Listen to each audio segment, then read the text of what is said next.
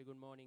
We are live from CCC Grounds in Colombo for this second day action of the IMC Over-50s World Cup 2025. It's West Indies taking on India in this second day action. Actually, it's tournament kicks off yesterday with 6 matches taking place in various venues in Colombo, and now it's for the day 2 action. So joining with me in the combox, Ashley Ratnaik. Ashley, very good morning. A very good morning to you, Malinda, and a very good morning to all our viewers. Yes, welcome to the Papare, the Sri Lanka's #1 sports channel, as we bring you the second day's play, the match happening between India and West Indies Over-50s. Well, it's a glorious day here at the CCC Ground. The sun is streaming down. There was a slight hiccup in the morning. The wicket had to be a little bit of touched up, so to say, and now everything is ready. The toss has been made. The two captains were in the middle a little while ago, and now they're walking back into the ground, into the shades of the pavilion, and well, we will begin play very soon. Yes, indeed. India, we are talking about the teams here. India, they kicked off the tournament in a losing course. They lost to Australia yesterday. But West Indies, on the other hand, they overcame South Africa to win by 18 runs in their opening clash. So West Indies, they kicked off the tournament in a winning note. But India, they will look to bounce back today when they take on West Indies in this important clash for them to take that early advantage in this tournament. Well, you're certainly right. The two officials who will be out in the middle today is Peter Tate and Suji Wahewawazam from Sri Lanka. In fact, 13 umpires have come down from overseas, and they'll be joined by 5 local umpires as well for this tournament. 56 matches scheduled, and most of the matches being played back-to-back. Yesterday we were at the Coles Grounds when the Sri Lankan Over-50s took on and then they won the match as well very convincingly yesterday, and it was a glorious game of cricket yesterday, and some of the yesteryear cricketers like Saman Jayant and Ruin Peris showing their class, and that was against the USA side led by Sanjeev Veerasinghe, who turned out for Anand College some years back, and then also captained NCC and was a prominent figure in the Premier Division cricket in Sri Lanka. Well, it was a losing cause yesterday. Sajith Fernando and Sanjeev Veerasinghe did put up a serious fight as far as the Sri Lankan contingent was concerned, but the Sri Lankan team winning the match very convincingly yesterday. And today, we also have another 5 matches in addition to the one that is happening here at the CCC Grounds, and all these games have been played back-to-back, 45 overs a game, and each team can register 12 players, 11 can bat, and the 12th player can be allowed to bowl and coming in as a replacement as well.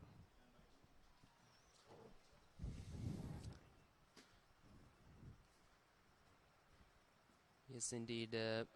Yesterday, Sri Lanka, the home team, host nation in this tournament of this edition, they beat USA by 6 wickets. And Pakistan also won a thrilling game over Wales, winning by just 3 runs. While New Zealand also sealed a comfortable win over UAE by 7 wickets as well. When we talk about the India and Australia clash, Australia won that game by 3 wickets. That 8th wicket stand take them home safely in the end with 1 over to spare. England also registered such a dominant win over Zimbabwe, chasing down that 221 target in 36.1 overs with 7 wickets in hand. And the other clash, West Indies, they managed to defend that 199 target against South Africa. Well, both teams assembling in front of the main pavilion now for the national anthems. The West Indies in their traditional garbs in maroon and with yellow lettering, and of course the caps and the hats being worn by the West Indies team. And the Indians, the Over-50s Indian team, well, they are in their traditional blues with the pink sleeves and the lettering on their beautiful playing kits as well. So both teams assembled in front, and the national anthems to begin very soon.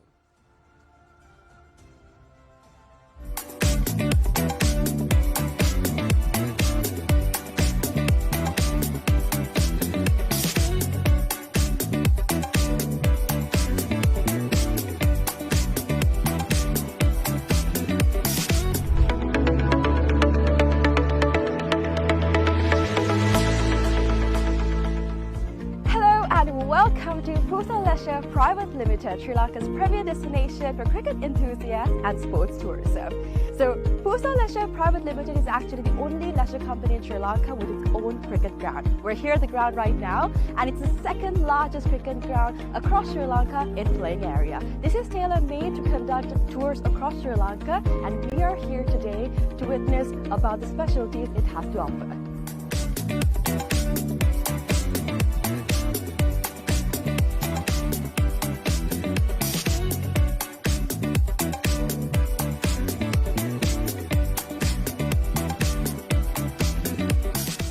It's only natural for you to ask, what's so special about this ground? Well, let me list out a few reasons as to why it's special to cricket, right?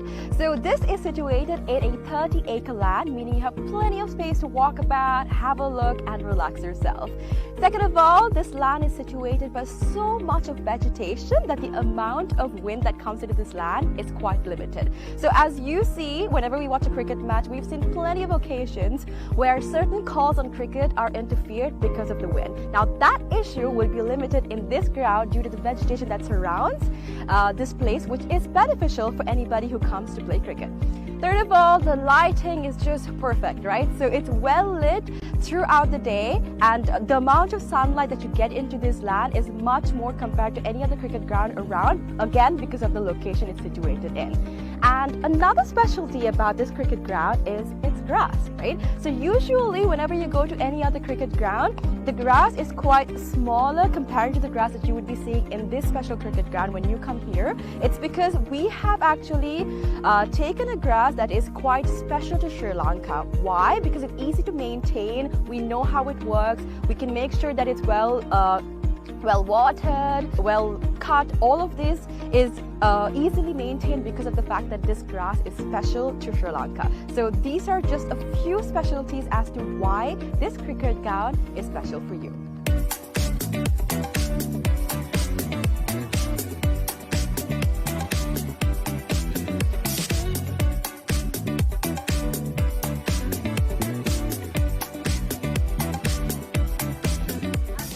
Alright, so let's talk about the pitch a little, right? So I'm here right now, and from the pitch to the ground, we have about 80 meters of a radius, right?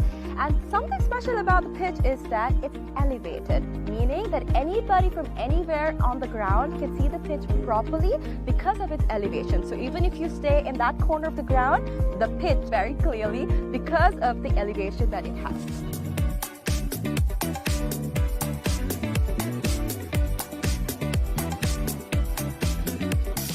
Alright, so we have utilized certain methods to ensure that our ground is free of weeds, right? So our first method is recycling water. We have a natural source of water in our land, and we have taken the water from that into a hand-made pond covered by polythene, and water from that is taken to our ground through sprinklers, and that is how we water our ground. And that water is later on taken back into our drain, which I'm standing over, and this leads straight up to the natural water supply that we have in this land. All right. Apart from that, we've also utilized certain methods to ensure that no water from outside is brought to our land, our cricket ground basically. So these methods are basically what we use to ensure that there's no weeds in this grass and that our grass is the same that we have maintained throughout from the start.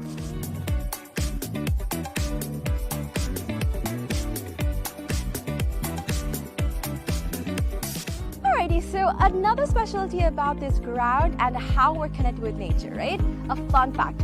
So if you hit a century in this ground, one of these surrounding trees will be named after you. So if you can see, this entire ground is surrounded by vegetation and plenty of trees. So whoever hits a century in this ground will get one of those trees named after them. So this is actually something quite unique. It's not done everywhere, and it's actually a nice opportunity for you to get a tree named after you. So this is something special that's happening here at the ground, and so far only 8 cricketers have actually hit a century and gotten a tree named after them. So if you want to come here and hit a century and get a tree named after you, this is the place for you.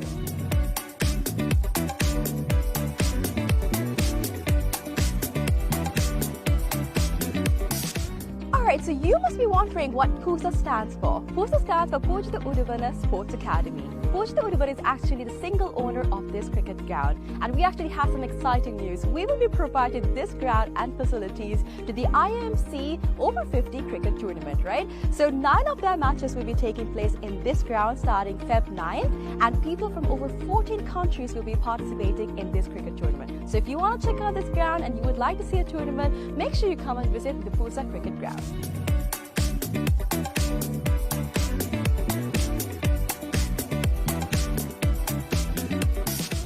Alright, I know this looks digital, but it's not, alright? We operate this scoreboard manually. How?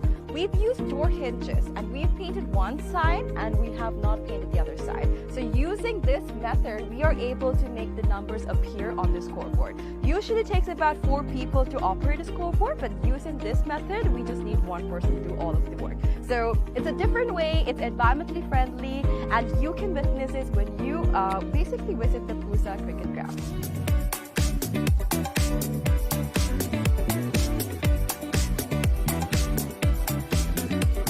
Alright, so you must be wondering where the side wickets are. It's going to be built right over here. It's still under construction, but we are expecting 12 strips to be made very, very soon.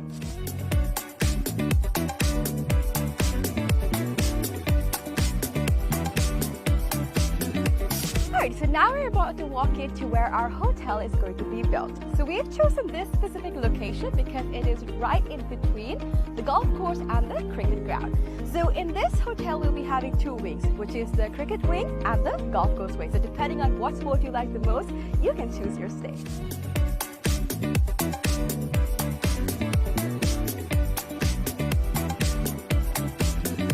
Alright, so another exciting part of our 30-acre land is this golf course. So the golf course isn't built yet, but I'm currently walking into the land that's dedicated for it.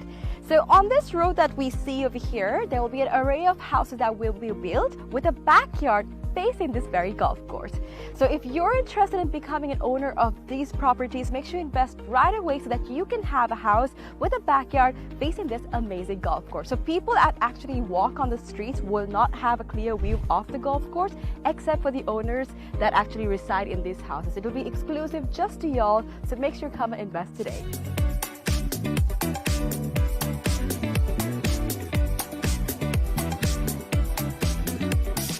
Alright, so this is where the golf course is going to be built, and behind me is one of the waterfronts that is available in this golf course, right? So obviously we know when we play golf that oftentimes we need obstacles to play the game right, and this is actually a natural obstacle that is available within this golf course, and we'll be making plenty more for y'all to have a peace of mind and also play the game really well. And also, another fun fact, which I've already mentioned before, is that all of this will be faced in your backyard. So whatever house that you purchase in this land, your backyard will be facing this entire golf course, these waterfronts, and all of this will be available to you. So if you're interested, make sure you come and visit this golf course and figure out if you want to be an owner of this amazing condo.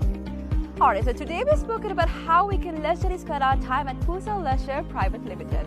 But now we're about to talk about some investment opportunities, right? So we have about 49% shares worth of about $30 million available for y'all to invest. So we have some individual houses going on, and from that you will be able to get the ROI in less than 5 years. So do not miss out on the opportunity for y'all to invest in some amazing properties like this.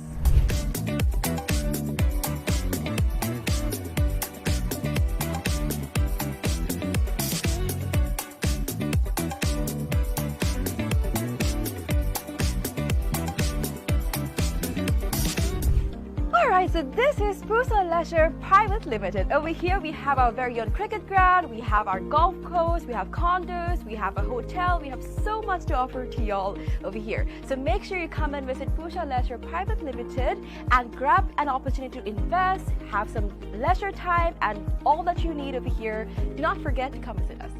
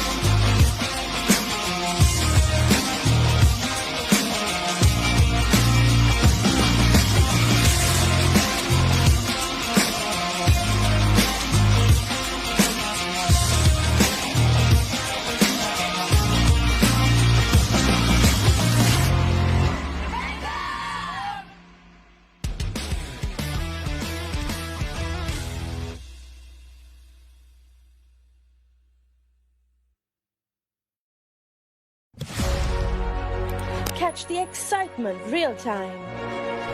Be up to date with it all. Let us capture your milestone.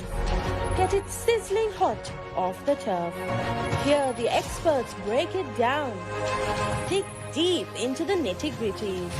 Be inspired by their greatness. Relive all the scintillating action.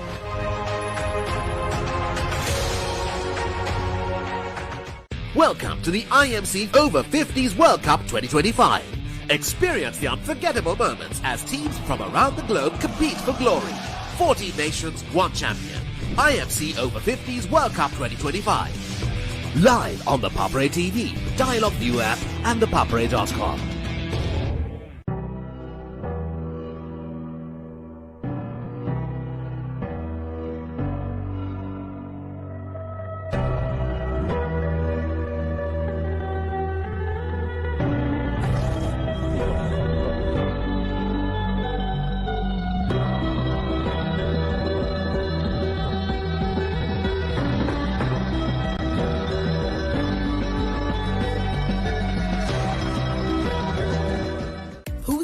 Treasure Private Limited is inviting you to invest for this project for the development of golf course and 120 individual houses, which will be selling outright. Required investment is $30 million, which is the value of 49% of shares, and is available for you to invest. Whatever amount you can invest will yield benefit within less than 5 years.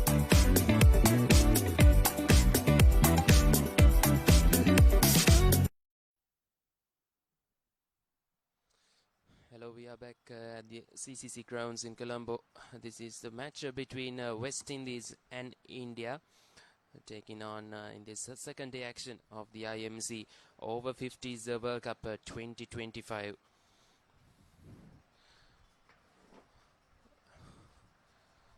So the tournament kicks off yesterday with 6 matches taking place, and also today 6 matches happening in several venues in Colombo.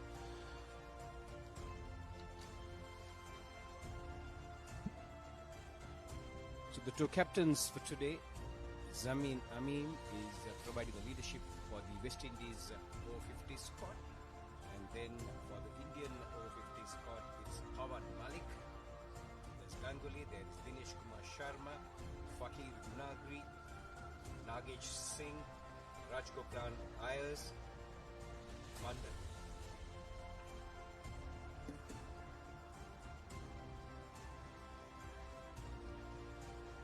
Praveen Vijay, there's Ravindra Bandari, Sandeep Shind, and Vinyak Samant, and Suhail Masood, and then Sukuma Ramungum will be the 11 players who will be representing the. Here you can see the West Indies lineup: Zamin Amin, Julian Boys, Rajendra Dilraj, Farid Hossain, Stephen Howell, Shwar Maharaj, Basil Bazout, Sudesh Bazout, Terence Romain, Rajendra Sadio, and Anthony Sohadio as well in their lineup for these 12 players in this West Indies side.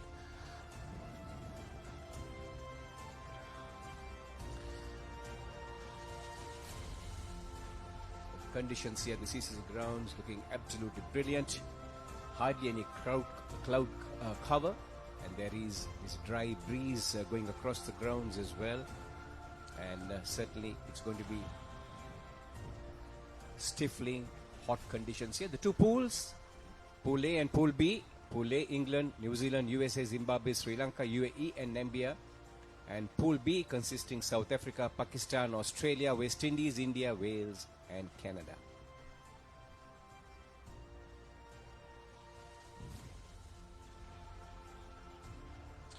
So it's time for the pitch report with Kevin Dhananjay in the center.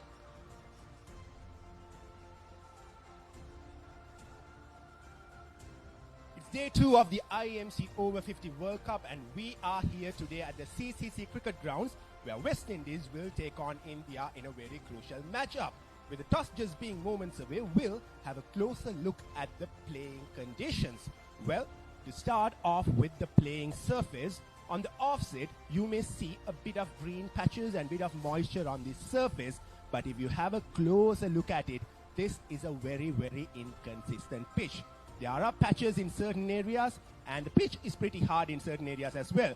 But the concern for the batters and the bowlers will be that the patches that there are in this surface are in the areas where the batsman will go for a shot, especially those drive lengths. So yes, for the batters, this will be a very, very tricky surface to bat on. So if you are the captain winning the toss at this pitch, I believe you should have a bat first, because later on in the innings, it's going to open up, the cracks are going to open up, and it'll be a lot harder to bat on. But yes, if you bat first, there'll be a bit of movement early on in the 10 to 15 overs mark. But after that, the wicket will play a lot easier. But if you bat second, it'll be a lot harder, as I said before. And as far as the overhead conditions are concerned, it is bright, it is clear, and as per the looks, there won't be any rain whatsoever today.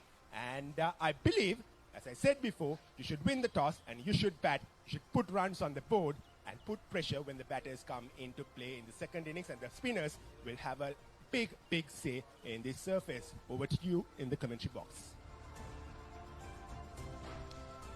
So that's the pitch conditions are there. He mentioned that the pitch is really inconsistent, and so there's a few cracks all around the pitch. So expecting to the teams who winning the toss, and they might opt to bat first to put up a decent total batting first in this surface because it's a really sunny day, so it's going to be a good game of cricket.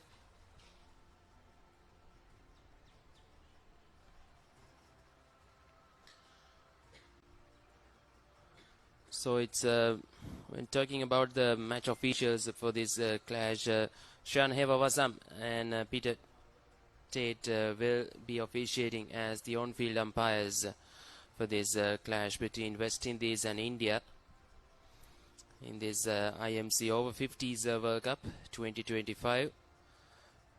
It's a 45 overs game in this tournament happening.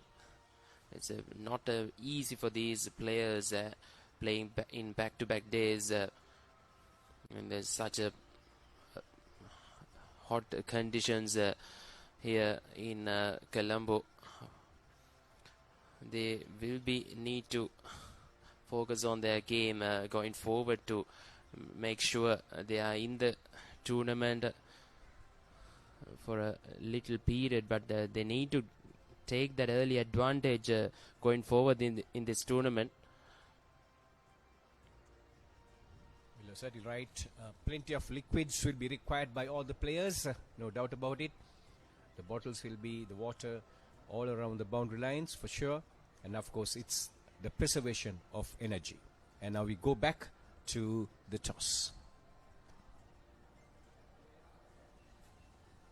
So it's time for the toss here in another crucial encounter. This time it's the West Indies taking on the Indian Over-50s. And I have the two captains with me, Zameen Amin from the West Indies and Pawan Malik from India. And I also have the two umpires, Peter Tate and Shriyan Hevawasam. Zameen Amin will toss the coin.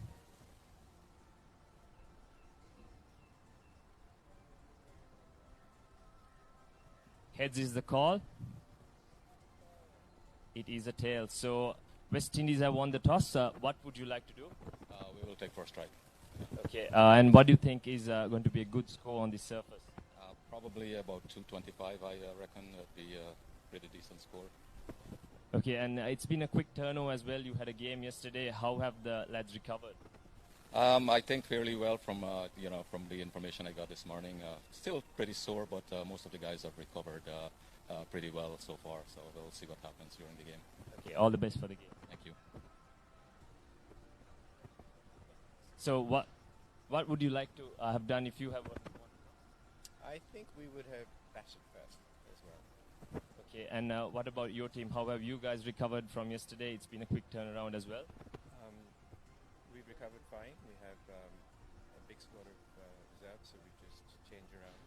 So we're ready to go. Okay, any idea of a score you are thinking to restrict the West Indians under? No. Okay. Good luck for the game. Thank you. So the news from the middle is that West Indies have won the toss and they will bat first. So that's the news from the center. Is West Indies have won the toss and they have decided to bat first in this brilliant conditions here in CCC Grounds.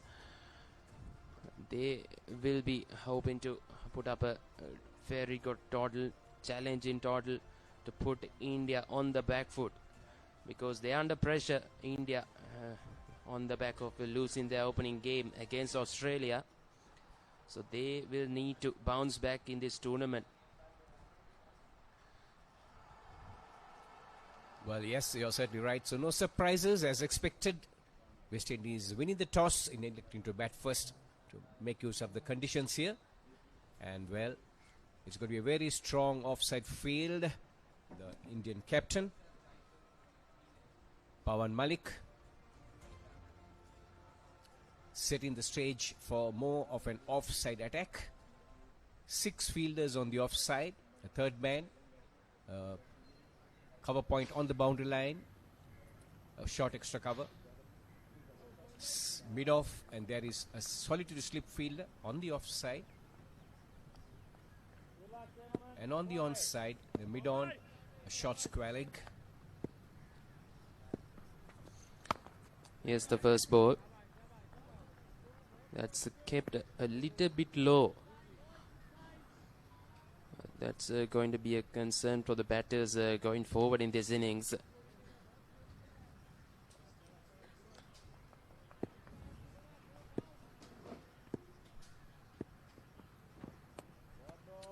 It's way down the leg side. Has to re-bowl that one. So runs on the board for the West Indies. Courtesy a wide. Second delivery of the match. And they open their scoring.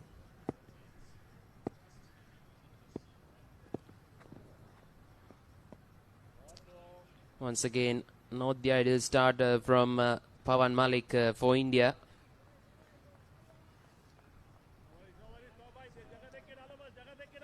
Two wides on the board for West Indies.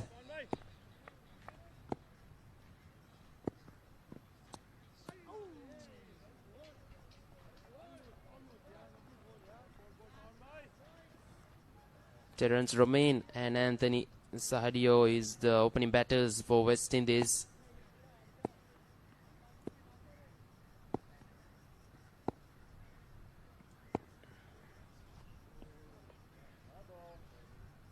And it's called a no ball. That's pretty high from the bowler. And it's going to be a free hit early on in this innings. The very first over for Romain will on strike for this free hit. Let's see.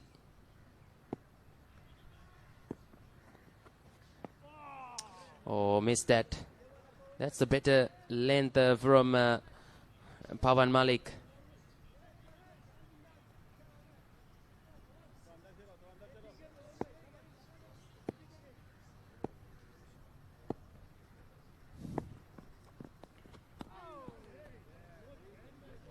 So it's going to be a very long over for the Indian captain, Pawan Malik, opening the bowling for the Indians, the over-50s, and of course leading from the front. 3 wides already in the over, and there was a no ball as well. Short and cut away.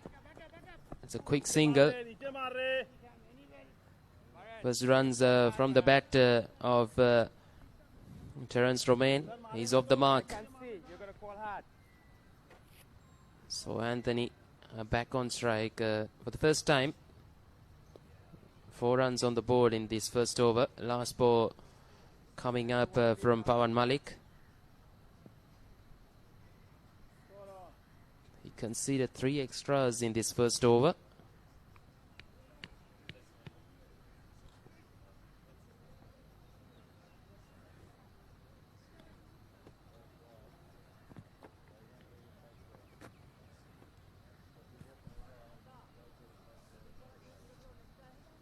So Anthony Zahedio taking a strike for the first time in the match.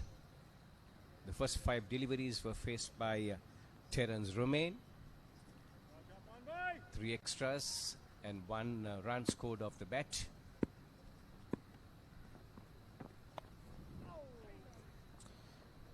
Poor line, and played it pretty easily in the end. That's a boundary. First boundary in this contest as the end of the first over. West Indies 8 for no loss.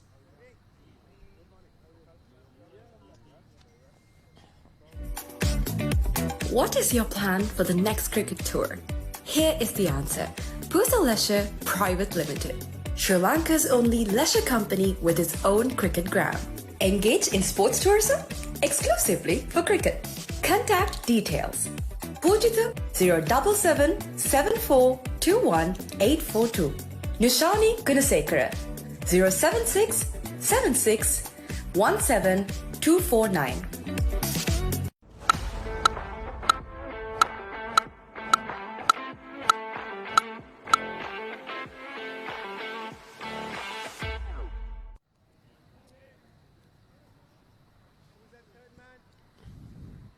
Anthony gets a boundary of his first ball, faced the last ball of the previous over.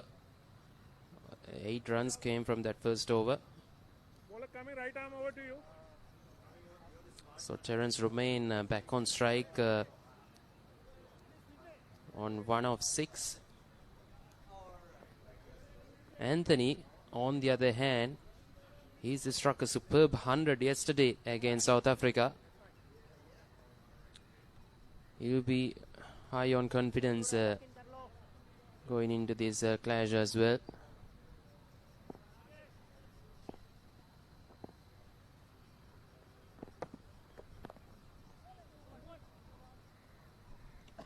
Played it late, down to third man, just a single.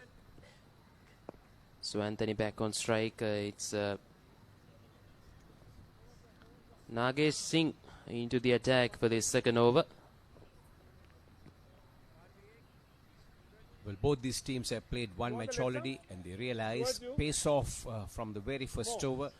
We saw that it was Pavan Malik. Certainly there was no pace in his bowling at all, just content in line and length, but he did get the line. Didn't get the line right on a number of occasions, and they bowled a couple of wides. And believe that it will be the same with Nagesh Singh, who's opening the bowling. The second over for the Indian Over-50s. Nagesh Singh.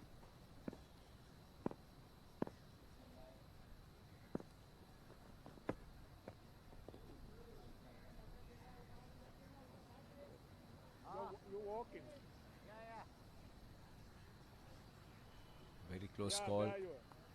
Umpire thought of stretching his arms, that ball down the leg side. Perhaps the batsman shuffling across brought in that hesitation by the umpire, and that is umpire Sriyan Hevawasam. Total remains on 9.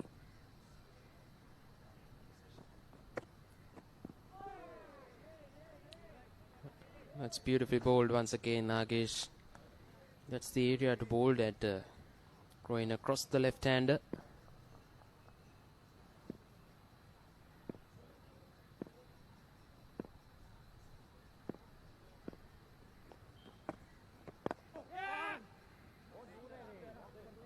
An easy single this time for Anthony.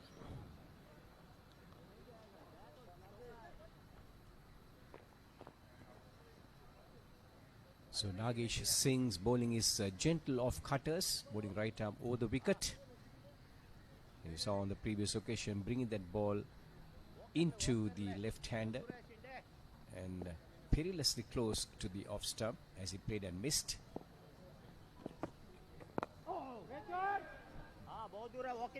Dot ball to finish the second over. West Indies 10 for no loss end of the second over.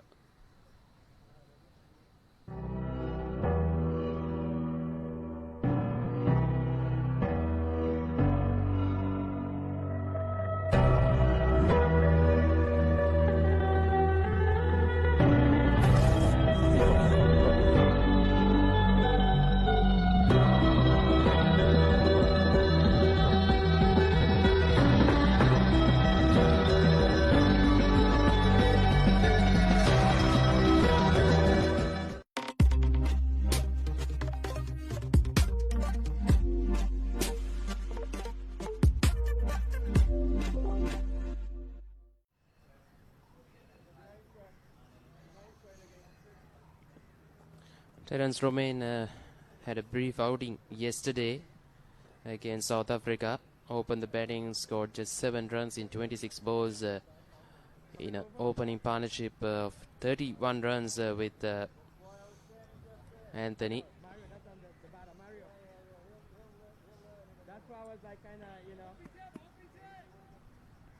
Well, Anthony Zahedio certainly brimming with confidence, having scored that very well compiled century in yesterday's outing against the South Africans.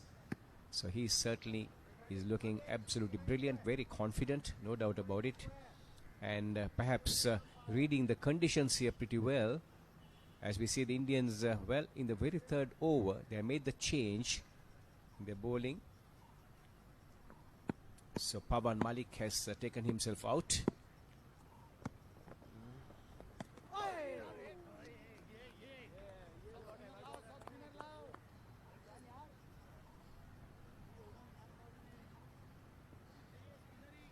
So realizing all they have to do is bowl wicket to wicket, keep it as straight as possible, concentrate on length, and make sure the line is consistent.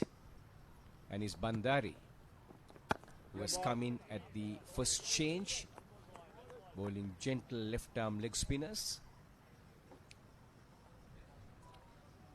and bowling to Terence Romain. I beg your pardon, Anthony Zahedio.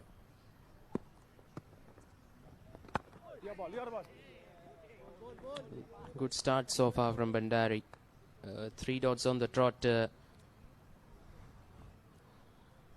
there you are, Malinda. So as we were talking even yesterday, looking at the conditions and then also considering the stroke play of most of these players, if you keep the ball straight, concentrate on your length, and it will be very difficult for the batters to get them away, and that's what the bowling side will be concentrating on.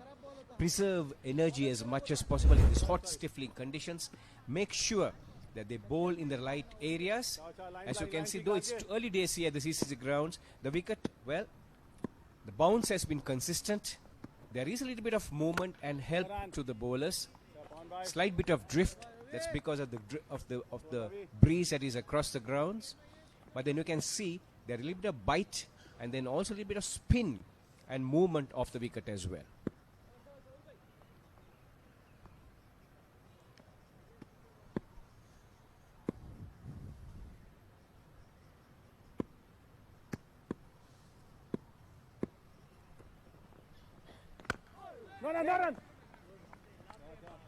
So Bandari starts off with a maiden. End of the third over, West Indies 10 for no loss. Now on Dialogue Television customers, watch Australia Tour of Sri Lanka 2025 on your mobile without any data charges on the Dialogue View app. Live from 29th January to 14th February. Download the View app and add your Dialogue Television connection today. Dialogue, official sponsor of the national cricket team. Look at this. Ooh. The biggest budget ever. 3 to 4 million. Come on in. It's breathtaking. Amazing. This is stunning. Wow. I love my job. My Lottery Dream Home. Mondays on HGTV.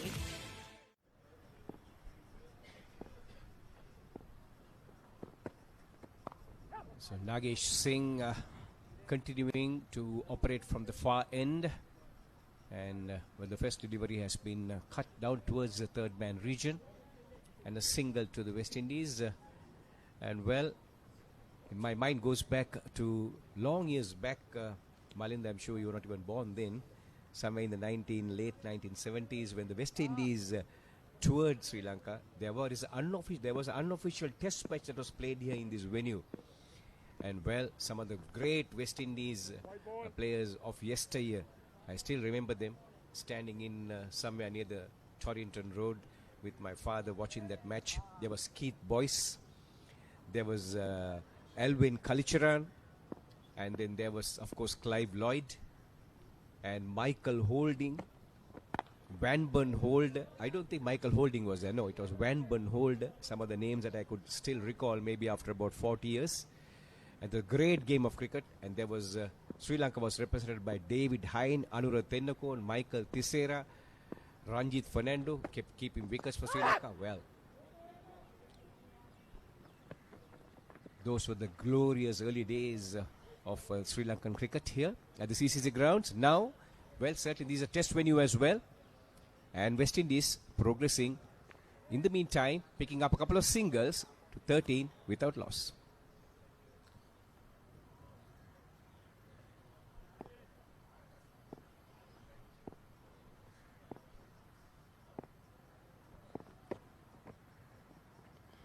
So Nagesh Singh keeping things very simple, concentrate on his line, his length, and throwing it at the batters. If you want to hit me, I'm bowling a couple of deliveries just outside the off stump, making sure my line is straight as there is a loud appeal. Perhaps that ball slipping down the leg side. Certainly worth a shout. Perhaps the ball was pitching on leg stump and a little bit of movement. Yes, as we watch the replay, yes, that certainly was missing the leg stump. And umpire Sriyan Hevasam, well, no hesitation at all. Turned it down. That beautifully bowled once again. 3 dots to finish that over. 4 overs completed. West Indies 13 for none.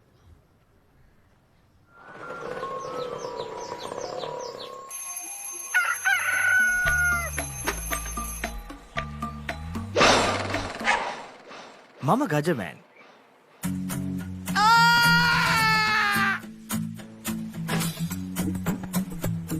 මම හැමදේම කරන්නේ බොහොම පිළිවෙල. මං වැඩ කරන්නේ මගෝරිස්තුමා. එතුමාට නම් මාව නැතුවම බෑ.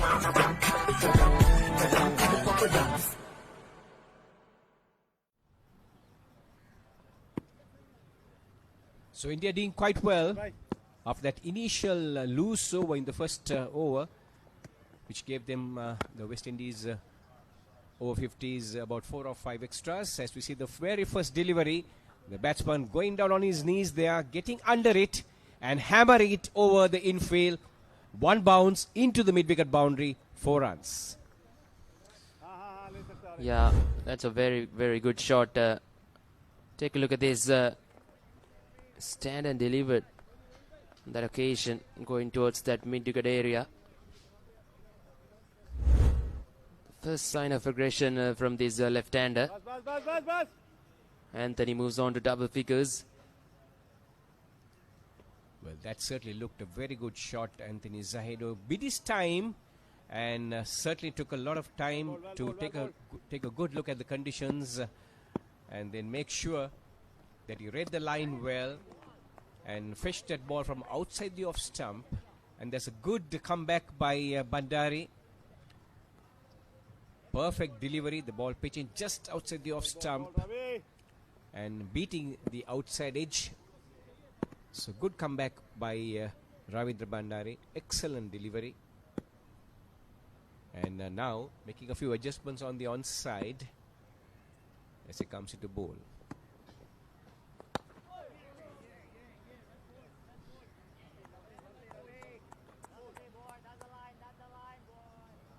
Well, he certainly is making things a little difficult and uncomfortable to the batters. When he hits a light length, he's bringing the ball in very quickly.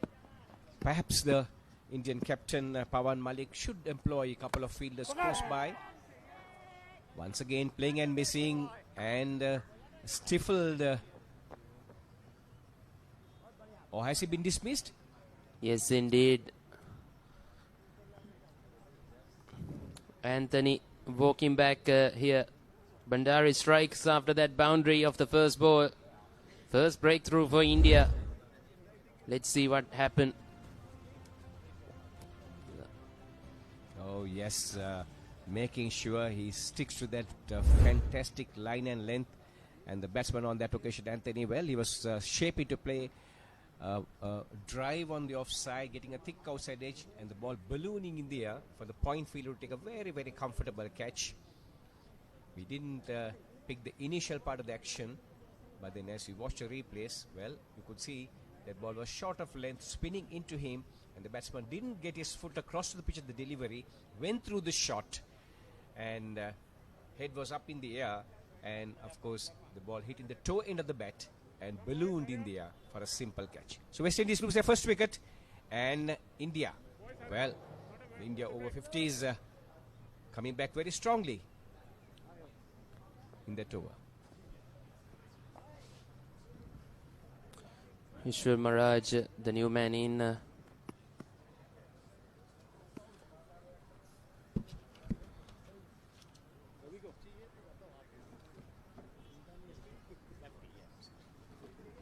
They picked up the massive wicket. That's a big breakthrough for India because Anthony scored a brilliant 100 yesterday, setting that tone for West Indies batting first. They got 199 for 8 in their 45 overs against South Africa, and they managed to defend that total, winning by 18 runs in the end. So 2 balls left in this over remaining. Bandari got that big breakthrough for India. 17 for 1.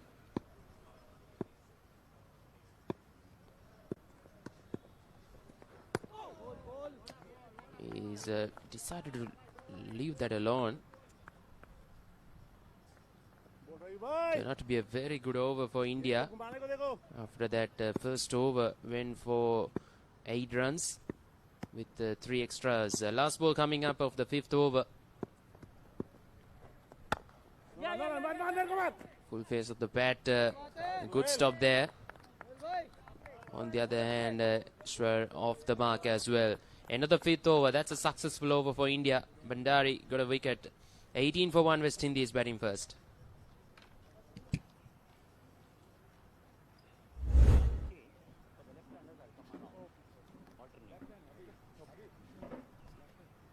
Good piece of work by the fielder there, putting in a big effort to stop that ball.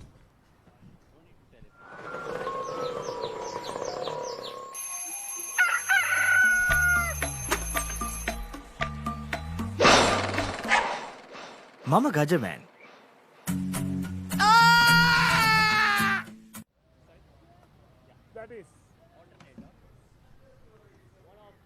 Well, I was almost about to say it was a watchful start from West Indies, but just as I was about to say, West Indies lose a wicket, and that was the important wicket of Anthony Sardio, who scored a brilliant 100 yesterday. So just to have a look back at West Indies innings yesterday, only 3 batters managed to score, or rather get a double-figure mark, and it was Sardio. And along with him, it was Zameen Amin, the skipper, and Narayan Dayal. So yes, a lot of work has to be done from the other batters of West Indies, Roscoe. Drifted down the leg side on that occasion. Raja behind the stumps, doing some good work.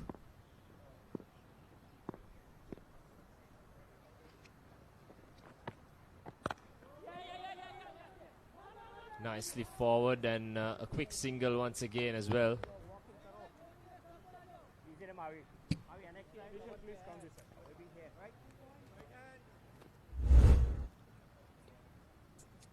There's the replay of that quick single taken by West Indies. Well, looking at the surface, I really thought that it was a very good toss to win from the West Indies end, because there were a lot of patches in that surface, and it was covered up with bit of grass on top, which were rolled in the morning. And given the fact that India have a very good spinning lineup in their ranks, I believe had they bowled second, it would have been a bigger issue for West Indies. Yet India have started off things well, getting the important wicket of Anthony Sardio, and West Indies are currently 20 runs for the loss of 1 wicket.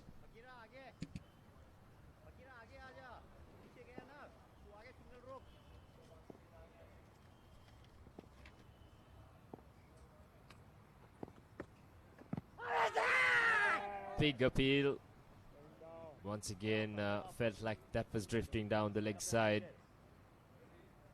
Umpire Sriyan didn't really make a signal. There you go. Definitely the wicket keeper moving down the leg side as well. That always gives a clue to the umpire.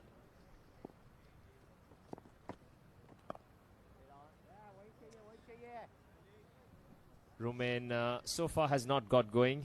He's on 3 of 15 balls at the minute.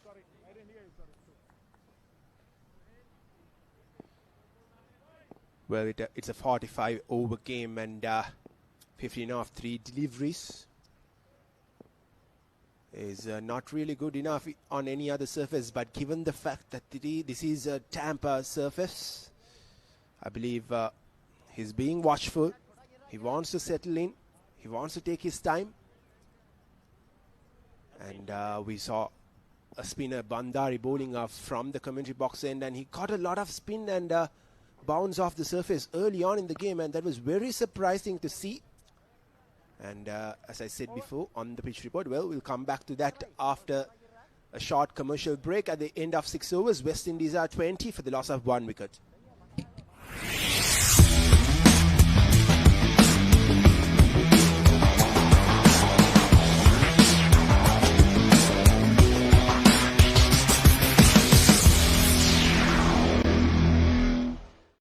England's finest return to the subcontinent.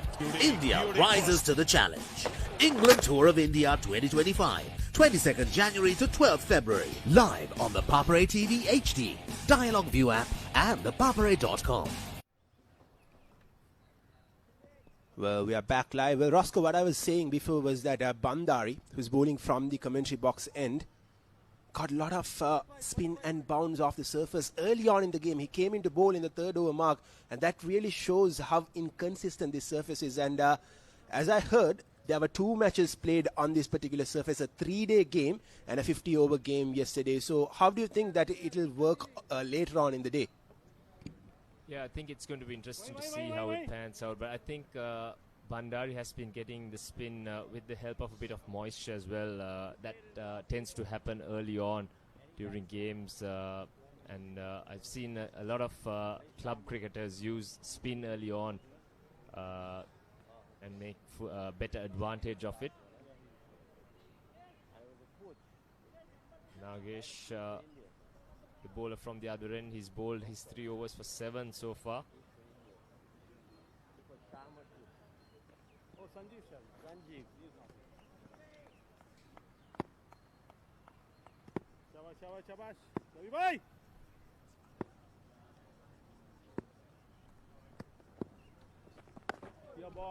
Your ball.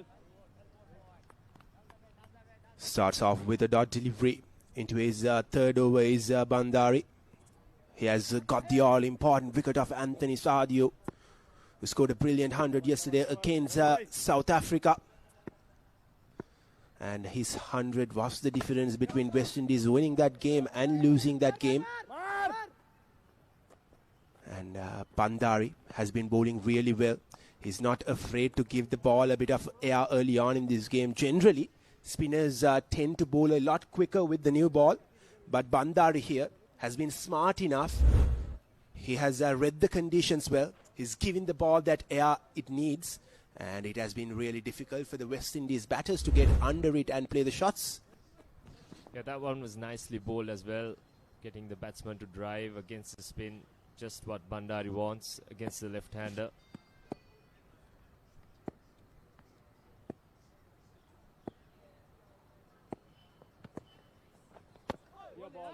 Beautifully bowled once again, and safely negotiated as well from Romain. He's been watchful. I think it is fair to take a bit of time. The surface has been a little bit tricky early on.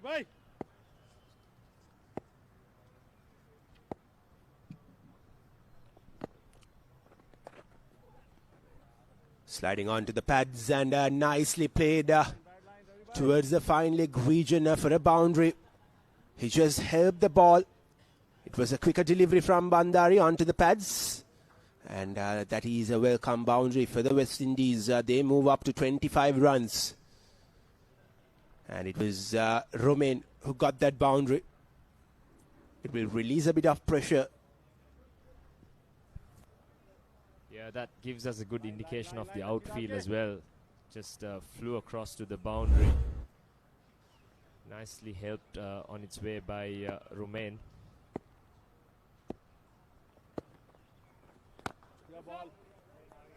Bandari back to finding his length.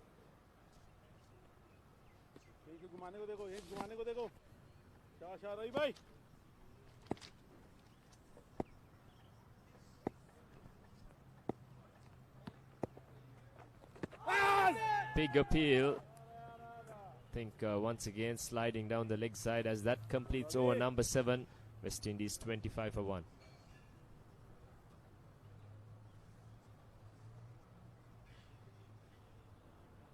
ඔයාලගේ company එකේ, ඔයාලගේ club එකේ, ඔයාලගේ school එකේ, youth එකට set වෙන ඕනම event එකක් ද පපරේ ටීවී එකෙන් මුළු ලංකාවටම පෙන්වන්න අපි ලෑස්ති.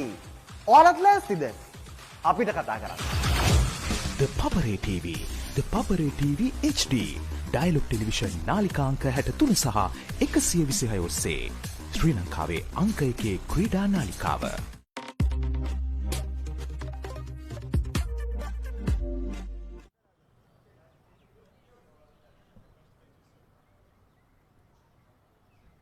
Nagesh will continue. He's been very economical, supporting Bandari from the other end.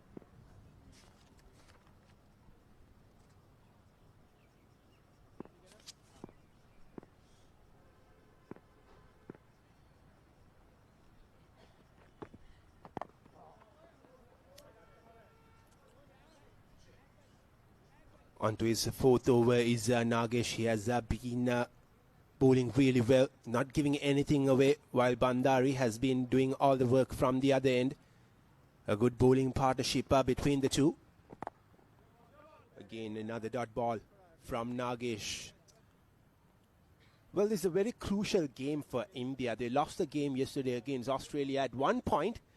They were in a position to win that game, chasing a score of 192, if I'm not wrong. Australia were 147 for the loss of 7 wickets. And India, for all money, would have thought that they can win that game. But that 8th wicket partnership of 49 runs really made the difference. And that's a big appeal.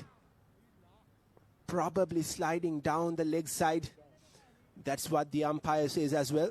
Yes, as I said before, India had the game in their hands as we look at the replay. Yes, sliding down the leg side. And a kind of defeat that they faced yesterday will put a lot of pressure on them, won't it, Roscoe? Of course, still early days though, but definitely you need to get a couple of wins early on in the tournament to get yourself going. And like you said, India will be looking to get their tournament started with a win in this game against the West Indies here at the CCC Grounds today.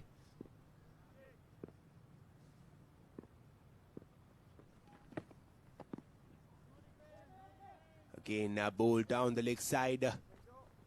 Will just be a single. The fine leg fielder will cut it off. Well, absolutely, it's just the early days. But if India lose here, it'll rather put a lot more pressure on them. They are a very good side. They batted well yesterday. They bowled well yesterday for a long period of time until that 49-run partnership between Glenn Giddings and Simon Weddington, which took Australia home. And even yesterday, Ravinder Bandari was the star with the ball for India, bowling 9 overs, 24 runs, getting 2 wickets, bowling at an economy rate of 2.67. Nevertheless, India weren't able to win that game. West Indies, on the other hand, won the game comprehensively, a close tussle against South Africa. And at the end of 8 overs, West Indies are 26 for the loss of 1 wicket. When Simon says grill, you know it's going to be fantastic. Life is good. When Simon says season, you know it's going to be flavorful. You're gonna love it. When Simon says add some cake, you know it's going to be fiery. Things are spicy in here. When Simon says cheese, you know it's going to be cheesy goodness. Blew my mind.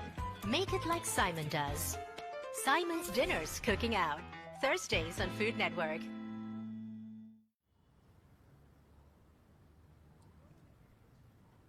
Eight overs have been completed. India have been bowling really well, not giving any chances to West Indies to get an aggressive start here. 26 runs for the loss of 1 wicket. West Indies have lost their star batter from yesterday, Anthony Sardio, and Ravinder Bandari will continue. Well, India have to be smart on how they use Ravinder Bandari here. They can't afford to bowl all the overs of him in a trot. Yesterday, that's exactly what they did, and that costed them the game. 3 of their best bowlers finished their overs way too earlier than they were supposed to, so there were no good bowlers to bowl at the end, and that's where that 49-run partnership came into play, and they have to play smart, don't they? Of course, I'd say maybe this over and 1 more for Bandari, and then look at the other options. Hold Bandari back for the middle. He's so far done a great job for his team. Figures of 1 for 11 into his 4th over.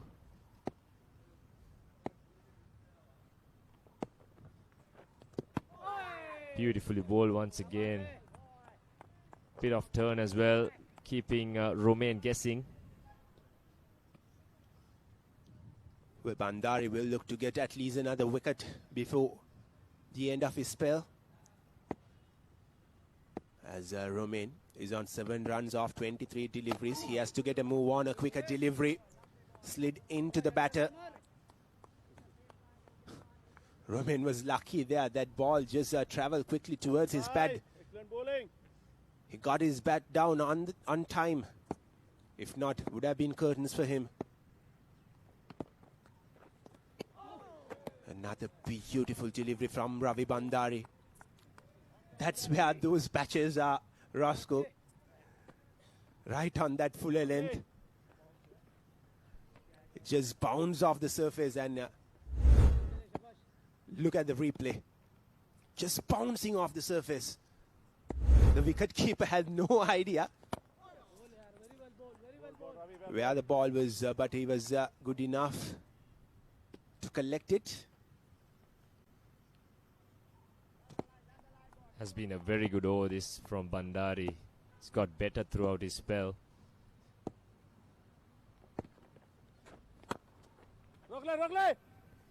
Good looking stroke, bit of a misfield, and this outfield has no mercy to the fielders. That runs away to the boundary. Once again, Romain breaking the shackles as West Indies are 31 for 1 after the completion of 9 overs. What is your plan for the next cricket tour? Here is the answer. Pusa Leisure Private Limited, Sri Lanka's only leisure company with its own cricket ground. Engage in sports tourism exclusively for cricket. Contact details. Pujita 077 7421 842. Nishani Gunasekara 076 76 17 249.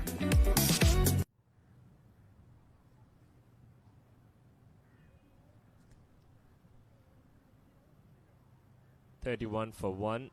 9 overs completed in this game against the Indian Over-50s and the West Indian Over-50s. Ishwar and Romain, the pair out in the middle for West Indies. Nicely clipped off the legs. Should be at least a couple.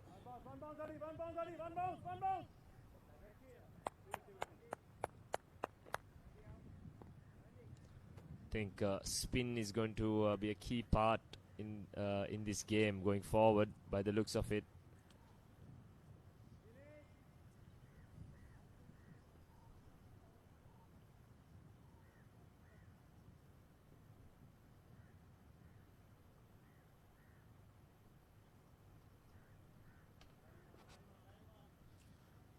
Nagesh on to his 5th over. Has just conceded 9 runs so far. Has been bowling on those tight line and lengths, and this time a fuller delivery. Looked to play towards the offside, but couldn't really get under the ball. That's not where he intended the ball to go. Nevertheless, will be a single for Ishwar. There you go, proper West Indian style of marking your guard, getting that bail into the turf.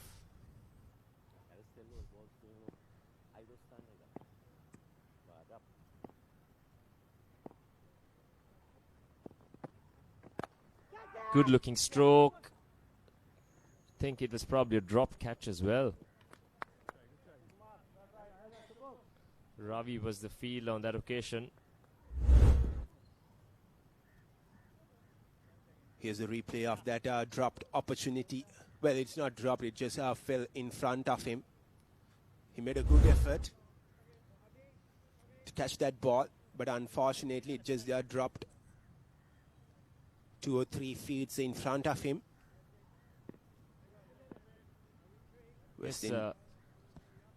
Yes, the fitness levels also are going to play a key factor of all players in this tournament going forward. There are consecutive games. Another nicely clipped shot from Ishwar. He's looking for a third, but it's been restricted to 2. Has been a good couple of overs for West Indies, hasn't it? They have got to move on. They've got few boundaries of the last 2 overs, and in this over they have already got 6 runs with 2 doubles and 2 singles. Still 2 more deliveries to be bowled by Nagesh in this over. West Indies at the end of 9.4 overs are 37 for the loss of 1 wicket. That will be another wide, adding 1 more run to the score tally. And this is the kind of move on that West Indies desperately needed. As I said before, only 3 batters got more than 10 runs yesterday, got onto that double figure mark. And to be exact, 7 batters got out for a single digit. A huge appeal from the wicket keeper. That'll be a run out of nowhere. India have got a wicket. There was certainly a 2 there, but the batter was a bit slow to take that second run. And unfortunately, Ishwar has to depart for 9 runs of 14 deliveries. Here's a replay of that run out. He thought that he easily made that second run, but a brilliant throw from the deep. Look at that. Look at that. Only when the throw came into the hands of the wicket keeper, he was looking to ground that bat. Up until that, he thought that it was an easy 2.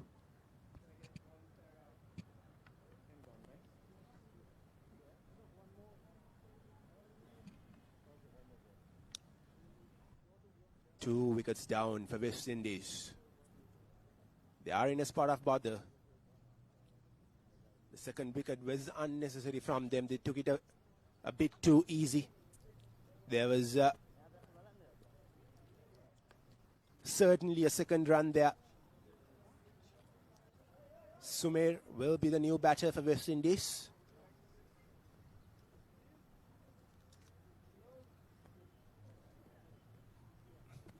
Just when West Indies got a move on, they have lost the wicket, Roscoe. A bit of laziness towards the end there, I think, cost Ishwar his wicket. But good work rather from the fielder, sending that throw on the bounce into the hands of wicketkeeper Raja, who did the rest.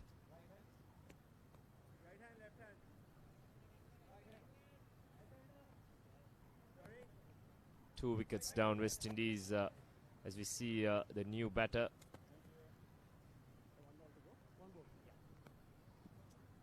Sumer out in the middle now. He will take strike as well against Nagesh. You're on the leg, right? Between leg. Slightly away. Yeah. Kamraj Sumer is the man. One ball left.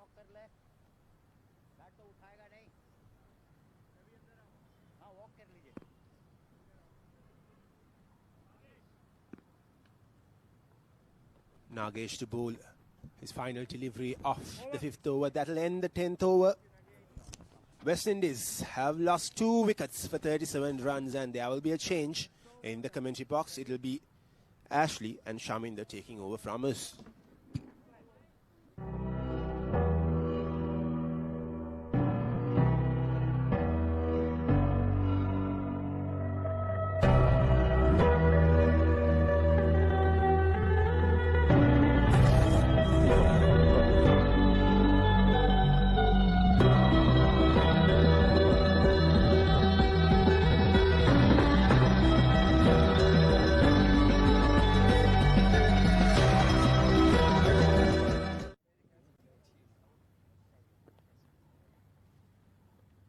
Well, yes, the 10th over has been completed, and West Indies, well, in a spot of bother, 2 wickets down for 39, and India, after a loose start, coming back very strongly.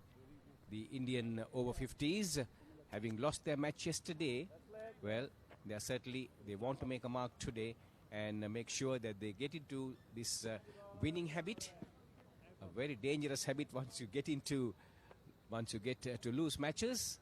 And things can become very negative. But here we can see the Indian Over-50s side coming back very strongly into this match. The fielding has been pretty good. The bowling has been impeccable. And, well, there were a couple of loose deliveries as they started. But after that, they have tightened the game up very well. And now they certainly are throwing it back to the West Indies. And then now we say a very good morning to Shaminder Das. Good morning to you and good morning to all our viewers. India have definitely tightened their grip on this game. West Indies were starting to settle themselves down in the previous partnership. But unfortunately, a bit of unsettling cricket. Losing his wicket while running for a rather comfortable second run. But a lapse of technique in grounding cost his wicket. As we see Nagesh coming in. All his final delivery. First delivery rather.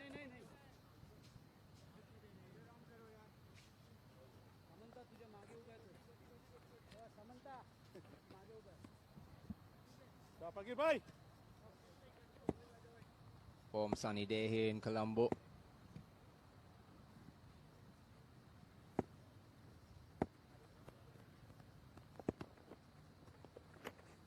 Outside off. Nagesh saying bowling is sixth over, or rather his first over.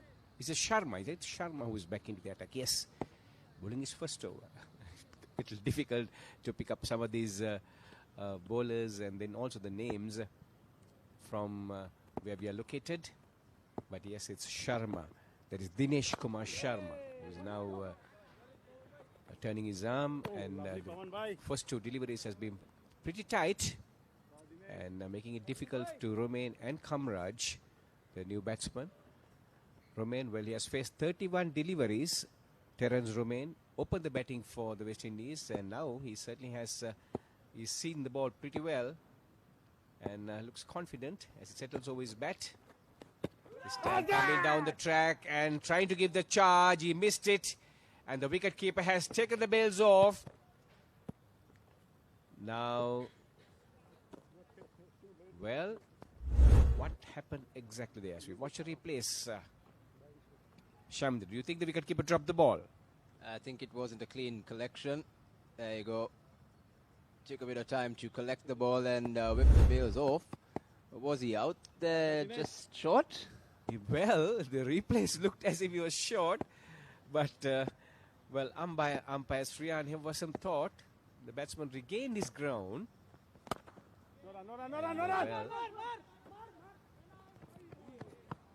Everything happening out there in the middle. The very next delivery be driven down towards the extra cover region, and the batsman having a quick run there. Good calling between the wickets, and the shy came in from the extra cover fielder. A direct hit, and he would have been gone. No doubt about that. Yes, as you watch the replays, yeah, not even in the picture. Yes. So a little bit of unsettled nerves by the two West Indies batsmen. The West Indies over-50s.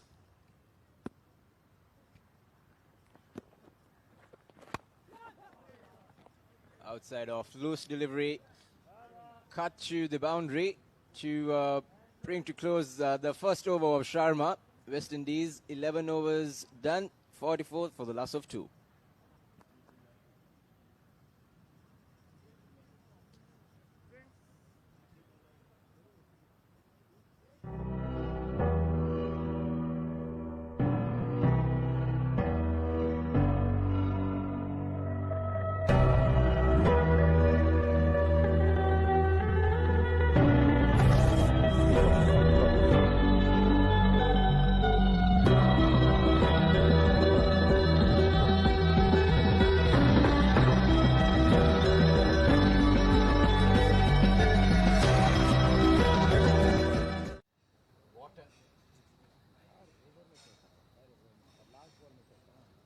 Well, it seems the players out there in the middle is taking a brief rest.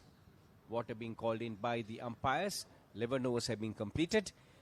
West Indies winning the toss and electing to bat first have progressed to 44 for the loss of 2 wickets. The first 2-3 overs, there was plenty of extras. Wayward bowling by the Indian Over-50s. But after that, the West Indies, well, gradually settled down.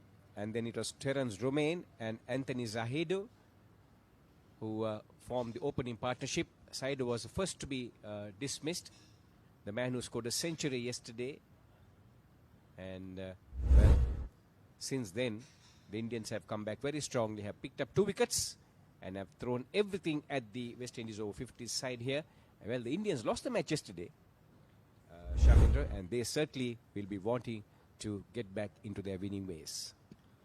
Definitely at the start of the tournament, you'd want to win as much matches as possible, get into that winning habit, as you mentioned.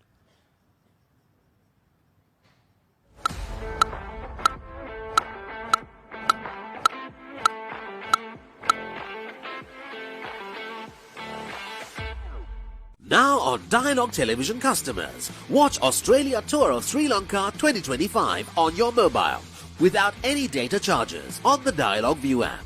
Live from 29th January to 14th February. Download the View app and add your Dialogue Television connection today. Dialogue, official sponsor of the national cricket team. Look at this.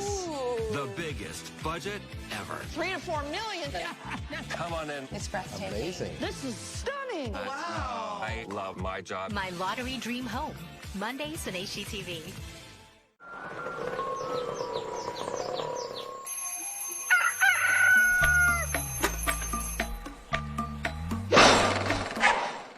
Mama Gajaman.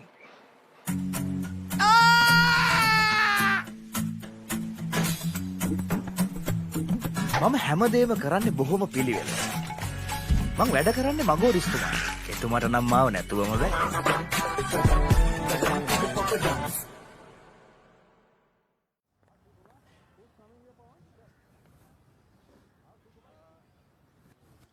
So back with live pictures from the CCC Grounds in Colombo in this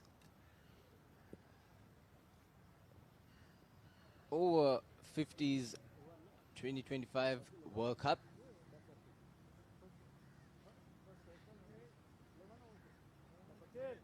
So back-to-back games. Yesterday we had 6 games played in a number of venues, and then today also we have 6 matches, where the Sri Lankans, the hosts, winning their first match against the USA and by 6 wickets.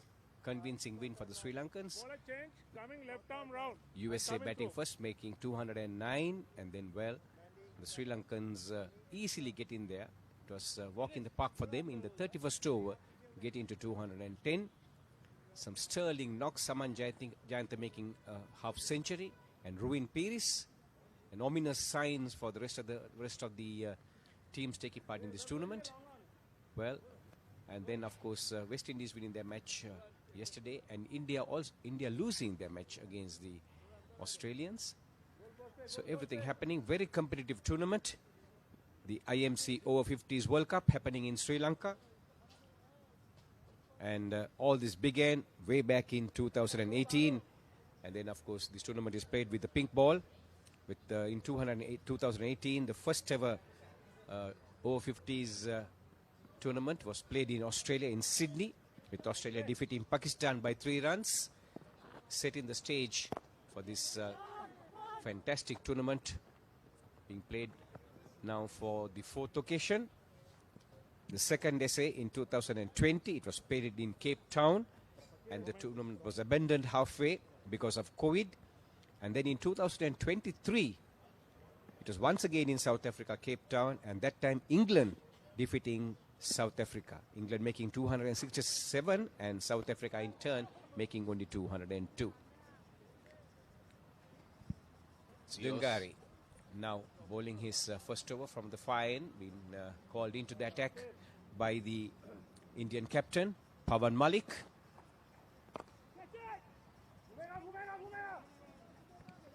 Heaved on the offside, single bounce to the fielder. Batsman crossover for a single. Yes, that was Terence Romain who had a heave at it, didn't get to pitch at the delivery, and the connection was not very good. Timing was a little off as well. A lot of bottom hand, hit the ball in the air, but fortunately for him, the cover point fielder was way down in the boundary line. It ran about 10-15 yards, but couldn't get under it, taking it on the second bounce. No damage done. A couple of singles in the over so far to the West Indies, swelling their total to 46 for 2. This is the 12th over in progress. The run rate, nothing much to look at. And certainly the West Indies Over-50s now must be keeping an eye on the scoreboard as well. And they have to realize that they need to put some runs, have a couple of strong partnerships coming in as well to set a decent toe for them to defend.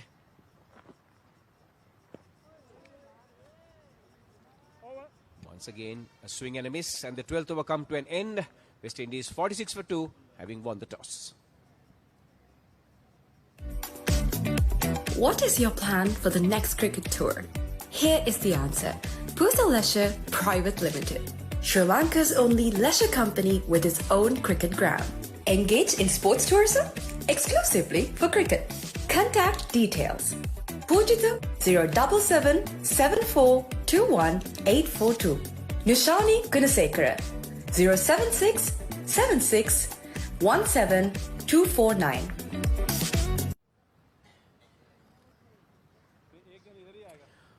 Well, the Over-50s tournament began with Sterling Hamann and Jim Morrison seeing the success of the tournament that was held in 2009 between England and Wales. It was an over-60 affair, with the first Over-50s happening between Australia and Wales way back in 2017.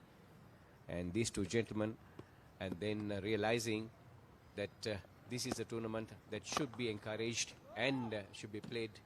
We should bring in a lot of competitive cricket to all these great nations taking part. In fact, 14 countries are taking part in this Over-50s tournament. South Africa, India, Australia, England, West Indies, Sri Lanka, UAE, New Zealand, Canada, Zambia, Wales, Pakistan, Zimbabwe and USA.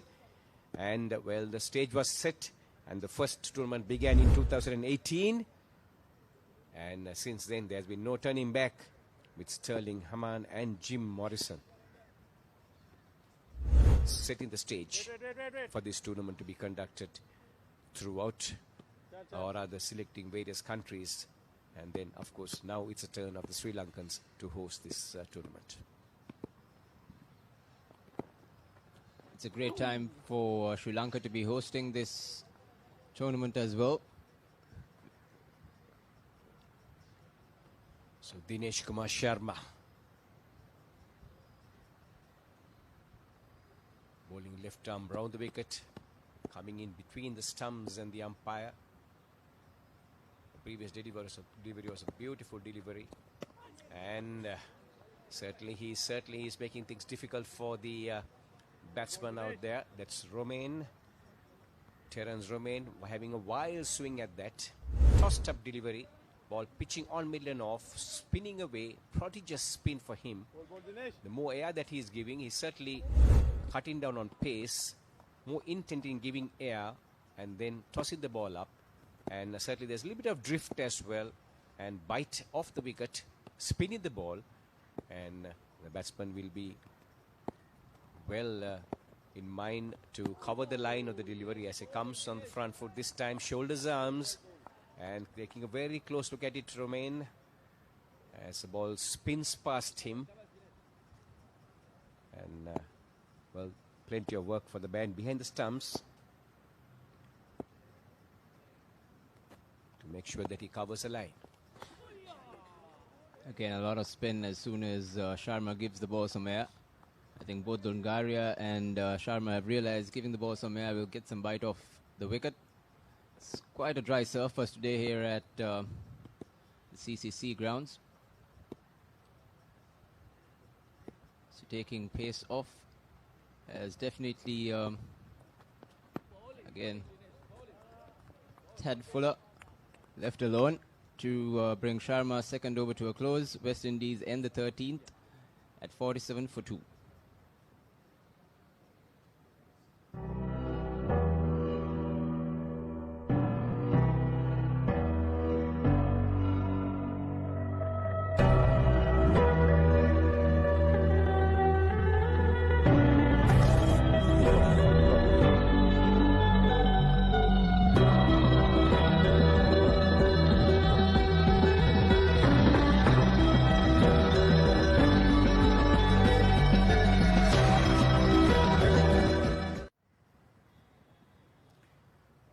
So the Indian captain Pawan Malik mixing his bowlers well and making those quick changes and throwing everything at the West Indies over-50s side here.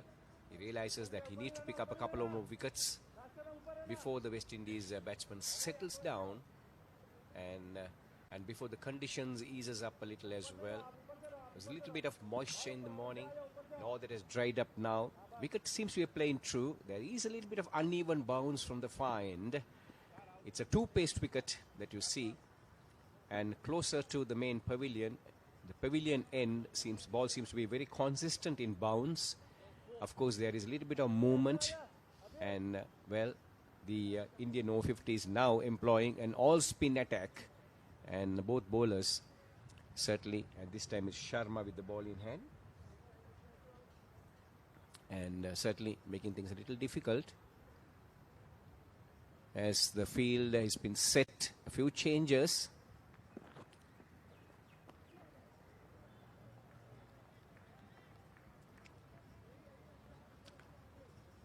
Dungari is the man from the five. It was Sharma who bowled the previous over. So the current partnership is 8 runs of 20 balls. Well, the Indians must be very happy with their performance with the ball in hand. And the West Indies over-50s now looking for runs, as that was a short pitch delivery, almost a half tracker, rocking onto the back foot, covering the line beautifully, and hammering that ball through the covers area. But there is a sweeper cover on the boundary line. Sandeep, who picks it up, sends a return, a single to the total, 48 for 2. And there's a loud appeal. That is Terence Romain, virtually standing on the crease there. Didn't read the length properly. That was a tossed up delivery on mid and off, perhaps doing a little bit, maybe drifting onto the pads, but it was very close decision, very, very close indeed. And the benefit of the doubt going to the batsman on that occasion. And the next delivery once again tossed up, coming on the front foot. This is more like it. And there he used his feet, got to the pitch of the delivery, driving that ball down towards the long on region, picking up a single. Now that's what these batters will have to realize. They need to get to the pitch of the delivery. As we watch the next one, well, he did go down the track, had a wild swing at it and missed it completely, Kamraj. And the wicketkeeper has gleefully taken off the bails, appealed. A little bit of hesitation by the leg umpire. Peter Tate raises his finger, and well, the batsman did give him a stare, and now he's walking back. West Indies loses their third wicket, 49 for 3. Kamraj not a happy man with that decision, but has to humble back regardless. As we see another tossed up delivery. Oh, tough call, tough call.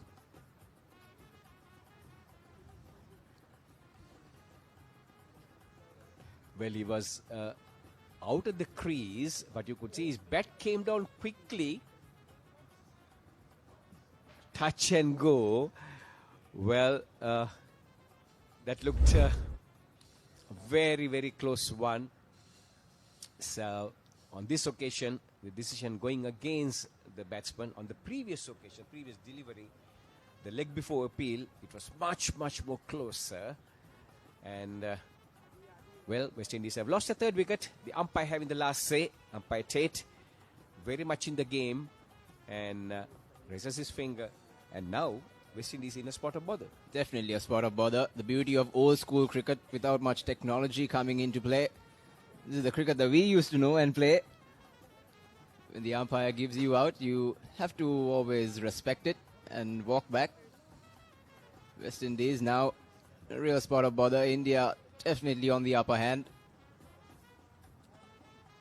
Kamraj Sumer, well, he wasn't happy with that decision, but yet he walked shoulders down, and now West Indies, the new man, has walked into the middle as well.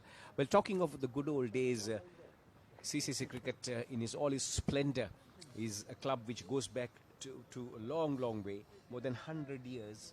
And this was a club which was more or less patronized by the expatriates, especially the plantation sector. There are plenty of expatriates, the British, who used to patronize this club. In fact, this was known as That's center. Colombo Hockey and Football Club, and plenty of rugby being played here as well. I don't know whether they will play hockey anymore here at CCC, but certainly cricket and rugby.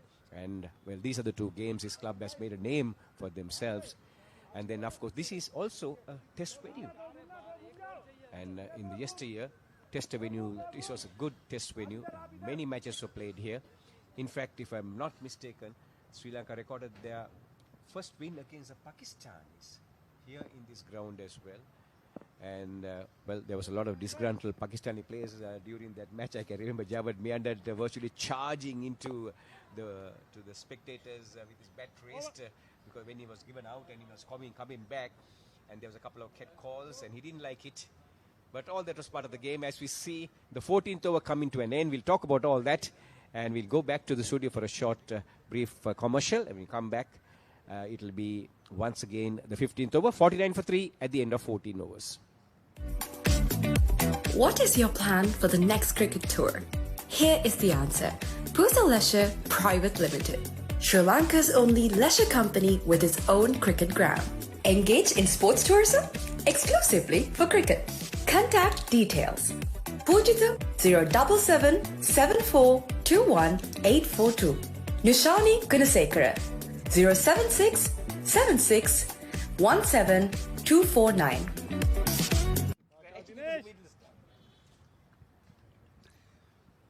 It's back in live action.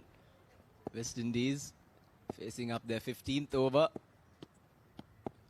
Romain, the opener, still out there, having faced 44 deliveries. No ball there by Dungaria. Beg your pardon, Sharma there. Dinesh Sharma. Yes, Dinesh Kumar Sharma. And a couple of instructions being shouted at him in the middle. And also West Indies have recorded their 50 runs in the meantime. So 50 for 3 at the end of 14 overs. It has been slow going for them. The West Indies Over-50s winning the toss and thinking they might have a little bit of assistance on the wicket if they would take the first slice, and that's what they did. But things have been very tough for them, and Indian Over-50s have made it very tough, maintaining impeccable line and length. Well, talking about line and length, that's a short pitch delivery. At this time, the batsman hammering down that towards to the fine leg region. 4 runs. Yeah, loose delivery there by Sharma on leg stump. Easy pickings for Romain, who's been there for quite a while now, since the start.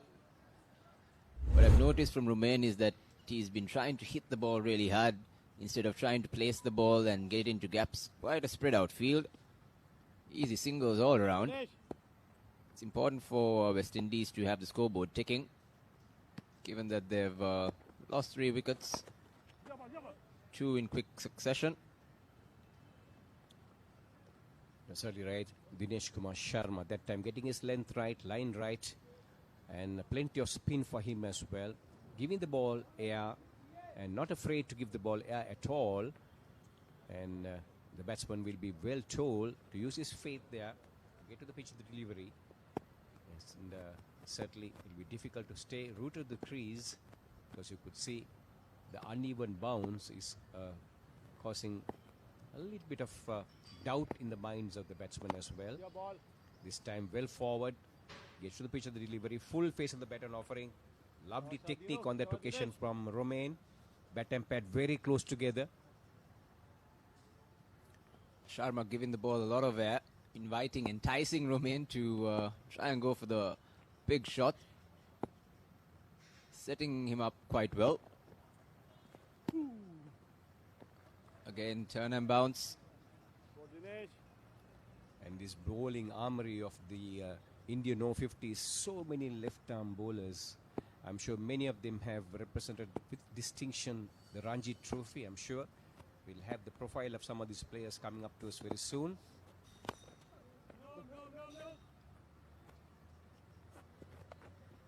Dinesh Kumar Sharma cutting down on pace, more or less relying on spin, and then also giving the ball air, creating that doubt in the mind of the batsman, and also the drift that his being assisted with the breeze across the grounds as well.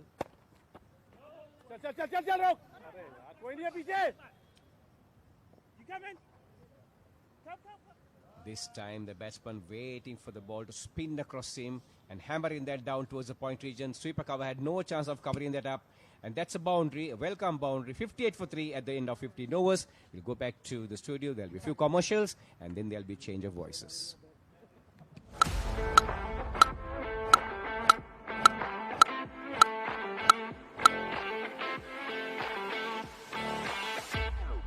Now on Dialogue Television customers, watch Australia Tour of Sri Lanka 2025 on your mobile without any data charges on the Dialogue View app. Live from 29th January to 14th February. Download the View app and add your Dialogue Television connection today. Dialogue, official sponsor of the national cricket team. So it's West Indies batting first at the moment. It's 58 for 3 after 15 overs have been completed. It's not getting easier to bat at the moment for these batters in the middle. Back with me in the combox, Roscoe Tuttle. Roscoe, welcome back. Yes, currently it's a spin test for the West Indians, and it's been all left-arm spin so far. And all these spinners have been very good with their control.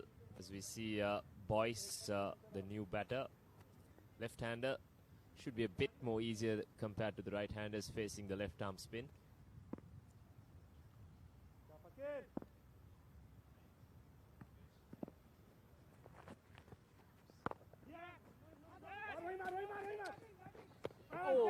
Another close one once again.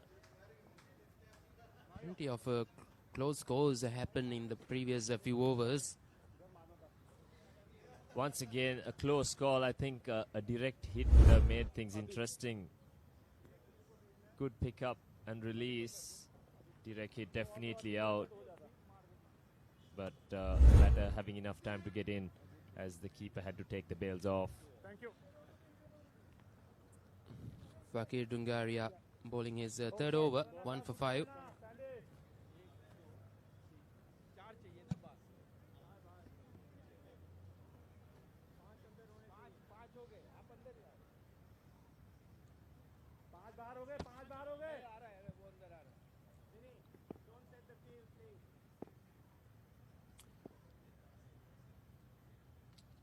Coming round the wicket to the right-hander.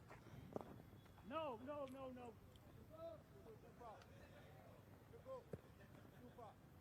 Slowing it down on that occasion. Dungaria mixing up his pace, just like his counterpart.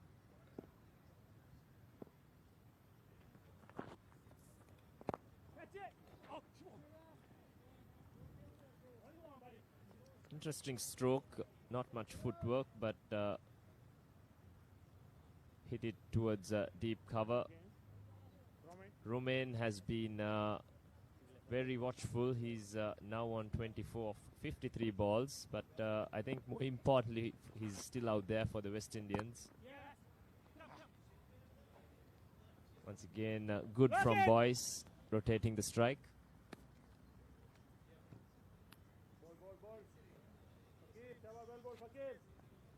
Terence Romain has to step up for West Indies, opening the batting.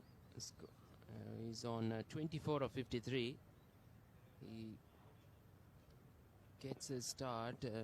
Need to convert into a big one.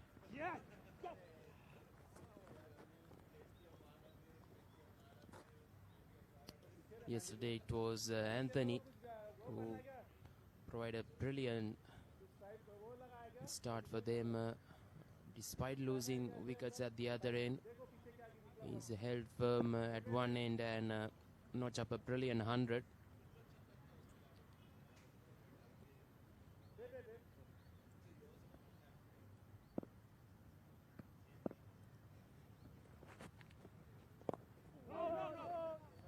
Another dot ball. 4 singers came from that 16th over. West Indies 62 for the loss of 3 wickets. What is your plan for the next cricket tour? Here is the answer. Pusa Leisure Private Limited, Sri Lanka's only leisure company with its own cricket ground. Engage in sports tourism exclusively for cricket. Contact details. Pujitha 077 7421 842. Nishani Gunasekara 076 76 17 249.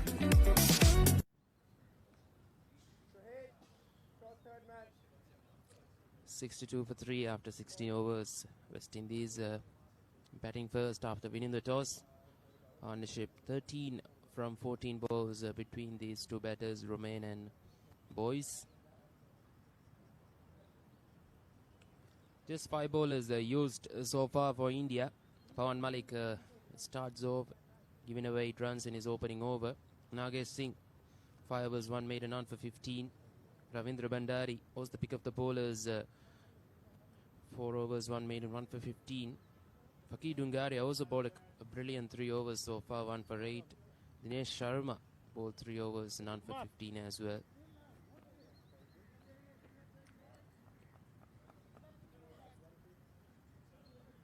Change in the bowling this time.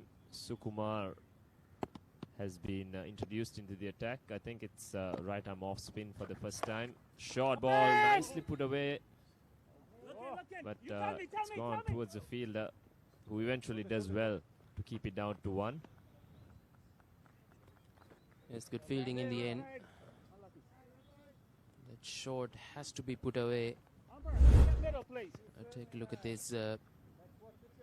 Thanks, mate.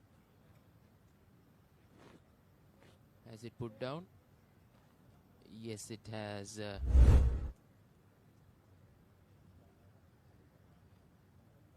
It would have been a big scalp that would have been taken. Yes, indeed, the catch of Romain that was dropped, who has been the mainstay so far for the West Indians. Ooh, once again, bit of bite off the pitch. Surprises Boyce.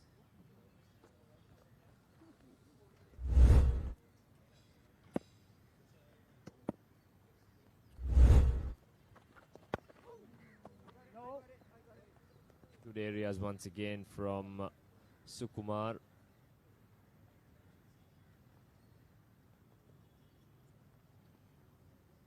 I'm surprised the Indians are not employing a slip at this stage. Feel like they are on top with 3 wickets down for the West Indians. This time though, nicely picked up. That is going all the way. Boyce picks it up beautifully off his legs. Sukumar just drifting that one a bit too short. Beautifully picked up from Boyce. Yes, indeed. Top hit from the left hand. Take a look at this. Way too short from the bowler. Easily put away in the end. Goes all the way for 6. 69 for 3. In 16.4 overs. Boys moves up to 8 of 7. 2 balls remaining in this over. Ramanujam bowling his first over. It's a close one. Might be an inside edge. 2 noises. Batsman saying that to the wicket keeper as well. It's been a good over for the West Indians. 7 runs coming off it. They haven't had too many good overs so far in this innings. Once again a big shot, but this is an opportunity. Beautifully held in the deep. And that is the end of Boyce and wicket number 4 for West Indies. He has thrown it away. He's just get into his act, but is unfortunately hauled out to long on. Ramanujam gets his man after conceding a 6 earlier in the over. Take a look at this. No timing at all. Just chip that straight to long on. Easy catch for that fielder. 4th wicket goes down for West Indies with Boyce perishing for 8. West Indies 69 for 4.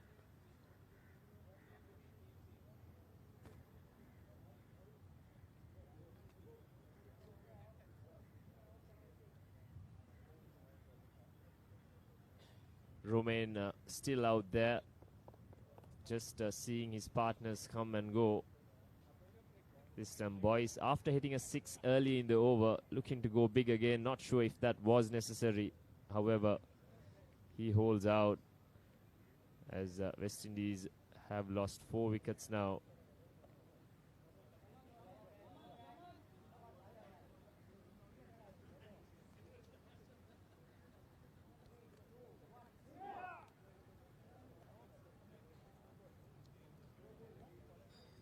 Five matches happening in addition to this game today.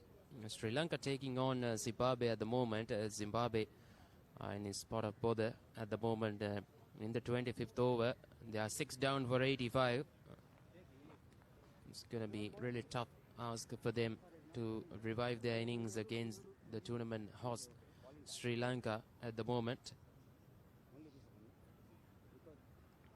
UAE also lost 5 wickets batting first, just 86 runs on the board against Namibia. New Zealand got off to a good start in 19 overs with 104 runs on the board, losing a couple of wickets against the USA. And Pakistan also a decent start so far against Australia. 128 for 3 at the moment in 21.4 overs. Australia won the toss and elected to bowl first in that game.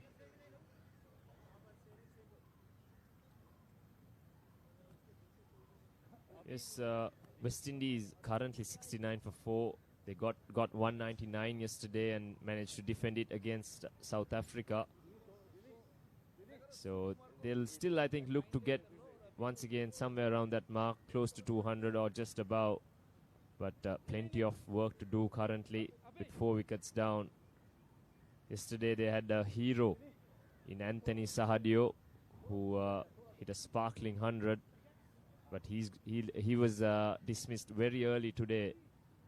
And so far Romain has held the innings together.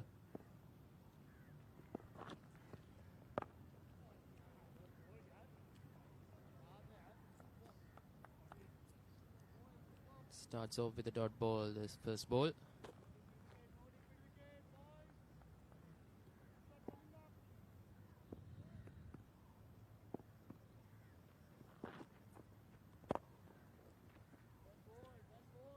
Going down to long on, just a single. Yes, Fakir Dungaria has represented Gujarat in the Ranji Trophy. He's played one first-class game for them, mainly as a batter who bowls a bit of left-arm spin. But so far today he's done a very good job, picking up 1 for 8 in his 3.1 overs.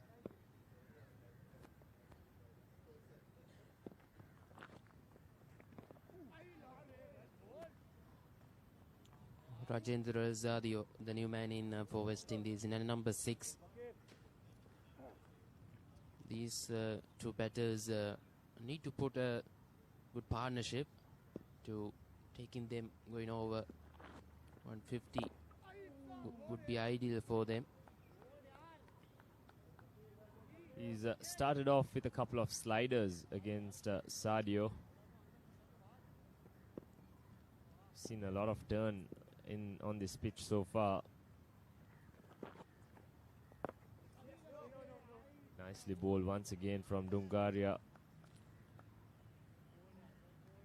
Yes, indeed, he's bowling with a simple plan. Bowling wicket to wicket is more ideal in the surface, with plenty of cracks on the surface. Sometimes a little bit of extra bounce as well. And bowled him. That kept it low. And he missed the straight one. Half of the side gone for West Indies, with just 70 runs on the board.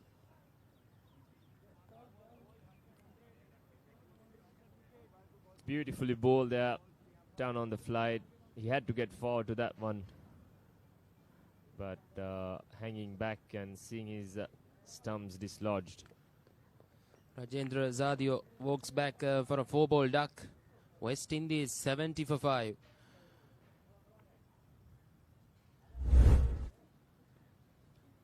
Here's the replay. It did keep slightly low, but he had to be forward to that one. Fakir Dungaria, experienced cricketer, beautifully bowled as West Indies lose their 5th wicket. Indians are definitely on top so far here at the CCC Grounds.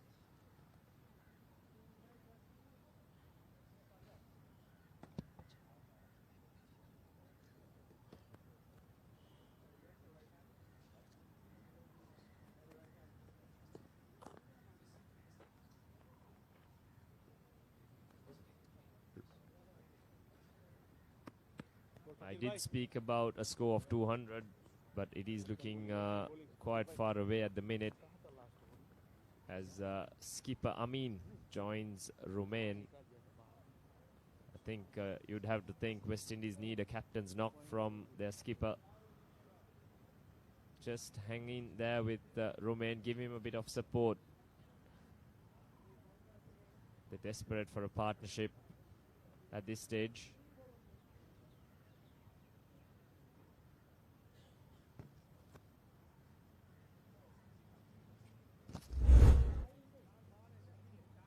Once again, look at how far and deep in the crease he was. Wicketkeeper Raja enjoyed that one as well.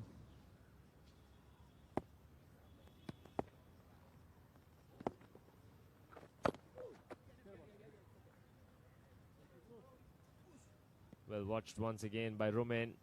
He's been very, very watchful. He's hit a couple of boundaries as well. But he desperately needs some support here to get West Indies to a decent score.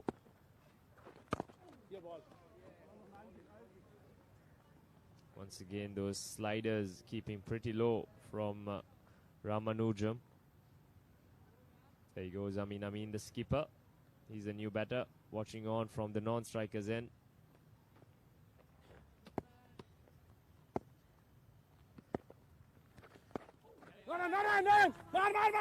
Once again, a hesitation. A quick single in the end.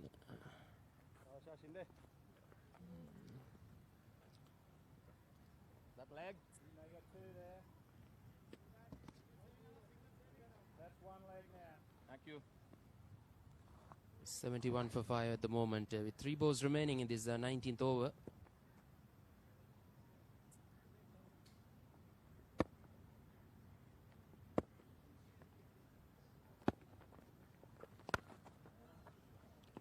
It's driven towards that sweeper cover area. Just the single.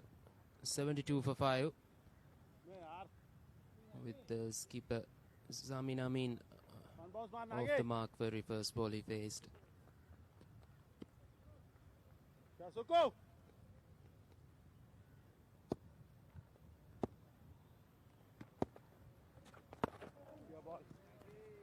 Sukumar Ramanujam picked up a wicket in his first over as well.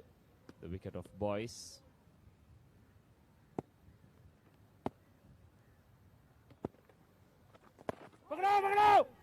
Yeah, good catch. A chance and nicely held. It's another wicket for India. This time the big wicket of Romain, who was holding the innings together. But now he departs as well. West Indies in deep trouble at 72 for 6. Yes, indeed. Poor shot. Offering an easy catch for that.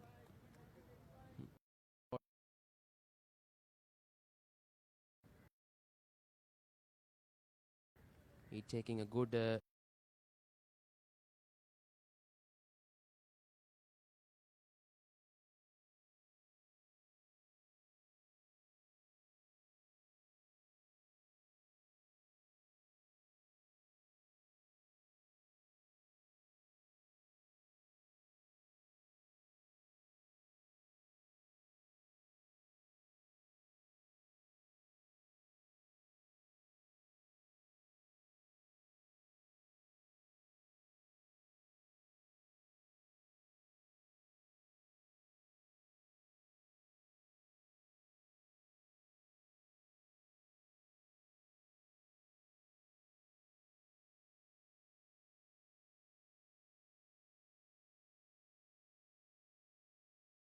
the new man in for West Indies.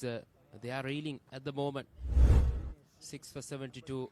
And Was already out earlier for 4 hours. Yeah, still alive. Little more. Slightly. That's your leg stick. Bowler coming left arm round and he's coming through.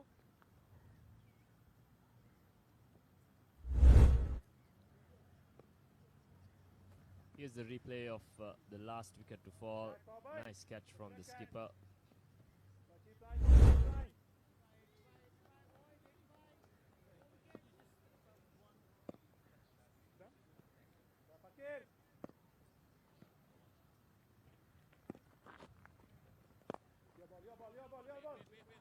Once again, a bit of confusion, but lucky for the batters, neither the bowler or the fielder picked the ball up. Sudesh, who dismissed for a first ball duck in the yesterday clash, off the mark immediately this time. Bowler coming left arm round, coming through, 5 to come. Oh, beg your pardon, Sudesh now on strike.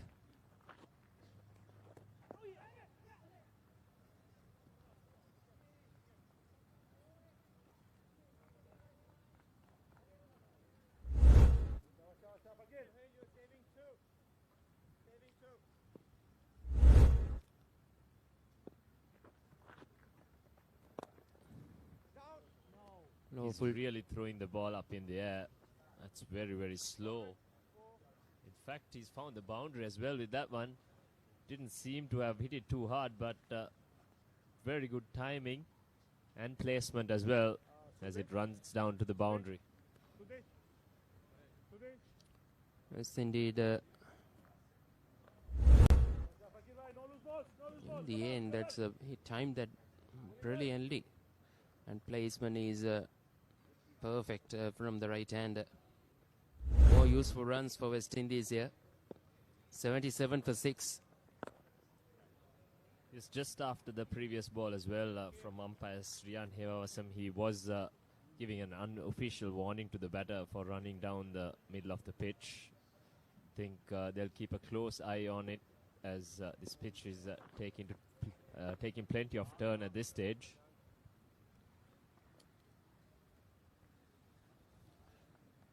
$77 for 6 at the moment, and one more day remaining in this over.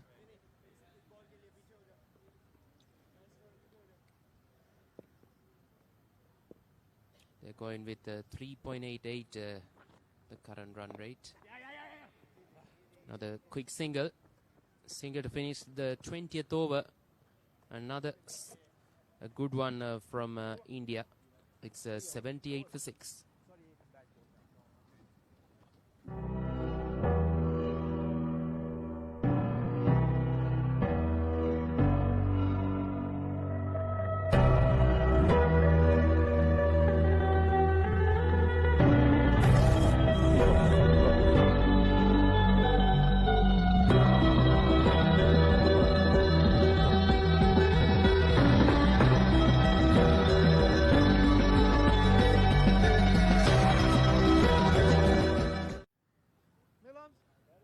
With me, I got Basil from the West Indies squad. Well, Basil, welcome to the commentary box and welcome to Sri Lanka.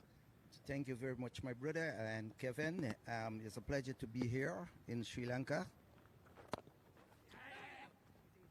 Well, it hasn't been the best of first 20 overs for your team, West Indies. Probably the conditions playing a big part, right?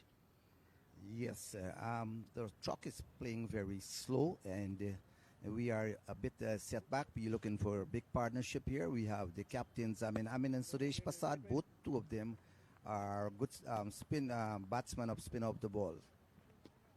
Well, absolutely. The captain, Zamin Amin, got a good 20-odd runs yesterday in that game which you won against South Africa, getting 199 runs for the loss of 8 wickets in your allocated 45 overs. Well, let's talk a bit about this tournament, the IMC Over-50 World Cup.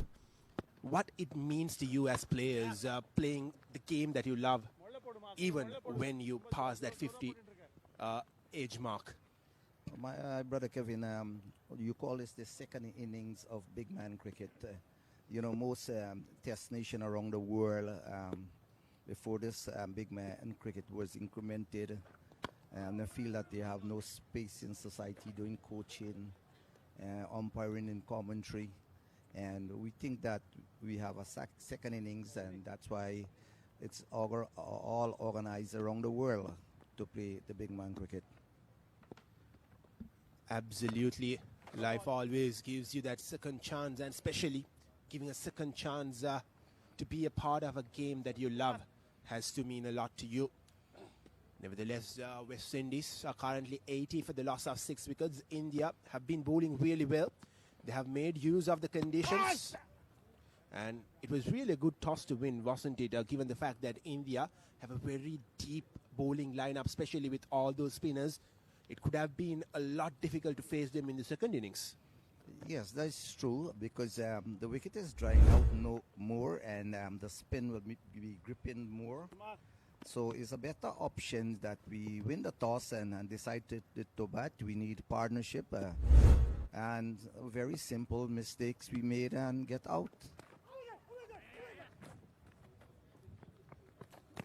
You are on point. It was simple mistakes that the West Indian batters made, which costed them their wickets. And there are enough runs in this ground, especially the outfield has been super fast. Whenever you beat the fielder, it was certain that the ball reaches the boundary. So yes, West Indies has to play a lot smarter in the next few overs. At the end of 21 overs, West Indies are 81 for the loss of 1 wicket. What is your plan for the next cricket tour? Here is the answer.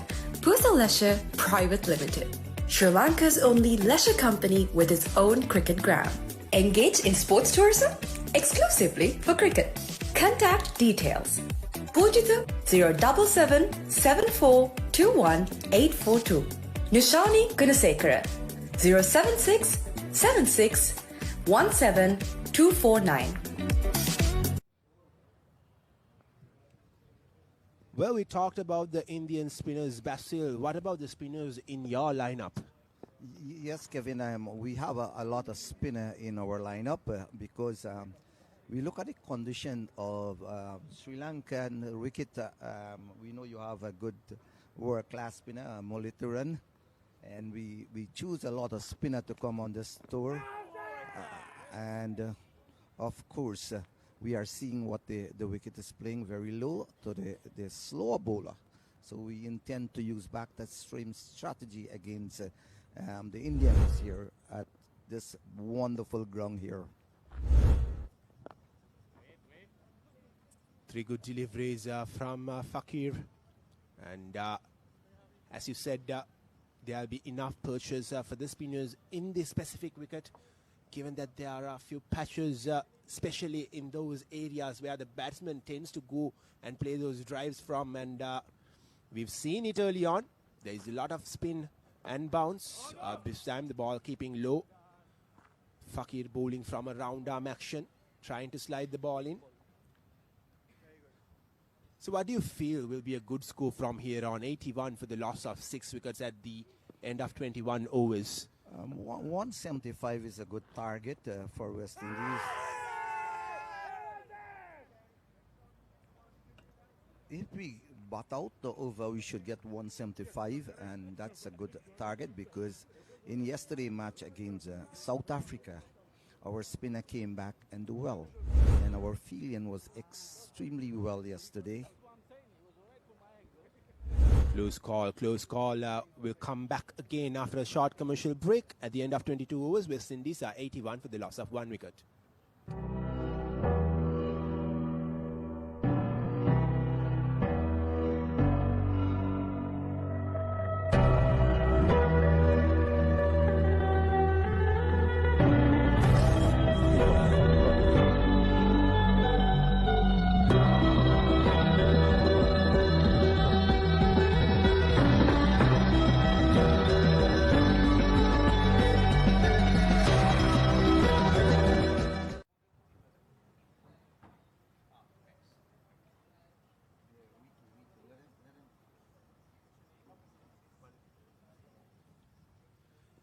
81 for the loss of 6 wickets. The skipper Zamin Amin is in the center along with Sudesh. They have a lot of work to cut out in these final 23 overs that are left in this West Indies innings. And Terence Romain, he did get a good start. He was holding that ship without sinking, but unfortunately he had to get out.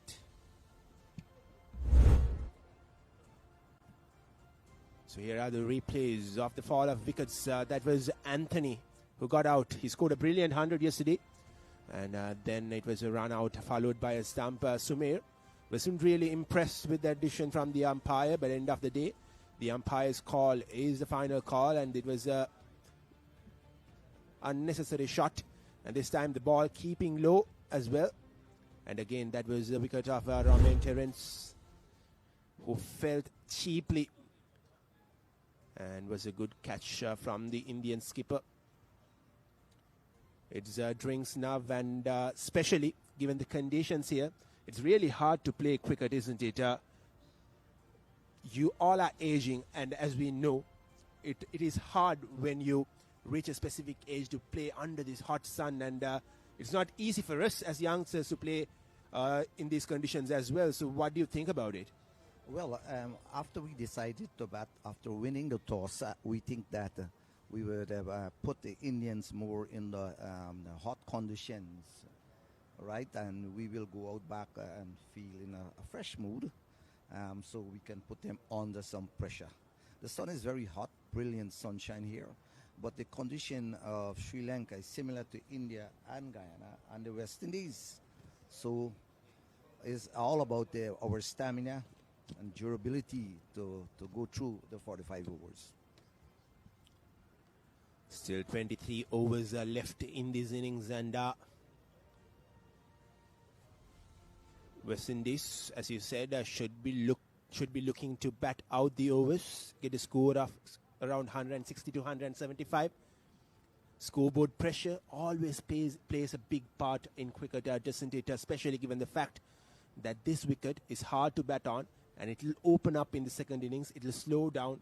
There will be more purchase for spinners. So 160 to 175 should be the score that these two players should have in their mind. First, they have to bat the next 13 to 15 overs. They have to make sure that they don't lose a wicket. And from there on, they can accelerate and get that score. Yes, Kevin. If they occupy the crease and go through that motion to bat approximately 30 odd overs, their momentum will normally be drawing more to go and get after the ball. But at the moment, the West Indies need to build partnership. We have two experienced batsmen at the crease there, Sudesh Prasad and Zamin Amin. And of course, the captain played a vital role yesterday in that match against South Africa.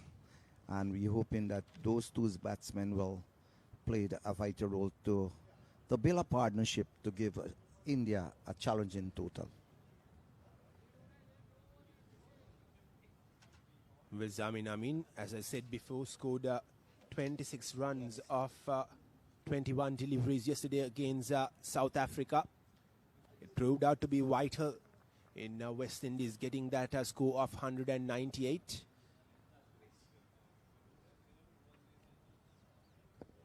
The umpire probably having a word with the scorer probably, and Dangaria will continue from the commentary box end. West Indies tried to sneak in that run, but it was a good call from the skipper, sending his non-striker back.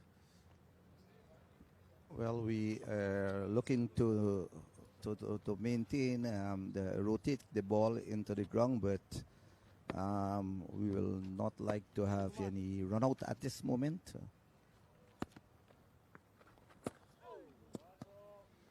Sliding on to the leg side will be an additional run for West Indies.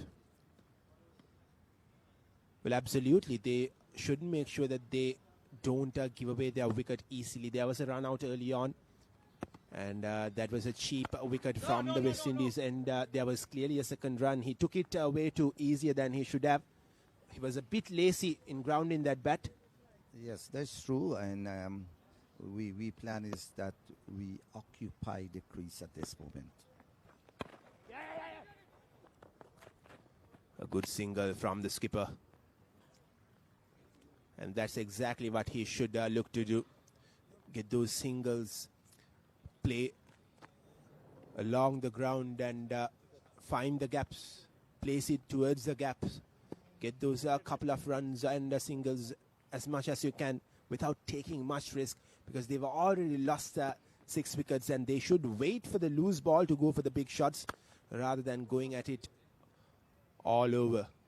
Well, we in the West Indies have to pick up the single, put pressure on the fielder, and get them tired, because as we rightly said, the sun is so hot and you're so young playing it, find it difficult to be so long in the sun. And of course, the Indian team are a bit ageable people. So far this partnership has been decent, haven't got a lot of runs, but they have occupied the crease, and that's what important, as you've mentioned. Well, West Indies will sneak a run with that misfielder from the short third position. Nevertheless, West Indies at the end of 23 overs are 85 for the loss of 6 wickets. Kevin, do you ever...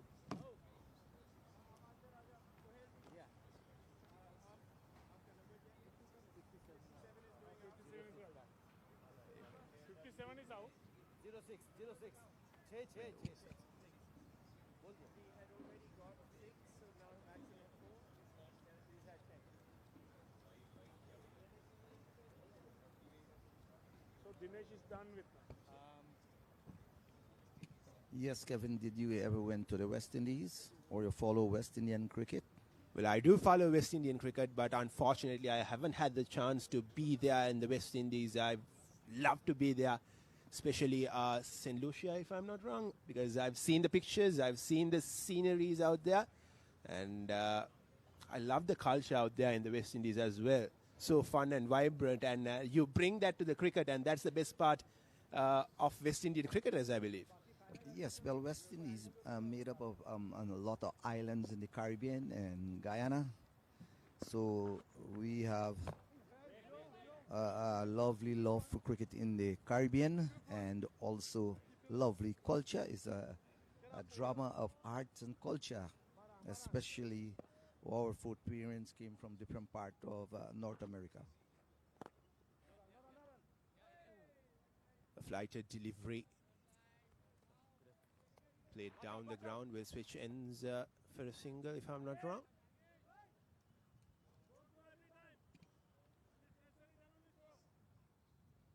Is this your first time in Sri Lanka, or have you been here before? No, I didn't went here before. This is my first time. Amazing to see. It's a part of tourism into Sri Lanka here. But I also follow Sri Lankan cricket. Chemen Zavas was in the World Cup in our country, Guyana. And he bowled very good. And I thought in 2008 he had a hat-trick. Well, Chaminda was one of the most underrated, yet one of the best bowlers of his time, produced by Sri Lanka. Probably the best fast bowler or medium fast bowler that we've ever had. He always had the knack of picking up wickets when the team needed. And with that dot delivery, we are into the final ball of the 24th over. West Indies slowly and steadily building up a partnership here.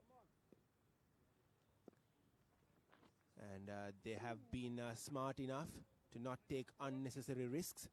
With that, we end the 24th over. West Indies 86 for the loss of 6 wickets.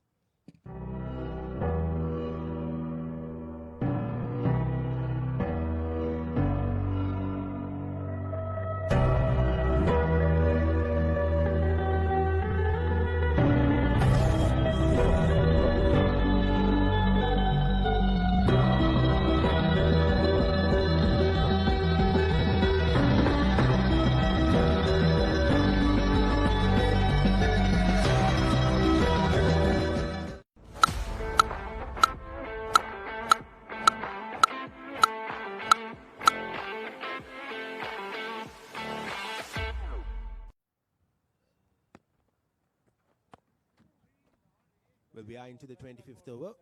Just a while ago, you said that 170 to 175 would be a good score. But do you reckon that West Indies could push a little further and get to that 200-run mark? Well, look at the situation here. Partnership is very important, and we are in the 24th over. So we still have to occupy the crease and push to the 175.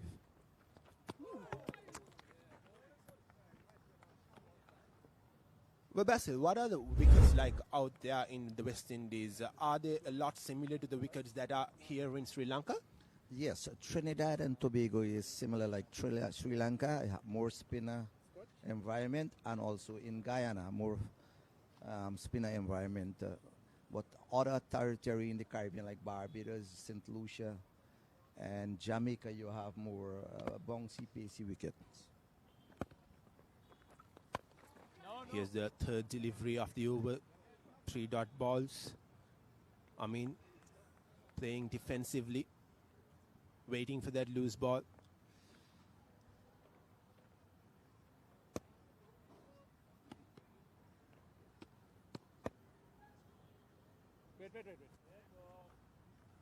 A bit of a halt in the game. Well, Basil, one last thing. What do you think will be the minimum number of runs West Indies should get to defend the total and win this game, given the fact that you have a lot of spinners in your rank as well? Well, Kevin, whatsoever we made in our batting lineup, we will fight down to the end. What we are looking at, as I said, 175, right, to give India a challenging total and also give our bowlers some breathing space to adjust. Well, 175 would absolutely be a brilliant total in this surface. You defended 198 in a much better surface yesterday. So 175 could prove out to be a fighting total here. And we are into the final delivery of the 25th over. And Basil, it was lovely having you here. Any final words before you leave the commentary box? Yes, I am very delighted to know that Sri Lanka have so many sporting facilities in the city of Colombo, and a lot of coaching and nets around the ground. Lovely environment, a lot of people friendly, and I hope that that rich culture will continue in the spirit of this beautiful game of cricket. Now on Dialogue Television customers, watch Australia Tour of Sri Lanka 2025 on your mobile without any data charges on the Dialogue View app. Live from 29th January to 14th February. Download the View app and add your Dialogue Television connection today. Dialogue, official sponsor of the national cricket team. Look at this. Ooh. The biggest budget ever. 3 to 4 million. Come on in. It's breathtaking. Amazing. This is stunning.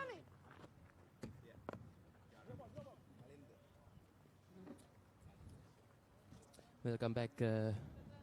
86 for 6 at the moment. West Indies with the 26th over happening. A nice little partnership between Sudesh and Amin, the skipper. 14 from 37 balls.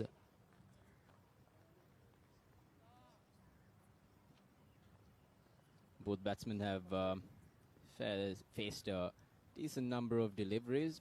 They've got themselves set in. Still in single figures though. Caught on the back foot. Ball makes its way to the ropes for a boundary in Sudesh's name.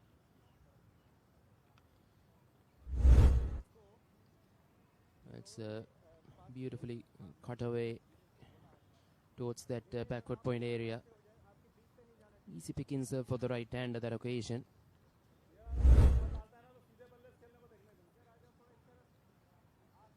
Sudesh moves on to double figures now, 11 of 24.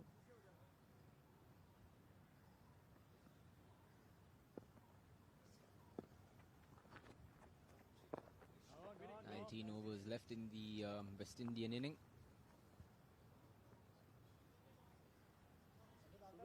Again came into yeah. Partnership of 18 runs of 40. They'll definitely look to shift gears if they are to get a competitive score on the board. A decent score enough to defend.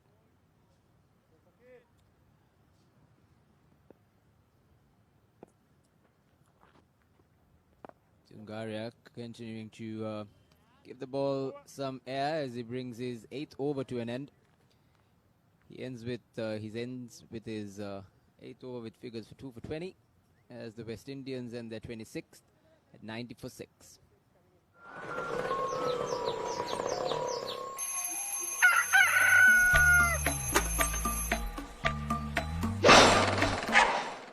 Mama Gajaman.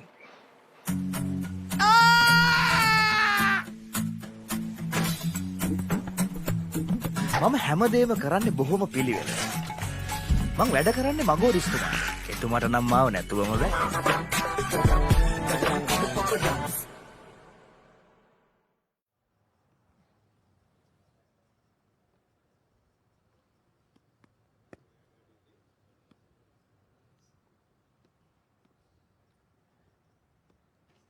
For 6 in 26 overs. Now it's Amin on strike, the captain of the West Indies side, who faced 16 balls so far, scoring just 6 runs.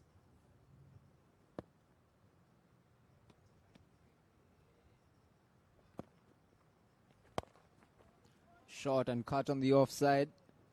Protection there at the deep sweeper region. Batsman cross for a single. I believe this is Dinesh Kumar Sharma continuing from the pavilion end. Well bowled, tossed up just on middle and off. Patted down respectfully by Sudesh, the West Indian skipper. Beg your pardon, that was Sudesh, not Amin.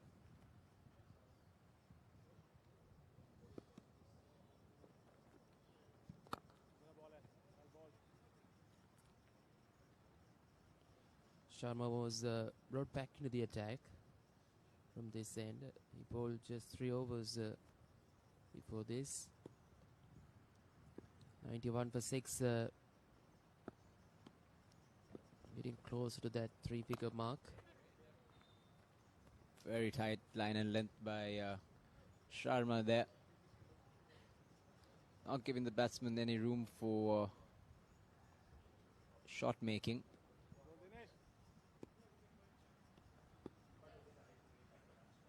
Cautious approach by Sudesh and skipper Amin. Sudesh has faced 31 deliveries, whereas Amin 17. Just 1 run in this over came from the first ball, then 4 dots on the trot from Sharma. And left it alone, another dot ball. Excellent over from Sharma. 27 overs completed. West Indies 6 down for 91.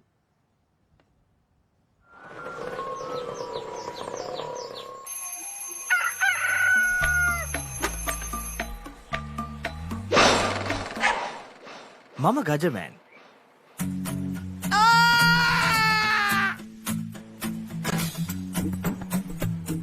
මම හැමදේම කරන්නේ බොහොම පිළිවෙල. මං වැඩ කරන්නේ මගෝරිස්තුමා. එතුමාට නම් මාව නැතුවම බෑ.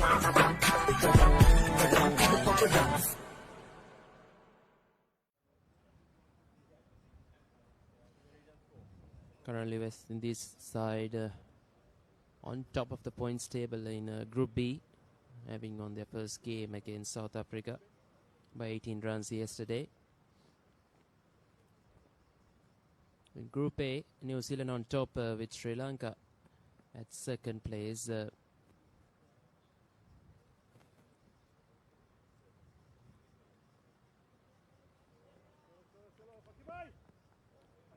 Skipper Amin faces Tungaria's first delivery. Knocks it on the offside for a single. West Indies right now don't need big shots. They need to conserve their inning. They need to take a rather cautious approach, given that they have 6 of their batters back in the pavilion. Just knocking it around, plenty of singles, well spread out field.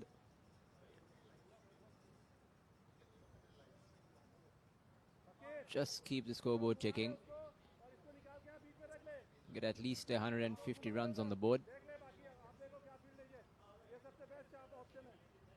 to make a game of this encounter.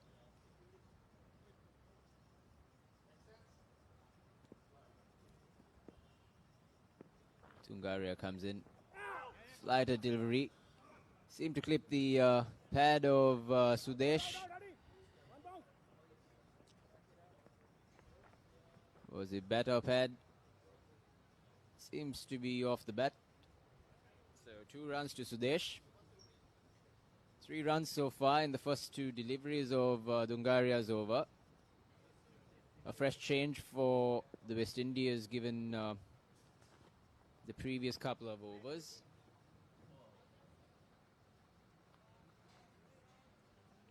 Short on that occasion. Couldn't capitalize. Not much turn. Came in with the arm. Cramping Sudesh for space.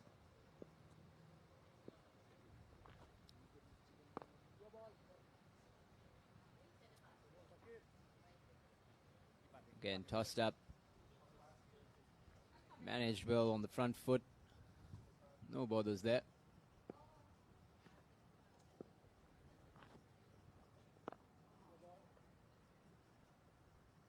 Good comeback from Dungaria.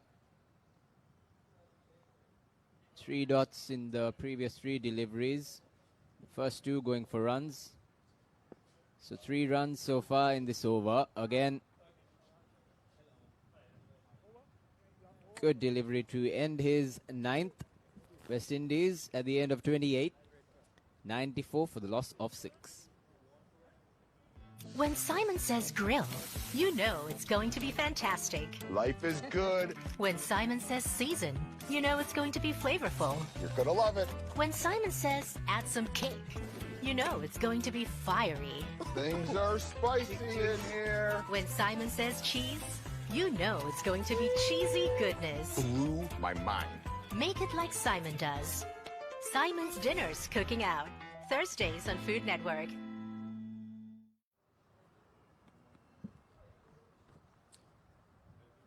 .94 for 6. We are heading into this 29th over. Dungaria bowled 9 overs, 2 for 23. Such economical spell from him.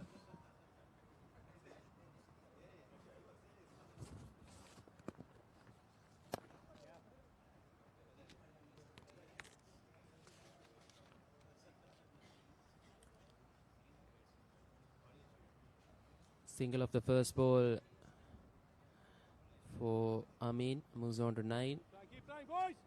And this is the partnership now, 23 runs between these 2 batters. The highest of the innings now, with the previous partnership. Previous highest partnership was 22 between Ishwar Maharaj and Terence Romain for the 2nd wicket.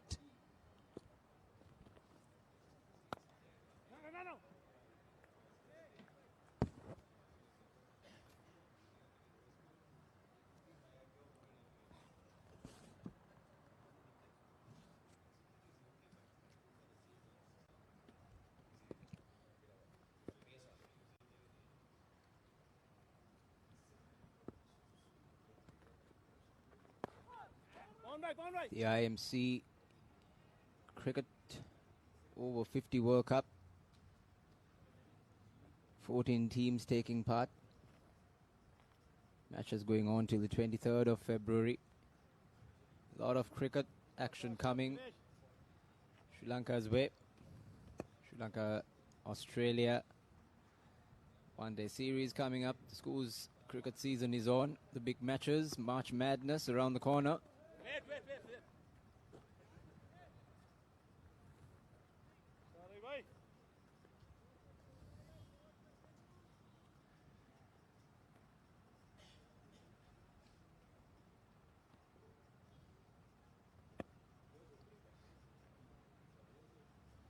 Last delivery of the 29th over. Tossed up. Full quick single. And with that, West Indies 97 for the loss of 6.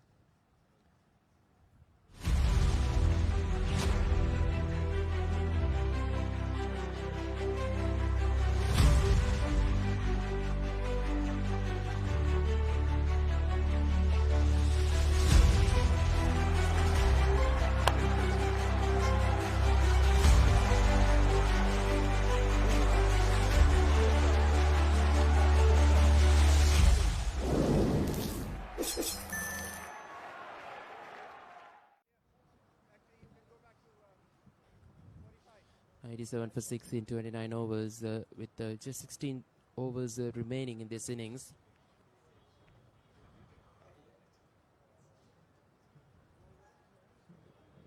A few live scores from this tournament with 5 matches taking place in addition to this game.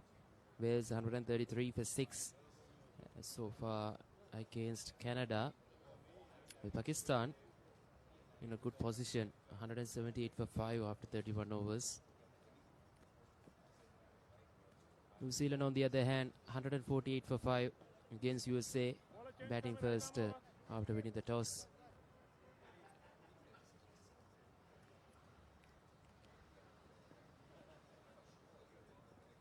Sri Lanka, on the other hand, at a great position of bowling out Zimbabwe. Here they are currently at 139 for 8 in the 40th over. Now it's Sharma continues into his 6th over. None for it's Nagesh who is bowling now in this 30th over.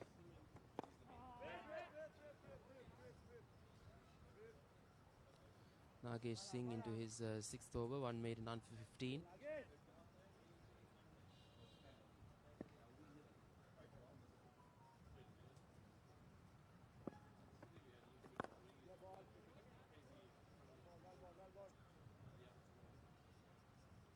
Again, the slow nature of the wicket proving difficult for the West Indians to accumulate runs.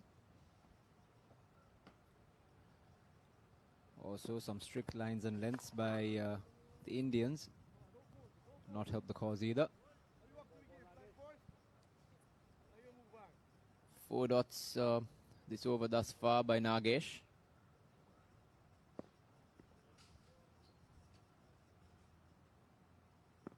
Tight figures thus far. This time down to super cover. Just a single once again. They're dealing in singles at the moment. We'll look to get some boundaries with heading into the latter part of the innings. Last ball coming up of the 30th. 98 for 6. And that's another dot ball. So that's the end of the 30th over of the West Indies innings. They are batting first after winning the toss. 98 for 6. Welcome to the IMC Over-50s World Cup 2025. Experience the unforgettable moments as teams from around the globe compete for glory. 14 nations, one champion. IMC Over-50s World Cup 2025. Live on the Papare TV, Dialogue View app and thepapare.com.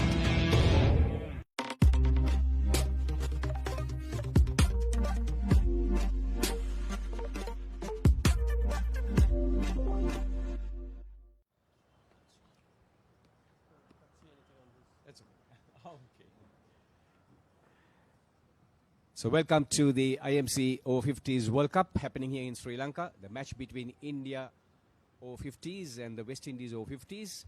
West Indians winning the toss in the morning, electing to bat first.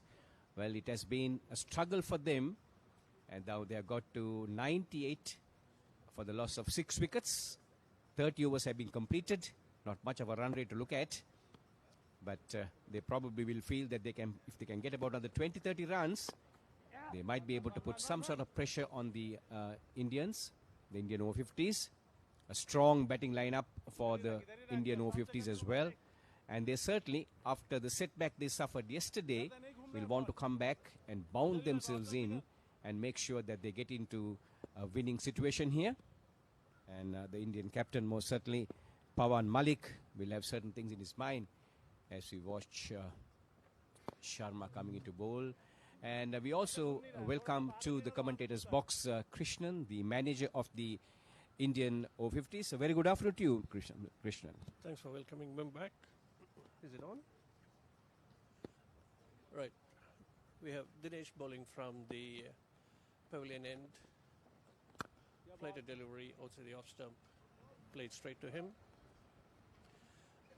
Dinesh Sharma hails from Central Zone. He's been one of our players who's represented in a previous World Cup. He's among the top 10 IMC bowlers as well. Well, most certainly, he is turning his arm pretty well, Dinesh Kumar Sharma. And a miserly spell by him so far. Bowling his 6th over, given away only 20 runs. Yet to pick up a wicket though, but he certainly has troubled the batters right throughout. And into his 3rd spell now, sporting number 6 on his t-shirt in the traditional Indian garb, light blue t-shirts and the pants with the white lettering. Very much the focal point of Indian cricket. Krishan, tell me now, you manage this Indian Over-50s side. Yep. Now, I'm sure there must be plenty of Ranji Trophy players in this squad of yours. Almost 8 or 9 have had a representation at the Ranji level. So they are the premier most cricketers coming through the Indian cricket. Yep. Very competitive back home. Yeah.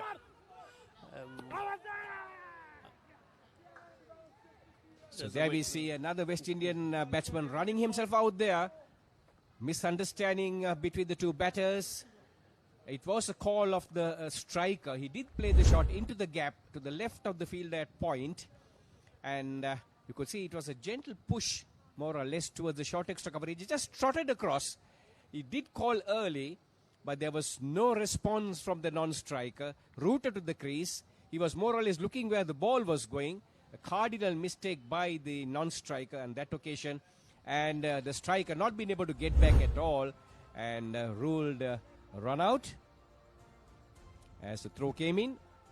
102 for 7.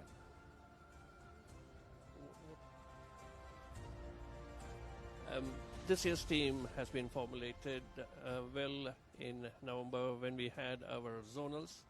We have 5 zonals from India, Central, North, South, East and West. And we have another zone made up of the Global Patriots. So we have 6 teams. We compete with each other over a period of 2 weeks and have been training for that as well as after the zonal games. So this is the structure you have for the Over-50s? Yeah. And a competitive 30 people were selected, but they were put through the drill, and after going through their fitness program, it was melted down to 16 who have made, and this fitness program have been the highlight of this this year's planning, and this was carried out by Peter Velo, our fitness instructor, along with Pavan Malik. They were very adamant that we need to take a Fit 16, and this program has paid dividends, and we could see the action in the field. They are sharp, able to get a couple of runouts every game. Well, you're certainly right. The West Indians, well, the 9th and the 10th men out there in the middle now. And we see the new batter has walked in. And Sharma will continue to bowl. Dinesh Kumar Sharma. That was a smart bit of fielding to run out the West Indian captain, Zamin Amin. No chance of regaining back his crease there. He was just walking and just nonchalantly taking a few strides as he played that shot. Did call early. As you see the over coming to an end. 31 overs completed in the West Indies 102 for 7. What is your plan for the next cricket tour? Here is the answer. Pusa Leisure Private Limited, Sri Lanka's only leisure company with its own cricket ground. Engage in sports tourism exclusively for cricket. Contact details. Pujita 077 7421 842. Nishani Gunasekara 076 76 17 249. So with me is Krishnan, the manager of the Indian Over-50s side, and he was giving an outline of the stringent plans they had back home to select the players for the squad, and the amount of emphasis paid on the fitness level. Well, certainly you're right, because the sun is burning down. It's very hot, humid conditions, but I'm sure very much similar to what you have back home. Yes. And but the problem is a couple of them, like 5, 6 have traveled from England. There, the weather at the moment is snowing. It's winter back home. I know, so back in England. They've been hibernating for the last 4 or 5 months, but playing indoor games is not the same as being out in the sun here. Well, you are certainly right. So Nagesh Singh from the far end, bowling his gentle seamers, cutters more or less to say, and maintaining an impeccable line and length, almost bowling wicket to wicket. And his first spell was very impressive. He's bowling his 7th over, 16 runs conceded so far. So he has been excellent in maintaining a very consistent line and length, just making sure the batter comes on the front foot and not giving any kind of width at all. So background of Nagesh Singh is he is a sidearm bowler in the nets in a training camp, and he does this for nearly 6 hours a day, 365 days a week. Well, he certainly looks a fit young man out there, though playing over 50s cricket. In fact, I must compliment Krishnan. Most of the Indian over-50s players, they look very they seems to be maintaining them physically very well. Of course, energy-saving measures are very much visible on the ground, the water bottles on the boundary line and things like that. But they certainly are playing the game to the best of their ability and enjoying themselves. That's the main thing. As we see the 32nd over coming to an end, 102 for 7 West Indies. This is because...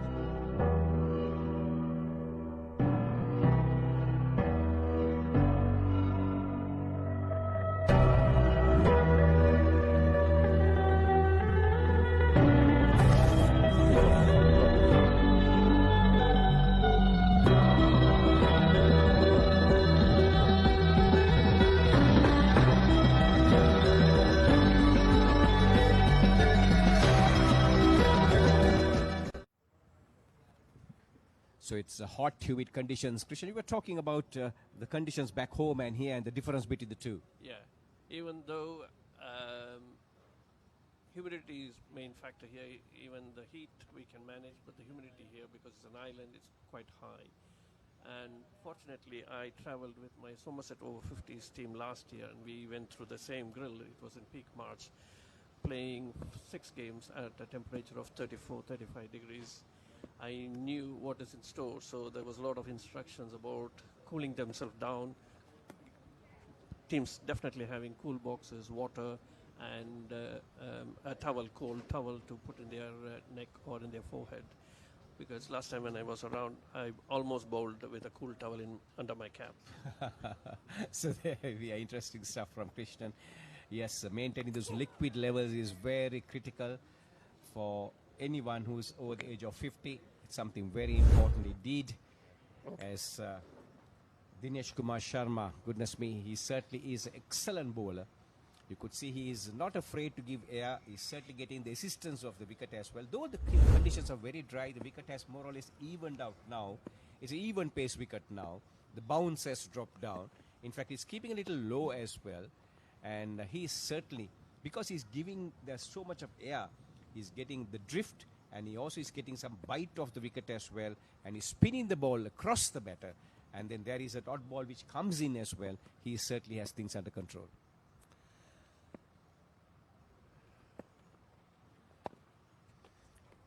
So there we are, once again, spot on. His action is such that his follow through and the bite gives him that purchase from the wicket. He has been our main spin bowler for the last couple of years. He is a good find, and he's definitely in the top 10 of the IMC in regards to the wicket and average. You're certainly right. Quick run on that occasion. Hit straight to the extra cover fielder, but good call between the two batsmen. No hesitation. Taking off immediately. And Sudesh and Hossein there crossing over. And then keeping the scoreboard ticking. Now it's 103. It just got past the 100. And we are into the 33rd over. A poor run rate being maintained by the West Indies after their heroics yesterday. More content in now picking up the singles and making sure that they last the 45 overs.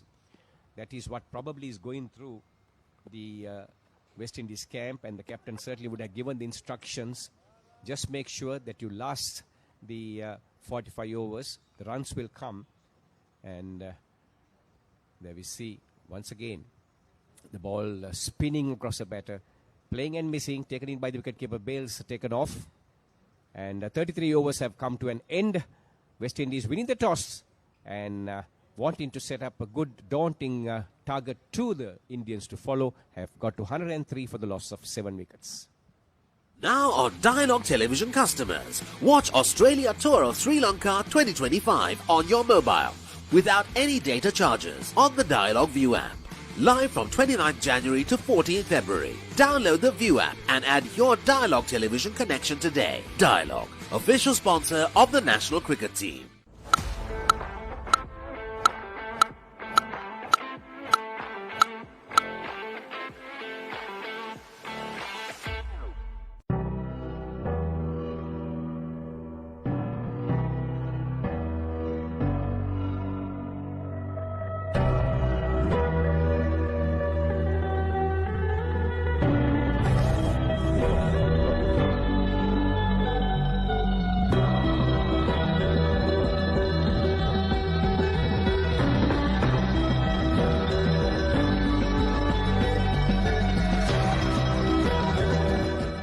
Welcome to the IMC Over-50s World Cup 2025. Experience the unforgettable moments as teams from around the globe compete for glory. 14 nations, 1 champion. IMC Over-50s World Cup 2025. Live on the Papare TV, Dialogue View app and the papare.com. ඔස්ට්‍රේලියානු cricket කණ්ඩායමේ ශ්‍රී ලංකා තරග සංචාරය 2025. Test තරග දෙකක් සහ එක්දින තරග දෙකක් ජනවාරි 29 වනදා සිට පෙබරවාරි 14 වනදා දක්වා. Dialogue Television 10 ක්‍රිකට් සහ Sony Sports 5 HD ඔස්සේ සජීවීව නරඹන්න. ඇක්ටිවේට් කිරීම SMS හෝ My Dialogue app මගින්.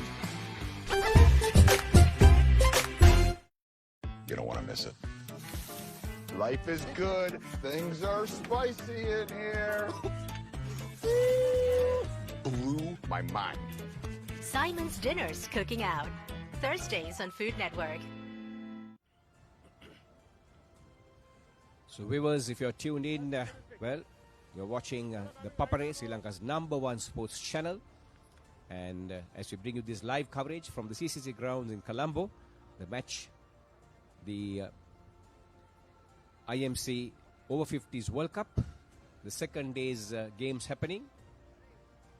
And this is the match between West Indies and the Indian Over-50s. West Indies winning the toss, 103 for 7.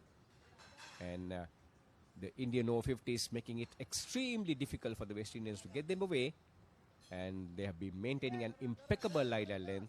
And that is Dinesh Kumar Sharma, who bowled the previous over. And now he'll be followed by Nagesh Singh.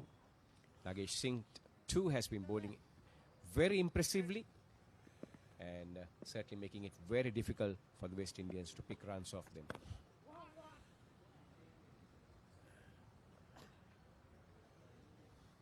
Nagesh Singh with a very short run-up balls wicket to wicket, and it's very difficult to get much run from him as he's right on the money every ball. Well, I must say that I'm pretty impressed by Nagesh Singh, because he has been very consistent, particularly the length that he has been bowling. Just back of a length deliveries, not giving that room to the batters in terms of width as well. His line and has been impeccable as well. And he brings the ball in very sharply. As he bowled the first spell, I could see that he was bringing the ball in. He was bowling those gentle off cutters and making it very difficult for the batter to read them as well. And he certainly has read the conditions perfectly well. And well, you could see the Indian Over-50s certainly have a plan, and the plan is in action. And they keep doing it very simple, maintaining the line and the length, and throwing it at the West Indian Over-50s side. If you want runs, take the chance and see whether you are going to hit us either over the infield. If not, see whether you could milk us by pushing those singles. But it's not coming their way. Nothing is easy. And it has been made very difficult with the line and the length that has been maintained.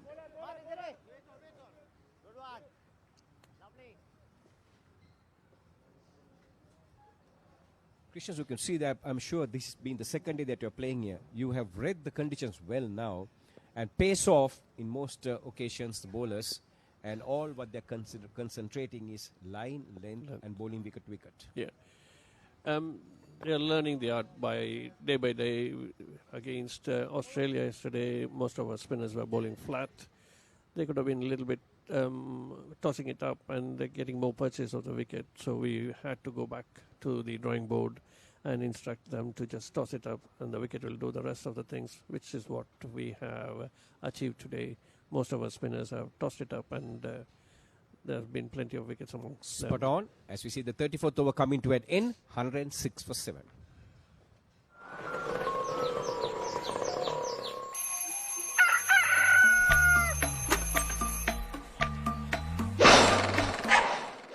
Mama Gajaman.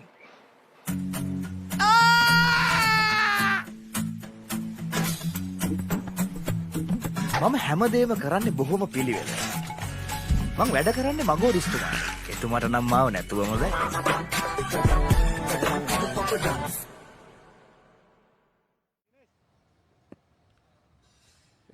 So it's back again, Dinesh Kumar Sharma from the club end, and once again spot on with line length, tossed up delivery, inviting the batter to give the charge if possible. But the batsman quite content to come on the front foot. Just gentle push on that occasion, but can't get it past the 30-yard circle.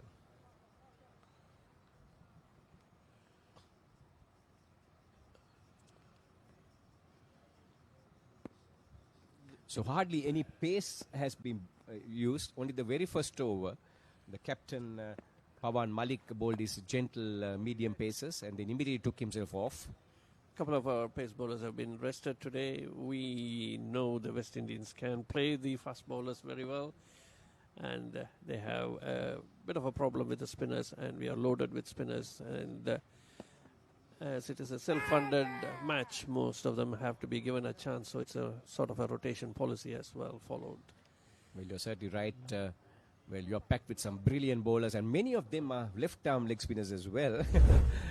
The last World Cup, there were 7, so this time we said we'll have 5 at least.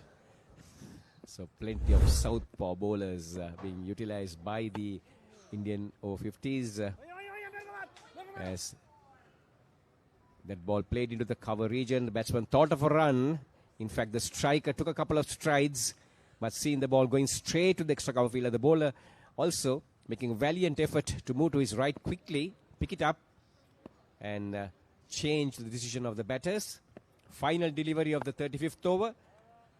Played very cautiously, very watchfully. 35 overs have been completed, 106 for 7. And we also take the opportunity to thank Krishnan and also to wish the Indian Over-50 side the best of luck. Thank you. Welcome to the IMC Over-50s World Cup 2025.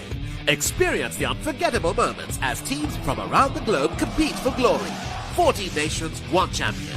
IMC Over-50s World Cup 2025. Live on the Papare TV, Dialogue View app and thepapare.com.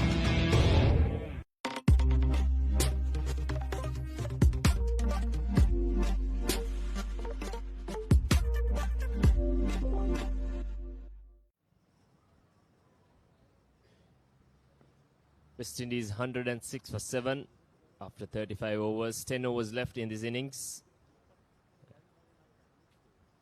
I don't know what will be a good score for them from here on, but somewhere around 160, 150, I think they'll take it as I welcome Shaminder. Thank you, Roscoe. Yes, 160 would definitely be a competitive score. Anything above 150, I'd say, is at least a psychological win,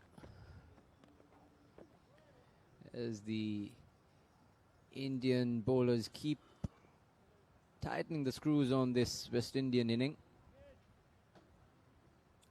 Nagesh into his last over is considered only 19 of his 8.1 that he's bowled so far.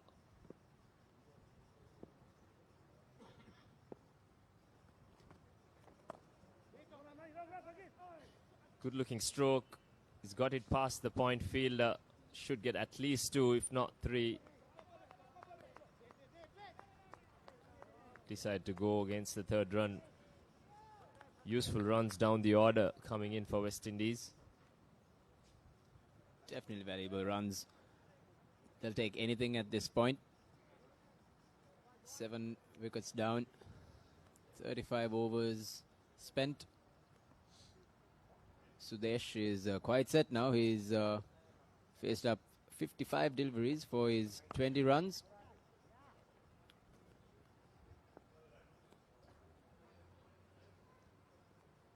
This, the best partnership of this innings was for the 7th wicket between Sudesh and skipper Zameen. But there was an unfortunate run out of skipper Zameen.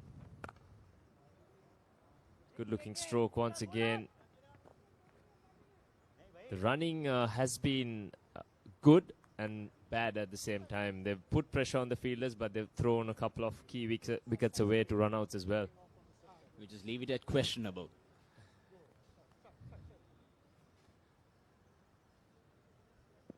Two more deliveries in this 36th over.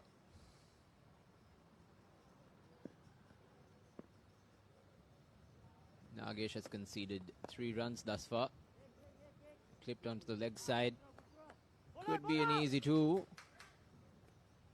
Slight misfield there by the outfielder.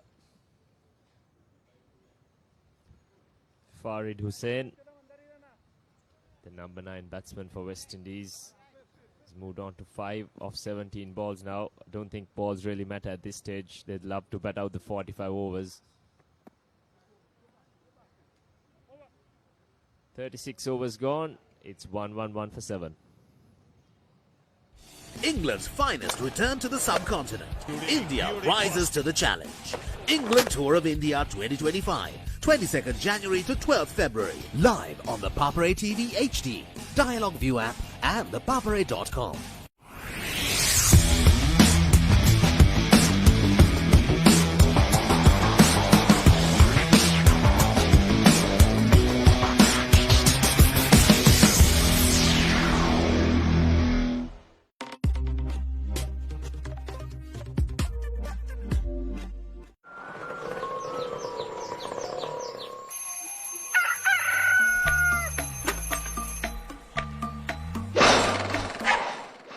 මම Gajaman.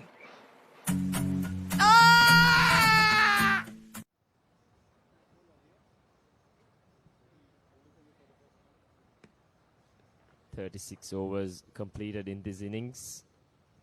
9 overs left as this whole tournament has been a 45-over affair. West Indies on a Nelson. Roscoe, were you a superstitious player when you see Nelson on the board? Was it something that played in the back of your mind whenever you batted? Oh. Big appeal, but no response from the umpire. And yes, I think Nelson definitely runs on most cricketers' minds, I'd say. There you go, almost a close call again. Always nervy. That's a relief for any batsman and the batting side.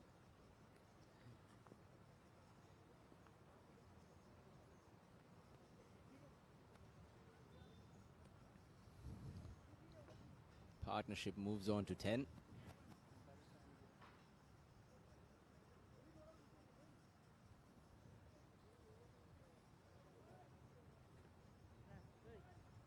Bandari has returned. He was very impressive in his opening spell.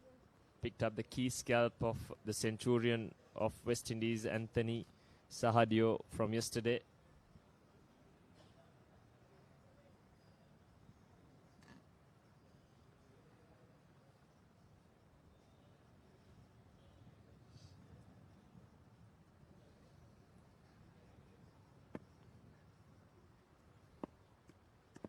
We are certainly starting to feel the midday heat. These over-50ers definitely must be feeling the heat in the middle as well. For sure, fitness is going to be a key factor in this tournament going forward. They've got back-to-back games a couple of times in this first round, and then during the knockouts as well. It might start to take a toll on most of the players.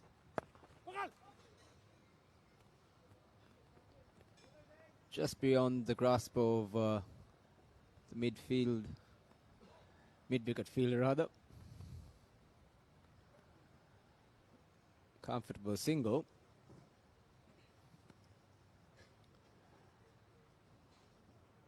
Might make a bit of sense for Sudesh to maybe step it up a little. Try and look for a couple of boundaries. Ooh. Good turn by Bandari there. Beating the outside edge.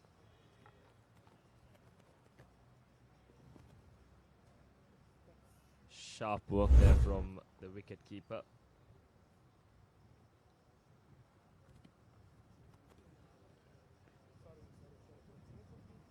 Krishna behind the stumps for the Indian Over-50s.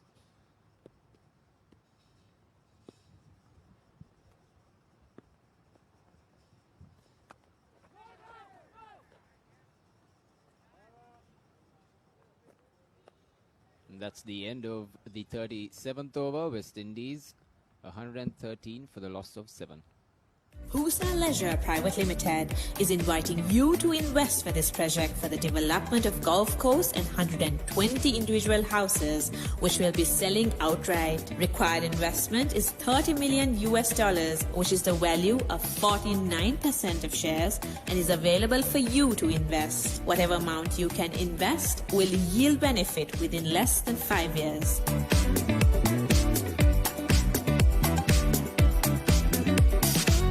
You don't want to miss it.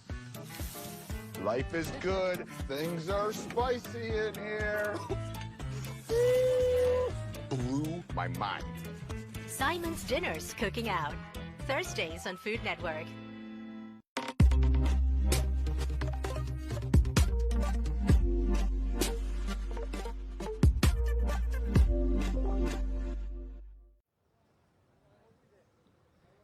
Eight overs to go in this innings now. West Indies would love a move on. The spinners have done bulk of the damage in this innings. Bandari with 1 wicket, Dungaria with 2, and Sukumar with 2 as well. And the other 2 wickets coming in the form of runouts. Interestingly, Pavan Malik, the Indian skipper, bowled 1 over and decided that's it for pace and decided to go with spin for the rest of the day pretty much. I think they've taken note of the wicket as well. Quite dry, slow. Seem to be drifting down leg there. New bowler is Sohail Masood with his right arm off spin.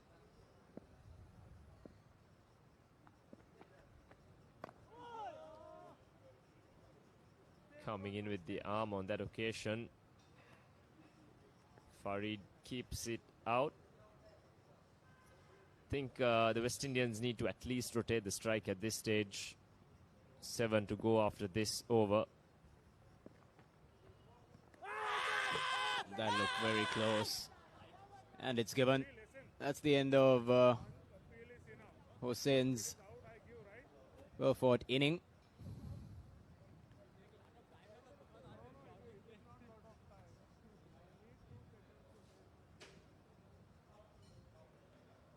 Bit of a chat with the umpire and the bowler there, just on a bit of appealing etiquette.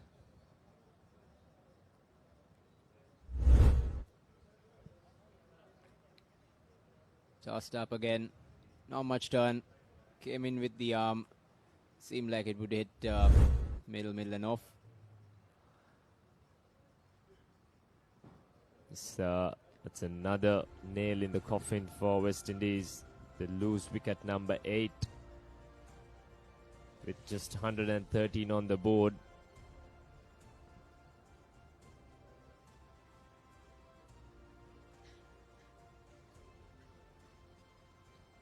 Sohail Masood, his first over of the game, and he picks up a wicket straight away.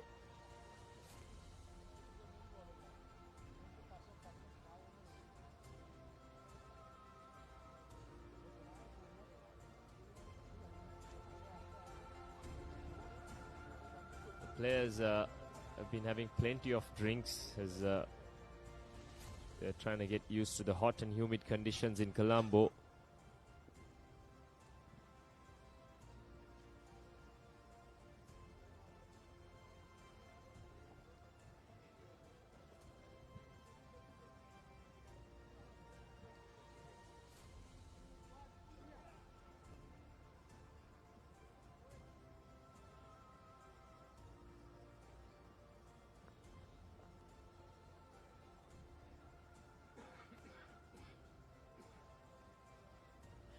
Stephen Howell is the new batter for West Indies. He's walked in at number 10.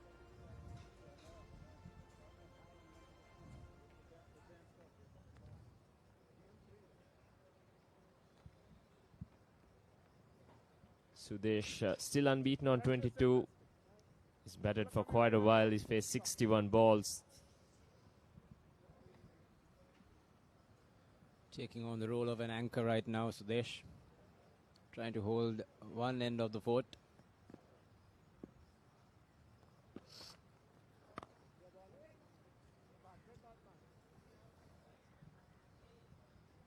Tidy stuff from Masood.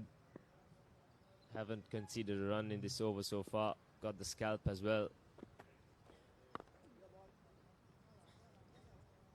Good chance of ending with a wicket maiden. Last delivery to come. Does he keep it tight to end with an epic first over? Short and wide, cut away.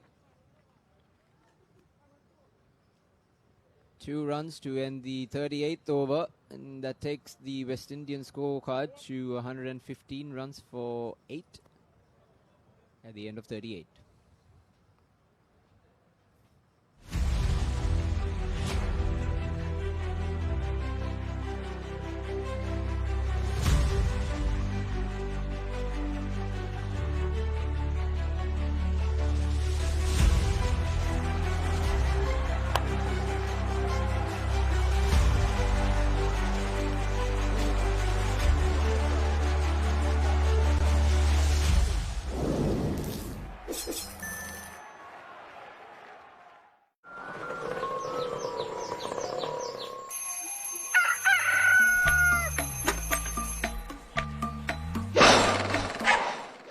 මම Gajaman.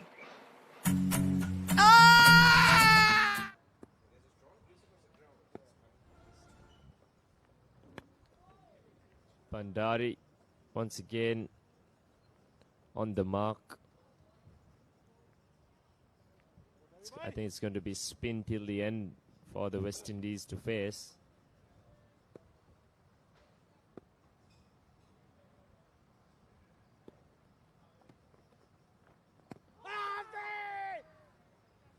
Big appeal. Looked pretty good, but probably the impact slightly outside off stump.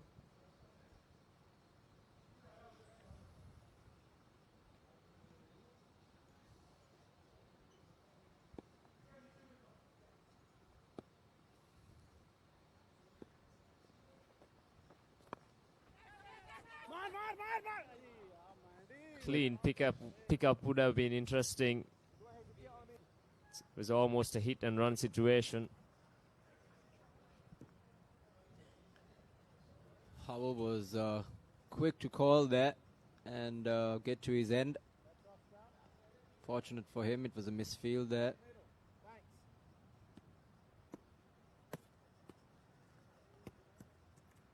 West Indies don't really need to take much risk. There are plenty of opportunities to rotate the strike.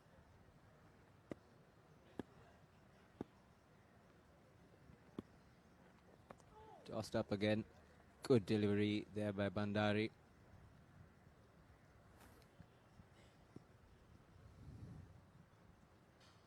This pitch feels like 150 might be a good score on this one, or a competitive score at least.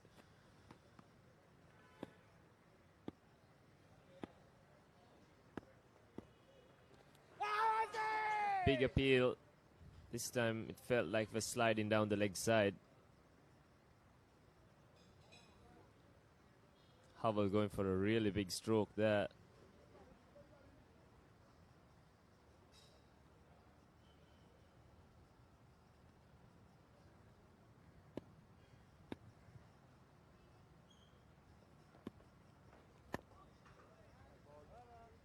"39 overs completed. It's 116 for 8. Welcome to the IMC Over-50s World Cup 2025. Experience the unforgettable moments as teams from around the globe compete for glory. 14 nations, 1 champion. IMC Over-50s World Cup 2025. Live on the Papare TV, Dialogue View app, and thepapare.com. You don't want to miss it. Life is good. Things are spicy in here. Blew my mind. Simon's Dinner's Cooking Out. Thursdays on Food Network.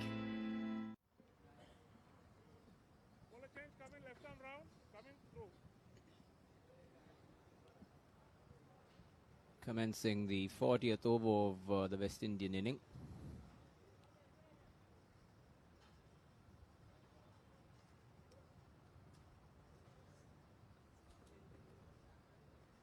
Seems like a change of bowler. Suhail Masood comes in, picks up the wicket off the left hander, and he's taken off straight away. And back to left arm spin.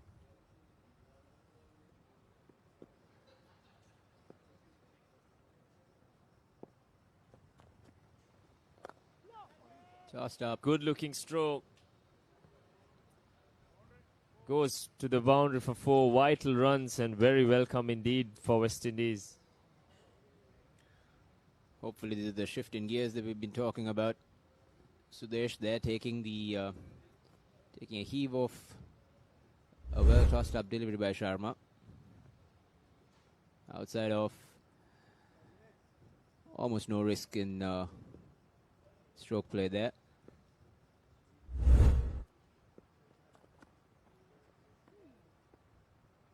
Much fuller and faster there by Dinesh Sharma. Sharma into his last over as well. Dungaria completed his quota of 9 overs, as did Nagesh Singh. Still plenty of purchase on this track. The West Indian spinners will be interested to see that.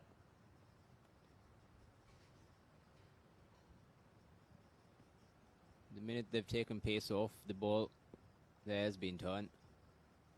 Try wicket, as we mentioned, kept on mentioning today.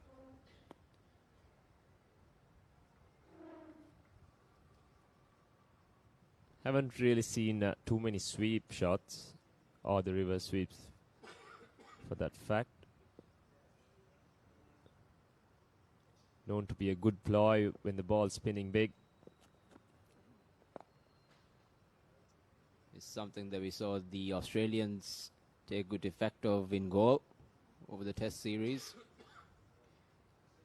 Khawaja going for a predominant sweep tactic, both the orthodox and the reverse. Not many sweeps from the West Indian inning today, however. Bit of footwork by Sharma.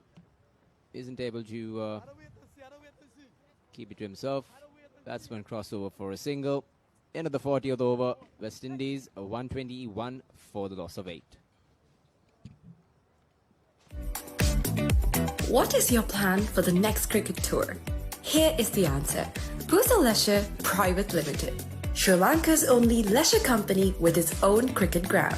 Engage in sports tourism exclusively for cricket. Contact details. Pujita 077 7421 842. Nishani Gunasekara 076 76 17 249. Well, we are heading into the final 5 overs of this first innings of West Indies. Well, Ashley, by the 40th over, West Indies have faced 168 dot balls, which is almost 28 overs. But that is not the big concern for West Indies. The big concern is how they lost their wickets. 2 stumpings, 2 run-outs, and 2 silly dismissals of by going to play those big shots, and they could have done a lot better. Well, you're certainly right.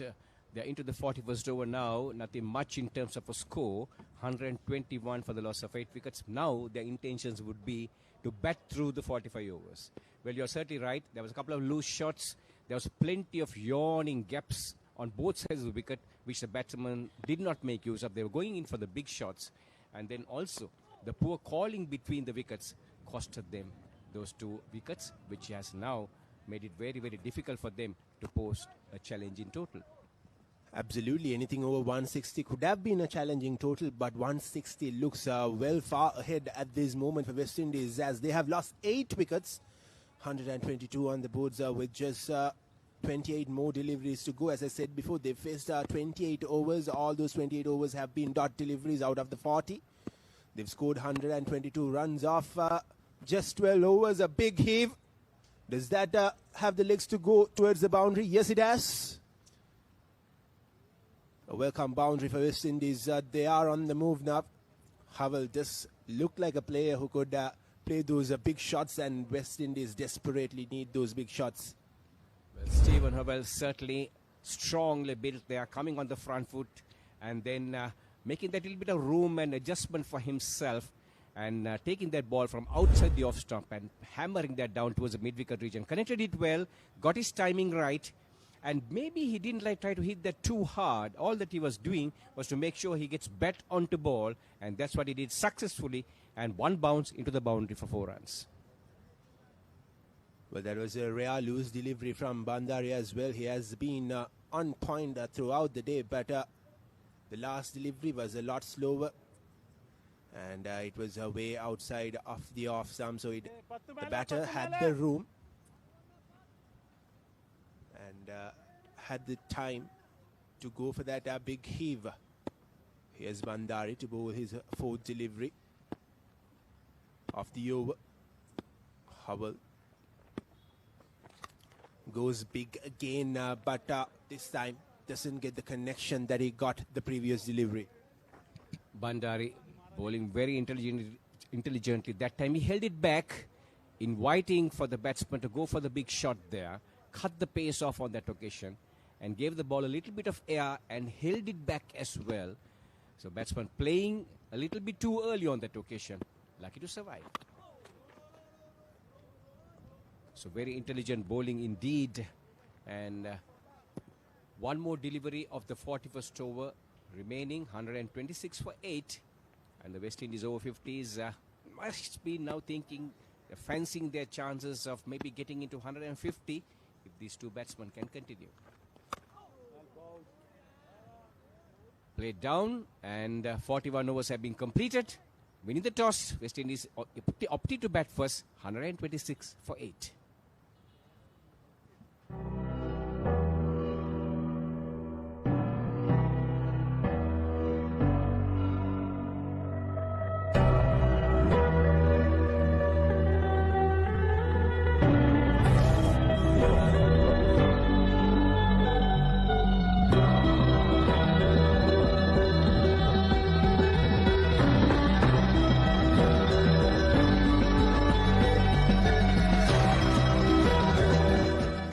Look at this. Ooh. The biggest budget ever. 3 to 4 million.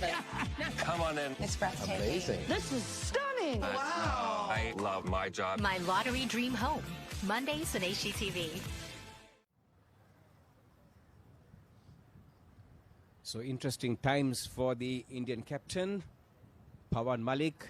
He was shuffling the bowlers pretty well, and now, well, he has exhausted the over quotas of some of his key spinners, and now he still has 4 overs to go.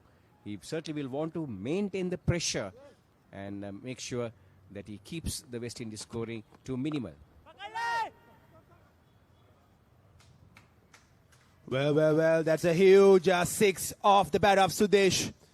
This is exactly what West Indies needs. And Sudesh and Havel are on the move. Well, as you said, Pawan tried to rotate his bowlers and he rotated well. But now he has 4 overs to go. He has to look for other options, and that exactly what costed them the game yesterday. He bowled all his main spinners and main bowlers early on in the game, and right at the end, the 8th wicket partnership got 49 runs from Australia's end, and they won the game. India had the game in their pockets, and fortunately for him today, they are bowling first.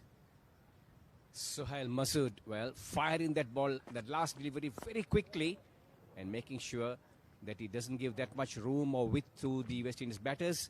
Well, we are coming to you live from the CCC Grounds in Colombo. The over-50s encounter between West Indies over-50s and the Indian over-50s. And this is the second day's matches that have taken place. 56 matches. And yesterday 6 matches were played, and today 6 matches will be completed as well. Tomorrow being a rest day, it will be a well-earned rest for most of these players. Certainly stifling conditions here in Colombo. But of course in the middle you could see there's a strong breeze across the grounds. Perhaps a little bit of cooling for the fielders and maybe the batters as well, as we watch the next delivery. Well, Raja, the wicket keeper, failing to collect it. Goes through his legs, West Indies. Get a couple of runs. Well, I was talking to Basil from the West Indian camp earlier on, and he was telling me that one of the reasons that they wanted to bat first was to put this Indian side under the scorching sun early on in the day, so they could come on fresh when they come to bowl. Well, that could be a strategy, because yesterday when we were at the Coles Cricket Grounds, the entire afternoon the sun was behind the clouds, so it was much cooler, the afternoon session. But one wonders today, there are hardly any cloud cover, as we see the next delivery hammered over.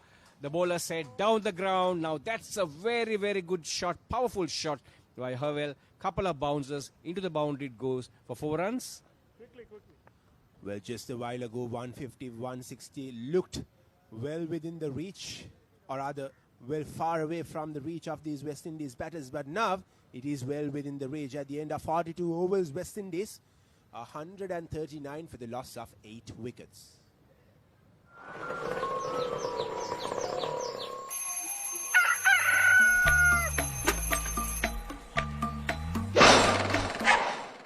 Mama Gajaman.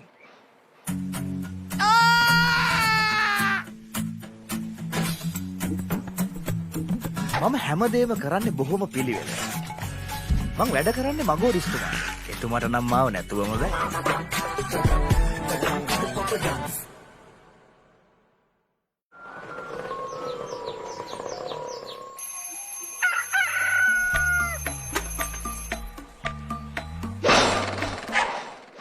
මම Gajaman.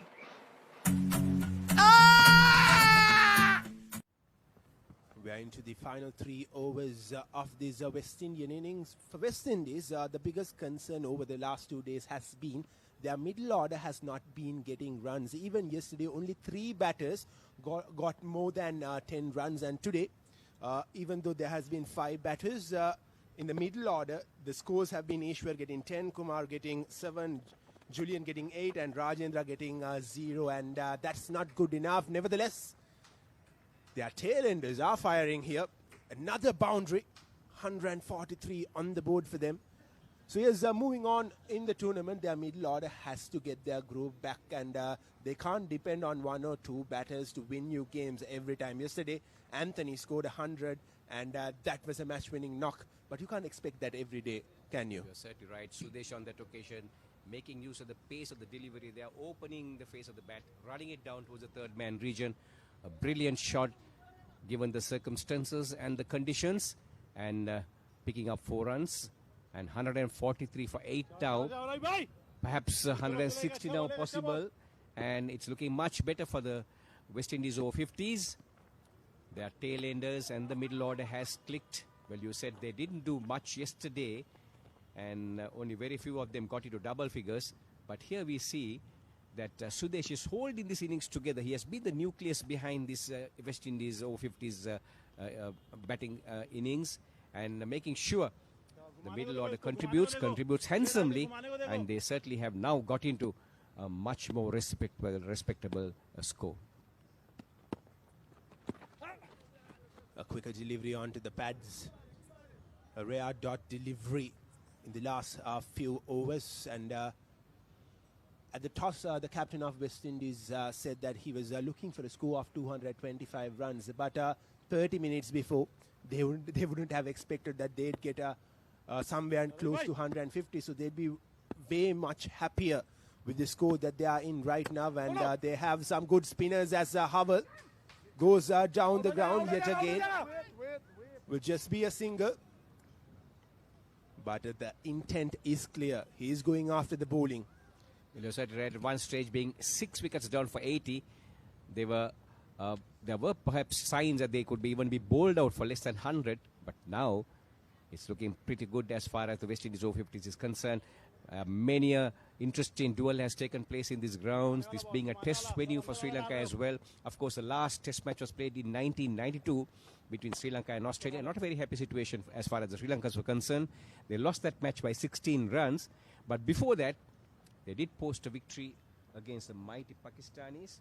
And then, of course, there was that incident that everybody will remember, how Javad Mian had scaled the fence and went into the spectators, waded in, and he had to be pulled back. Those are some of the more interesting stories at CCC Grounds. We'll talk about it. A rich history of more than 160 years.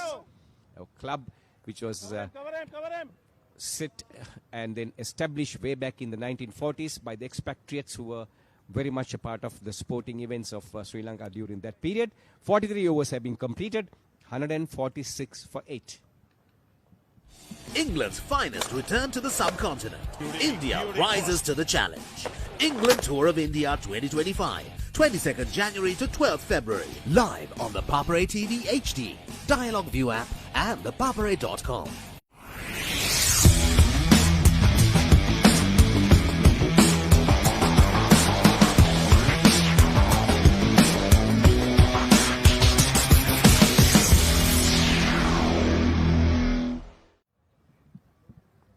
Into the final 2 overs of the innings, West Indies 146 runs for the loss of 8 wickets, and the worries continue for India as they struggle to close out the innings yet again. And Sudesh is on 42 runs, just 8 runs away from a well-deserved 50. And the partnership is 33 runs of 33 balls. Who would have expected it, given the state West Indies were in few minutes ago?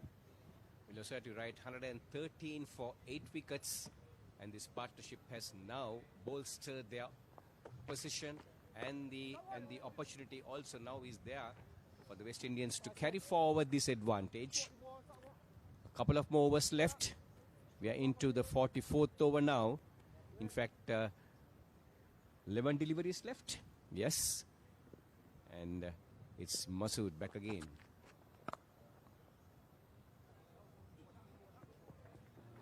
Short and wide, hammered away for another boundary. Sudesh has played a brilliant knock so far, helping his team reach that 150-run mark. Here's the replay of that shot. It was short, it was wide, it was there to be hit. And the fielder had no chance, as we've been saying right from the beginning. The outfield is super fast. It's a brilliant outfield here. You get value for the shots that you play. Certainly right. All what the batters do is concentrate, pick the spots, beat the infield, and the runs are there for you. And that's what we saw on that occasion. Sudesh moving across the stumps, covering the line there, and hammering that ball down towards the point region. Brilliant shot indeed. Connected it well. It was there to be hit, but yet you have to get back to ball.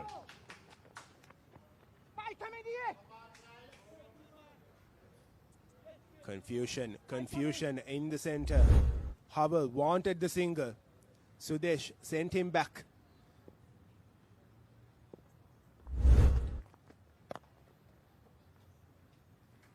This time, they do get the single. Hubble will be back on strike. He was livid the previous ball that Sudesh didn't go for that single. That certainly there was a run there because the point fielder was standing a little deep and he realized that he could get across to the other side, and it was his call, the non-striker. And sadly, and then, well, luckily for the West Indian Over-50s, no damage done.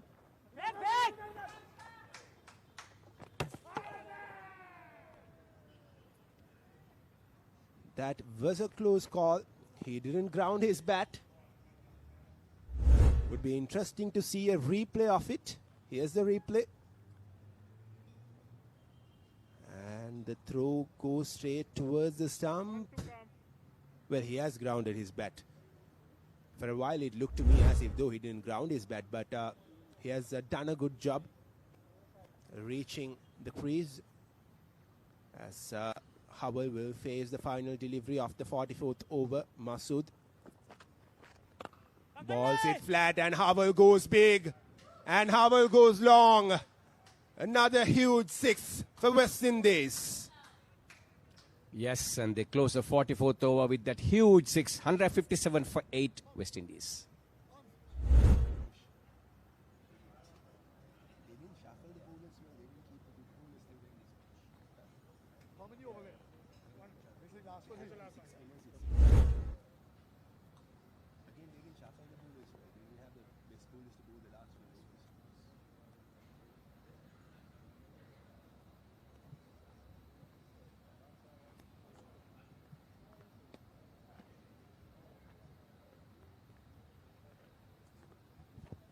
Well, Farid Hussain was the last man out for the West Indies Over-50s, and that time when the score was 113 for 8, now it has been swelled with a partnership of 44 off, coming off just 39 deliveries, and both Hoel and Sudesh make a maximum of this Indian attack, and certainly the Indian Over-50s now faltering under the pressure, and of also this brutal hitting that is coming their way by the West Indies Over-50s.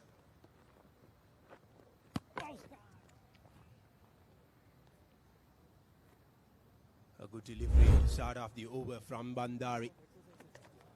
Hubble surprisingly trying to defend it. Probably he wants to get to the personal milestone as well. He's just 3 runs away from a well-deserved 50. It's a mixture of defense and aggression by the West Indian Over-50s. They're batted well. They've kept things under control from a hopeless situation. They've now come to a strength of position of strength. And Hubble goes big, but it'll just be a single. He will remain on 48 runs as with 4 deliveries to go. Well, the Indian Over-50s, the fielding has been very impressive. In fact, when I was talking to the manager, he was saying a lot of emphasis was paid on the fitness and the ground fielding and the catching, and certainly it's paying dividends now to this Indian Over-50s side. Bit of turn, completely missing the ball there, Howell.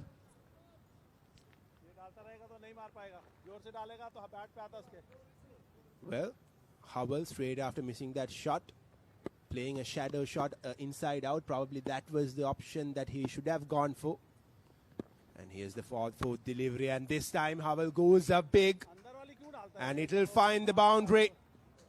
What a hit from Howell, taking the score up to 162 runs with 2 deliveries left. Howell power, where were you all this time, Howell? You should have been betting a much more up the order. Some of the shots that you've been playing has been absolutely fantastic. You're connecting the ball well. You're seeing the ball well, getting your timing right. The placement has been absolutely brilliant. Splendid shot. And you are certainly keeping the West Indies' hopes alive here. This is getting tricky now. Does Howell go for a single and help his partner get a 50, or does he go for the big shot? Let's wait and see. With just 2 deliveries left in this innings. 49-run partnership of 44 deliveries. This has been brilliant batting from the 2 lads in the centre. As Howell will face Bandari's 5th delivery. Bandari did start off well in his spell, but now he has given away 35 runs by only taking 1 wicket, and Howell goes big, but it'll just be a single. So yes, Sudesh has his chance to get to his 50. Well, brilliant. The intention was excellent by Howell. He realized that he has to swing his bat and swing it to the best possible way that he can, like a mighty battle axe. That's what he has been doing. He has got to his 22 in just 19 deliveries. Sudesh, well, 2 runs short of a very, very well-deserving half-century. Let's see whether he will have the power to get this ball across for 2 runs and also make sure that he gets into his half-century. 1 delivery to end the innings. 2 runs short is Sudesh. And a quicker delivery, a flatter delivery, just be a single. Sudesh will end on 49 runs, but nevertheless, this has been brilliant from both these batters, Sudesh and Howell, especially Sudesh. He was calm and composed to see through the harder part. So when it came the last few overs, he went hard at the bowlers, and that was exactly what West Indies needed at that time. And they have got a very, very respectable fighting total of 164 runs at the end of 45 overs. You're most certainly right. Very competitive total now, especially from a hopeless position of 113 for 8. They've clawed their way back into 164, setting a target of 165. It may not sound big, 45 overs for the Indians to get to the 164, but it'll take some batting. And well, the wicket, the way it's playing, it's settling down now, but there was a little bit of uneven bounce in the morning, particularly from one side of the wicket. Well, things seems to have eased out now as we look at the West Indies scorecard of 164 for 8. Well, it started off with Romain getting 28 runs off 62 deliveries. As far as the other top order batters go, Anthony just got 10, Ishwar got 10, and Kamraj, Boys and Sadio fell cheaply for a score of less than 10 runs. And the lower order, if you look at it, Amin did play a crucial role holding the innings together along with Sudesh, and he got out for 12 runs, and it was Sudesh and Howell finishing off the innings brilliantly. Both not out, Sudesh with 49 runs and Howell with 22 runs, and 12 extras has been bowled by the Indian bowlers. Well, bowling for the Indians, Malik, well, he bowled only 1 over and gave away 8 runs and immediately took himself off.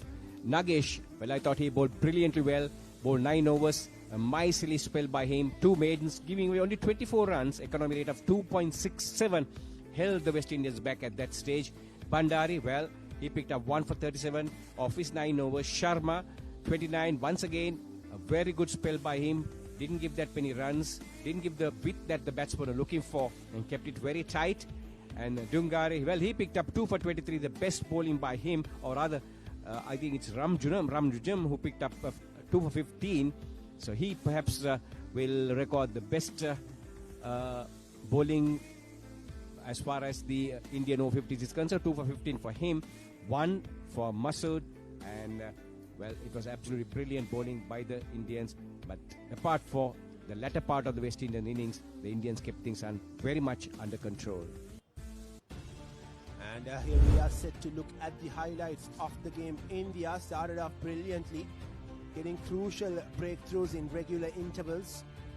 And West Indies did get a good start, but once they lost their first wicket, it was all India. That was Anthony getting out of the bowling of Bandari, and few misfields, but generally India have been brilliant in the field, and that was the first of the 2 run-outs that we had, and yes, some runs, some wickets, and a brilliant finish. Absolutely right. Anytime, in each of the occasions, a little bit of width was offered to the West Indian batters. They certainly did go for the runs, and they made it count as well. Anything short on the onside, anything short, and a little bit of width on the offside was put away brilliantly. And there we see once again hitting the ball into the gap, making sure that the placement and timing was right. And then came the big shots, the latter part of the innings. The hoiks over, the batter said, that time being caught down mid-on. And then, of course, the quicker deliveries, and the Indians certainly keeping things very tight, bowling wicket to wicket during that initial part, before they were taken apart by that partnership which came during the latter part of the West Indian Over-50s innings. A little bit of indecision and causing a few run-outs. And of course, there was an occasion when the batsman was playing across the line and then being given LBW as well. There we see some of the big shots coming in. That's easily clearing the mid-wicket boundary, using the pace of the pace of the ball on that occasion, and opening the face of the batter, running it down towards the third man, and a brilliant looking cut shot. The width was there. All what he had to do was rock onto the back foot, cover the line, get back, and then make sure the timing was perfect, and hitting the ball down towards the point region for 4 runs. With that, we will be going for a very, very short commercial break. On the other side, India will be coming back to chase the score of 165 runs. We'll see what will happen. Until then, stay there right in front of your screens, as we will be right back.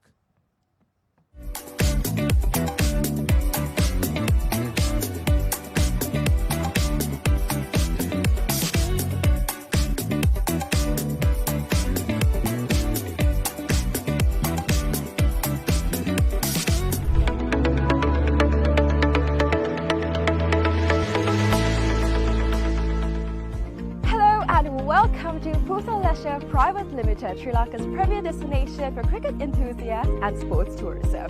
So, Pusal Leisure Private Limited is actually the only leisure company in Sri Lanka with its own cricket ground. We're here at the ground right now, and it's the second largest cricket ground across Sri Lanka in playing area. This is tailor-made to conduct tours across Sri Lanka, and we are here today to witness about the specialties it has to offer.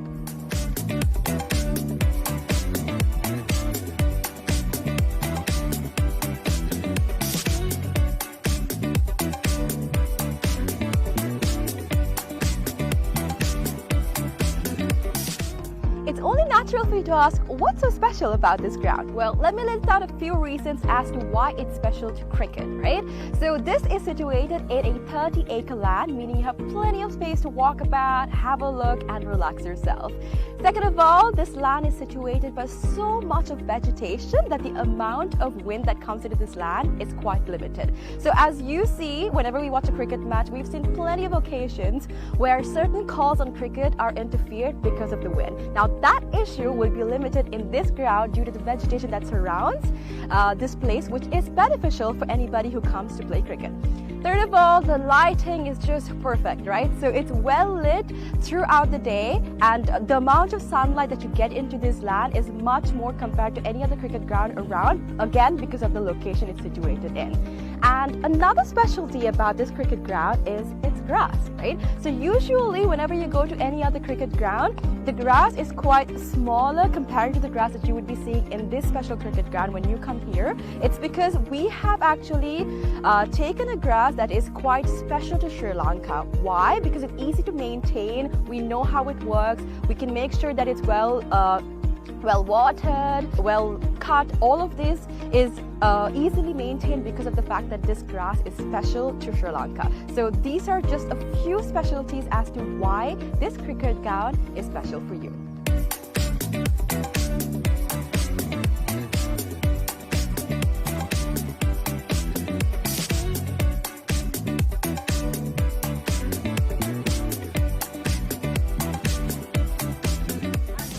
Alright, so let's talk about the pitch a little, right? So I'm here right now, and from the pitch to the ground, we have about 80 meters of a radius, right? And something special about the pitch is that it's elevated, meaning that anybody from anywhere on the ground can see the pitch properly because of its elevation. So even if you stay in that corner of the ground, the pitch very clearly because of the elevation that it has.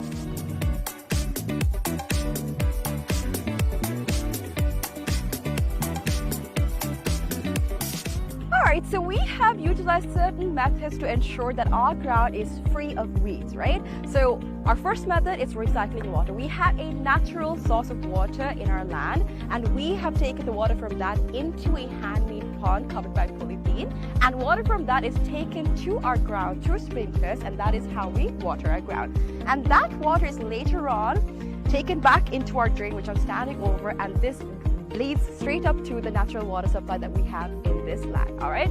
Apart from that, we've also utilized certain methods to ensure that no water from outside is brought to our land, our cricket ground basically. So these methods are basically what we use to ensure that there's no weeds in this grass and that our grass is the same that we have maintained throughout from the start.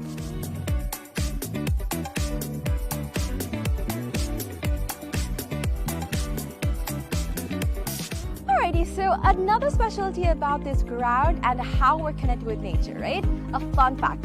So if you hit a century in this ground, one of these surrounding trees will be named after you. So if you can see, this entire ground is surrounded by vegetation and plenty of trees. So whoever hits a century in this ground will get one of those trees named after them. So this is actually something quite unique. It's not done everywhere, and it's actually a nice opportunity for you to get a tree named after you. So this is something special that's happening here at the ground, and so far only 8 cricketers have actually hit a century and gotten a tree named after them. So if you want to come here and hit a century and get a tree named after you, this is the place for you.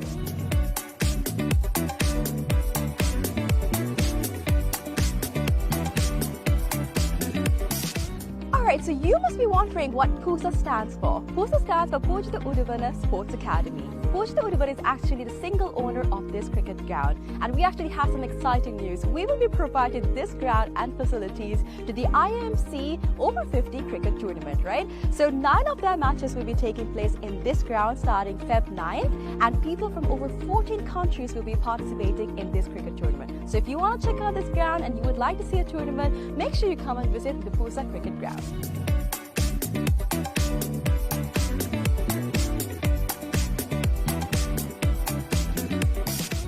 Alright, I know this looks digital, but it's not, alright? We operate this scoreboard manually. How? We've used door hinges, and we've painted one side and we have not painted the other side. So using this method, we are able to make the numbers appear on the scoreboard. Usually it takes about 4 people to operate a scoreboard, but using this method, we just need 1 person to do all of the work. So it's a different way, it's environmentally friendly, and you can witness this when you basically visit the PUSA cricket ground.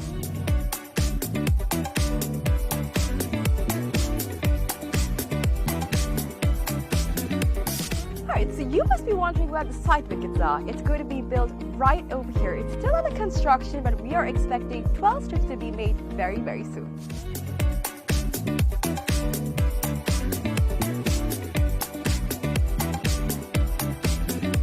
Alright, so now we're about to walk into where our hotel is going to be built. So we've chosen this specific location because it is right in between the golf course and the cricket ground. So in this hotel, we'll be having two wings, which is the cricket wing and the golf course wing. So depending on what sport you like the most, you can choose your stay.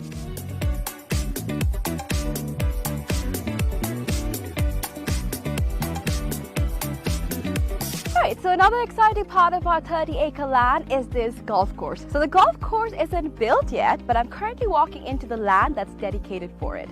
So on this road that we see over here, there will be an array of houses that will be built with a backyard facing this very golf course. So if you're interested in becoming an owner of these properties, make sure you invest right away so that you can have a house with a backyard facing this amazing golf course. So people that actually walk on the streets will not have a clear view of the golf course except for the owners that actually reside in these houses. It will be exclusive just to y'all, so make sure you come and invest today.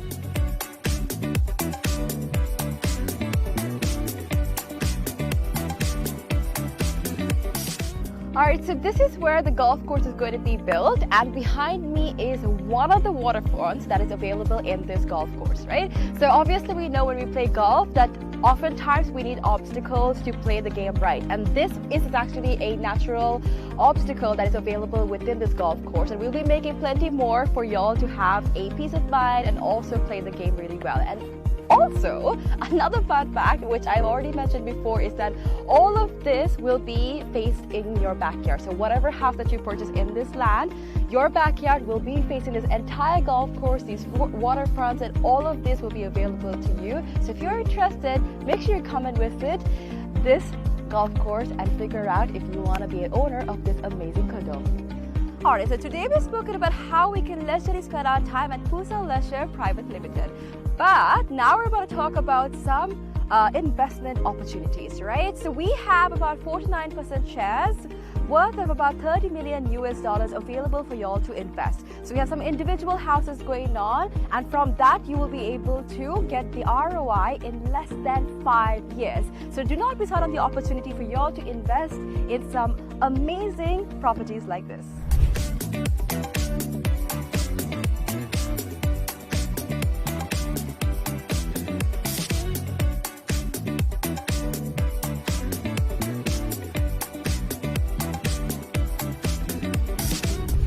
Alright, so this is Pusa Leisure Private Limited. Over here we have our very own cricket ground, we have our golf course, we have condos, we have a hotel, we have so much to offer to y'all over here. So make sure you come and visit Pusa Leisure Private Limited and grab an opportunity to invest, have some leisure time, and all that you need over here. Do not forget to come visit us.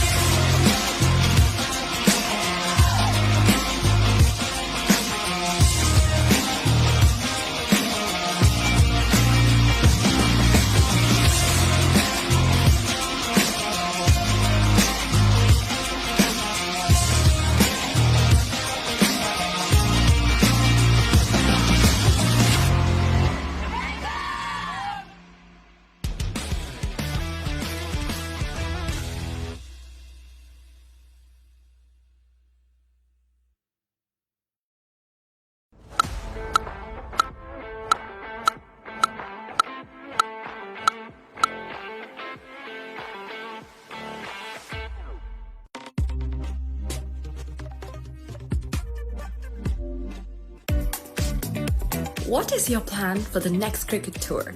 Here is the answer. Pusa Leisure Private Limited, Sri Lanka's only leisure company with its own cricket ground. Engage in sports tourism exclusively for cricket. Contact details. Pujita 077 7421 842. Nishani Gunasekara 076 76 17 249. Catch the excitement real time. Be up to date with it all. Let us capture your milestones. Get it sizzling hot off the turf. Hear the experts break it down. Dig deep into the nitty-gritties. Be inspired by their greatness. Relive all the scintillating action.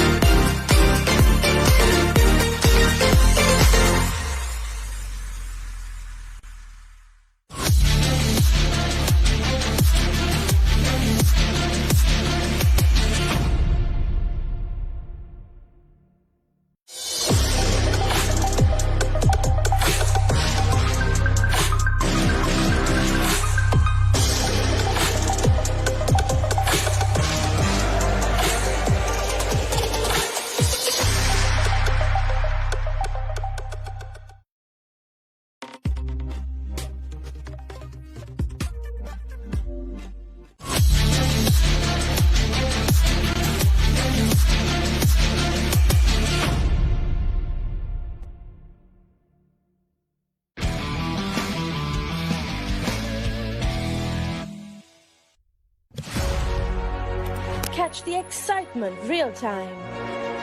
Be up to date with it all. Let us capture your milestones. Get it sizzling hot off the turf.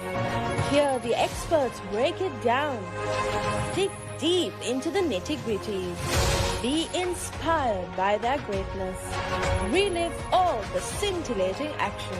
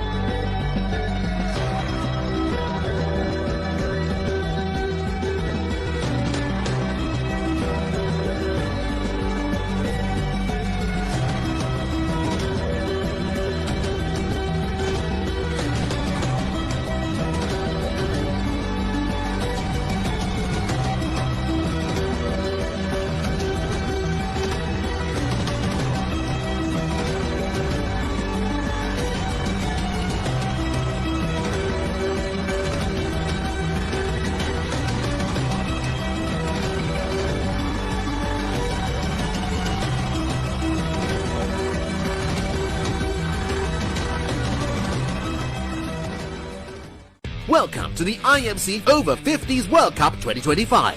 Experience the unforgettable moments as teams from around the globe compete for glory. 14 nations, one champion. IMC Over-50s World Cup 2025. Live on the Papare TV, Dialogue View app and thepapare.com. Pusa Leisure Private Limited is inviting you to invest for this project for the development of Gulf Coast and 120 individual houses, which will be selling outright. Required investment is $30 million, which is the value of 49% of shares, and is available for you to invest. Whatever amount you can invest will yield benefit within less than 5 years.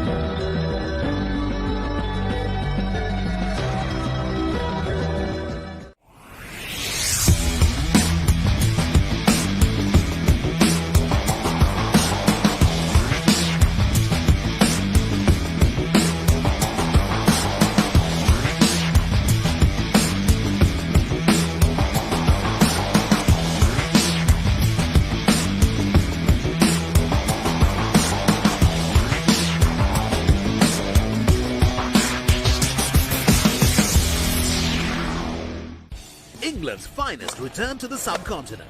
India rises to the challenge. England Tour of India 2025, 22nd January to 12th February. Live on the Papare TV HD, Dialogue View app and thepapare.com.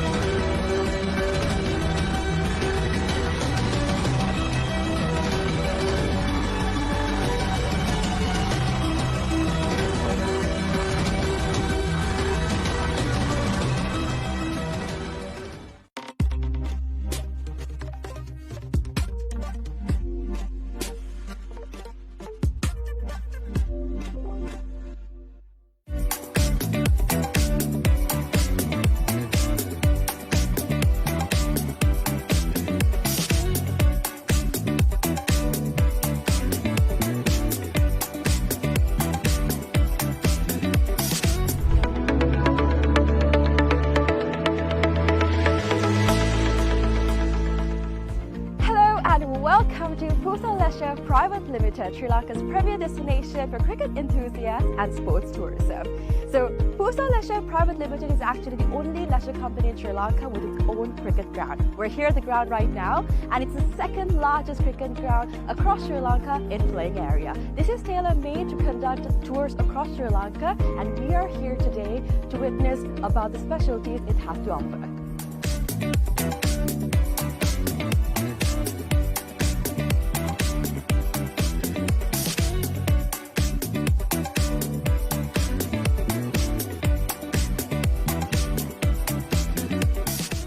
It's only natural for you to ask, what's so special about this ground? Well, let me list out a few reasons as to why it's special to cricket, right? So this is situated in a 30-acre land, meaning you have plenty of space to walk about, have a look, and relax yourself. Second of all, this land is situated by so much of vegetation that the amount of wind that comes into this land is quite limited. So as you see, whenever we watch a cricket match, we've seen plenty of occasions where certain calls on cricket are interfered because of the wind. Now, that issue will be limited in this ground due to the vegetation that surrounds this place, which is beneficial for anybody who comes to play cricket. Third of all, the lighting is just perfect, right? So it's well lit throughout the day, and the amount of sunlight that you get into this land is much more compared to any other cricket ground around, again because of the location it's situated in.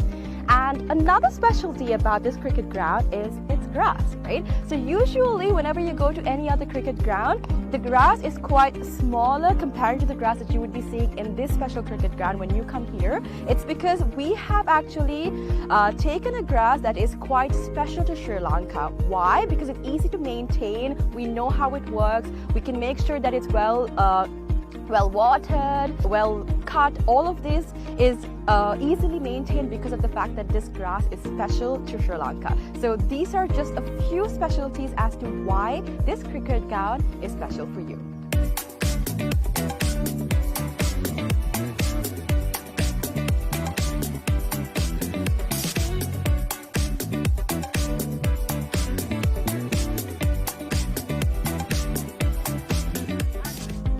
So let's talk about the pitch a little, right? So I'm here right now, and from the pitch to the ground, we have about 80 meters of a radius, right? And something special about the pitch is that it's elevated, meaning that anybody from anywhere on the ground can see the pitch properly because of its elevation. So even if you stay in that corner of the ground, the pitch very clearly because of the elevation that it has.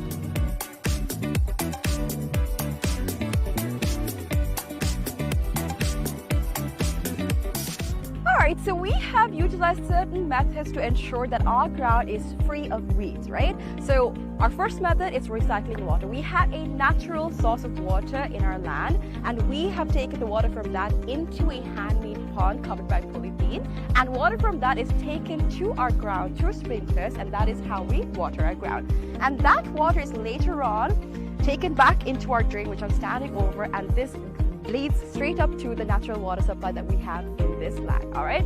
Apart from that, we've also utilized certain methods to ensure that no water from outside is brought to our land, our cricket ground basically. So these methods are basically what we use to ensure that there's no weeds in this grass and that our grass is the same that we have maintained throughout from the start.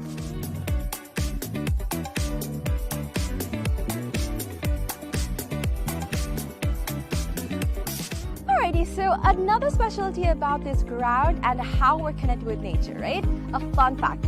So if you hit a century in this ground, one of these surrounding trees will be named after you. So if you can see, this entire ground is surrounded by vegetation and plenty of trees. So whoever hits a century in this ground will get one of those trees named after them. So this is actually something quite unique. It's not done everywhere, and it's actually a nice opportunity for you to get a tree named after you. So this is something special that's happening here at the ground, and so far only 8 cricketers have actually hit a century and gotten a tree named after them. So if you want to come here and hit a century and get a tree named after you, this is the place for you.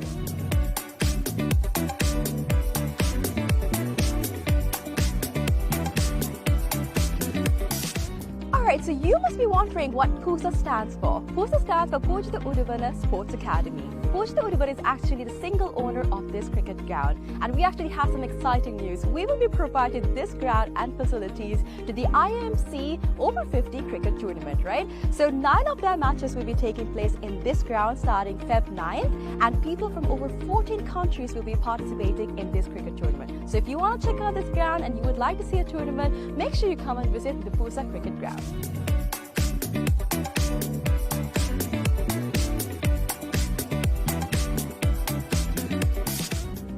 I know this looks digital, but it's not, all right? We operate this scoreboard manually. How? We've used door hinges, and we've painted one side and we have not painted the other side. So using this method, we are able to make the numbers appear on the scoreboard. Usually it takes about 4 people to operate a scoreboard, but using this method, we just need one person to do all of the work. So it's a different way, it's environmentally friendly, and you can witness this when you basically visit the Pooja cricket ground.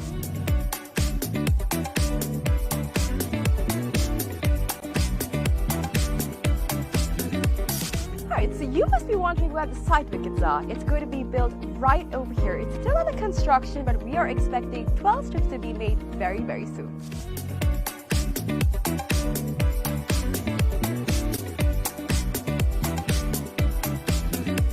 Alright, so now we're about to walk into where our hotel is going to be built. So we've chosen this specific location because it is right in between the golf course and the cricket ground.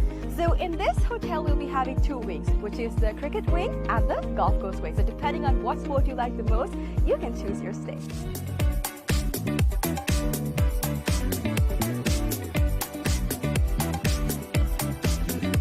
Alright, so another exciting part of our 30-acre land is this golf course. So the golf course isn't built yet, but I'm currently walking into the land that's dedicated for it. So on this road that we see over here, there will be an array of houses that will be built with a backyard facing this very golf course. So if you're interested in becoming an owner of these properties, make sure you invest right away so that you can have a house with a backyard facing this amazing golf course. So people that actually walk on the streets will not have a clear view of the golf course, except for the owners that actually reside in these houses. It will be exclusive just to y'all, so make sure you come and invest today.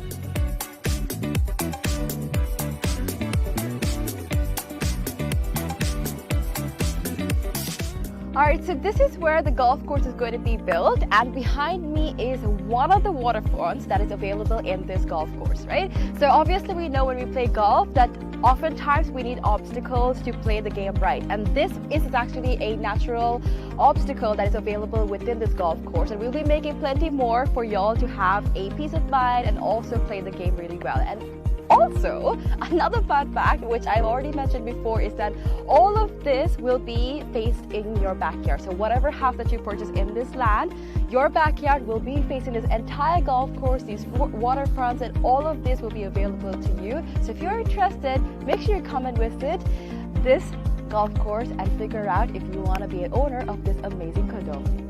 Alright, so today we've spoken about how we can leisurely spend our time at Pooja Leisure Private Limited. But now we're about to talk about some investment opportunities, right? So we have about 49% shares worth of about $30 million available for y'all to invest. So we have some individual houses going on, and from that you will be able to get the ROI in less than 5 years. So do not miss out on the opportunity for y'all to invest in some amazing properties like this.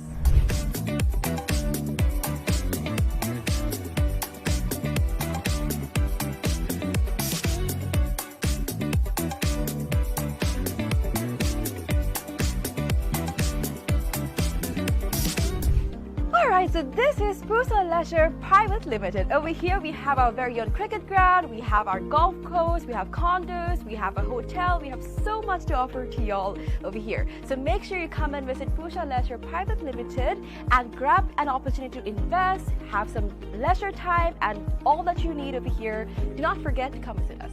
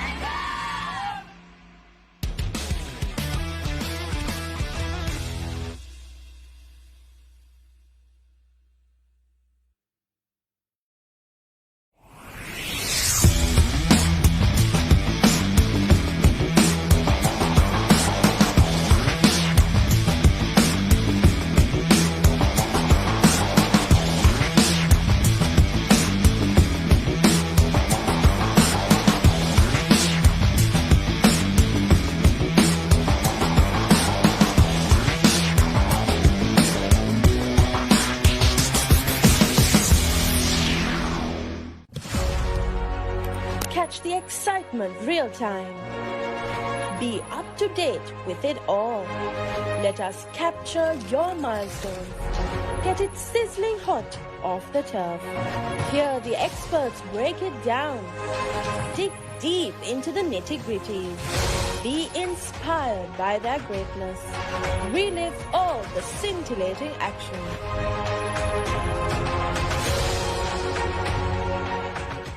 England's finest return to the subcontinent. India rises to the challenge.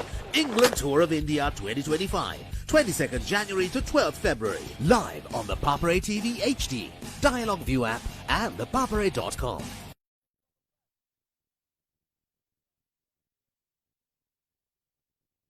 Over-50s and West Indies Over-50s and India Over-50s about to begin here at the CCC Grounds. And, well, the West Indies Over-50s batting first, making 164 and setting a target of 165 for the Indians. Well, Indians had a setback yesterday.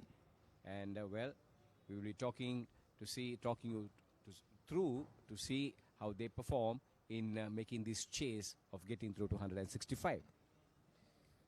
Yes, indeed. Yes, indeed. It's going to be a great contest between these two teams. West Indies 164 for 8 in their 45 overs. At one stage, they were struggling to get going, but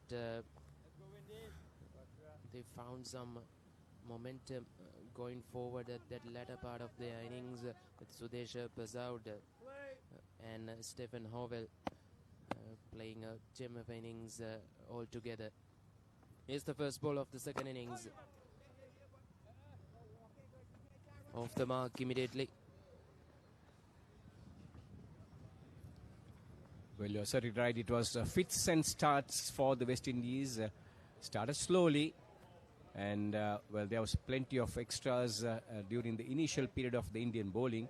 After that, they tightened the game up very well, came back very strongly to have the West Indies tottering at different stages, grouping, and then also trying to get the runs. 80 for 4, and then at one stage they were 113 for 8. And then came that rollicking partnership for the 9th wicket, which swelled their score to 164. And there was some sterling innings that were played by the late order batters for the West Indies Over-50s and helping them to get to 164.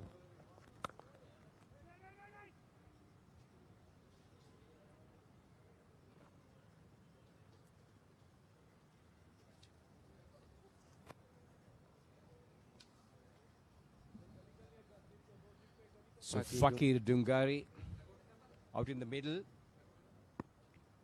with Rajgopalan Lair. They look very confident, and that time a beautiful looking stroke on the offside from was it yes, bat and pad very close together, getting to the pitch of the delivery there, full face of the bat on offering, couldn't get it past the cover fielder. Sweet India getting off to a steady start. 2 runs already on the board. Final delivery of the first over coming up.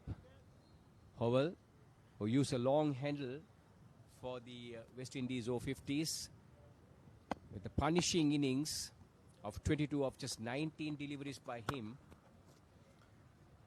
Short and cut away. This time easily put away. That time Lungaria. It's the first boundary for India in this run chase. End of the first over. India 6 for no loss.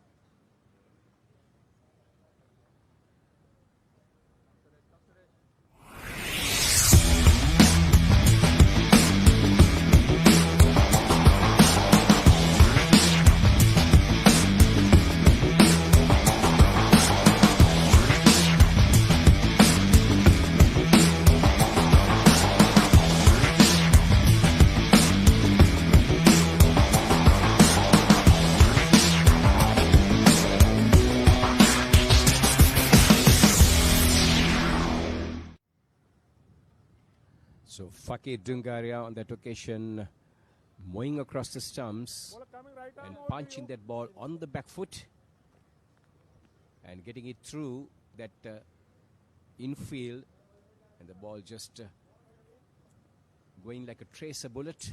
The outfield lightning fast here. And as we were talking about it in the morning, Malinda, any batter who can get the ball past the infield will find the boundary very easily.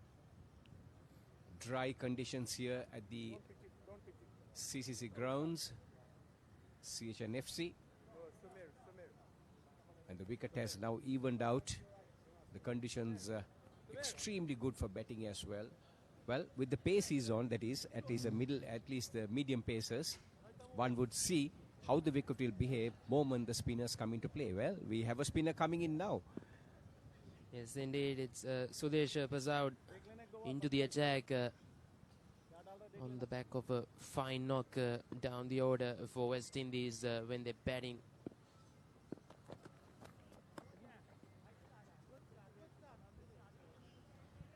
Well, they're learning fast, read the conditions well, saw how the Indians spun waving web around them and giving the ball air and making sure that they get whatever assistance off the wicket as well. Short and hammered away. That's a boundary. Has it gone all the way? No, it's a boundary. 4 runs to the total with too short that occasion from Sudesh. And take a look at this short arm jab by the batter. That's Fakir Dungaria. Very powerful indeed. Very strong top hand on that occasion. Just moving across the stumps there. Slightly short, back of a length delivery. Couldn't find much wrong with that delivery. Kept it up and didn't give that much of width, but the batsman on that occasion using the crease. This time on the back foot through the offside. Another boundary. This is a good start for India in chasing that 165 run target. They got 2 boundaries in this over, got 1 over in that first over as well. 14 runs already in just 1.4 overs. Well, the bowlers cannot err here. And if they drop it short, or if they bowl a little bit fuller, the ball will disappear. This Indian Over-50s side very, very strong in their batting. And the openers getting off to quite a reasonable start here. Second over, already 14 on the board.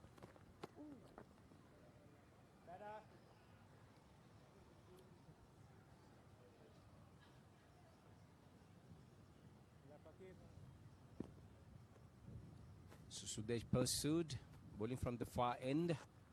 Torrington in, drops it slightly short, and this time on the back foot. And the extra cover fielder not bending down to pick it up.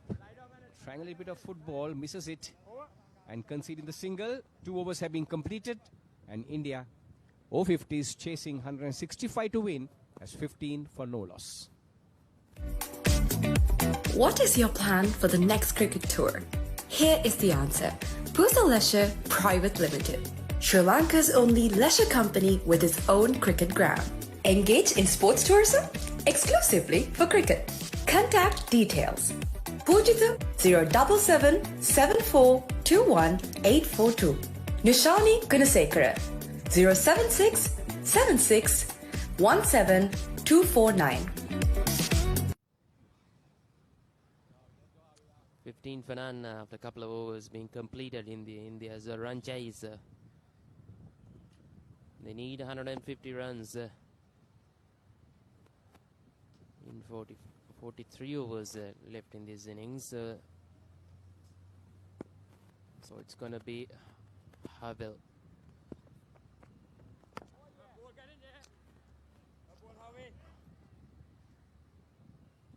So Howell back into the attack, bowling his second over.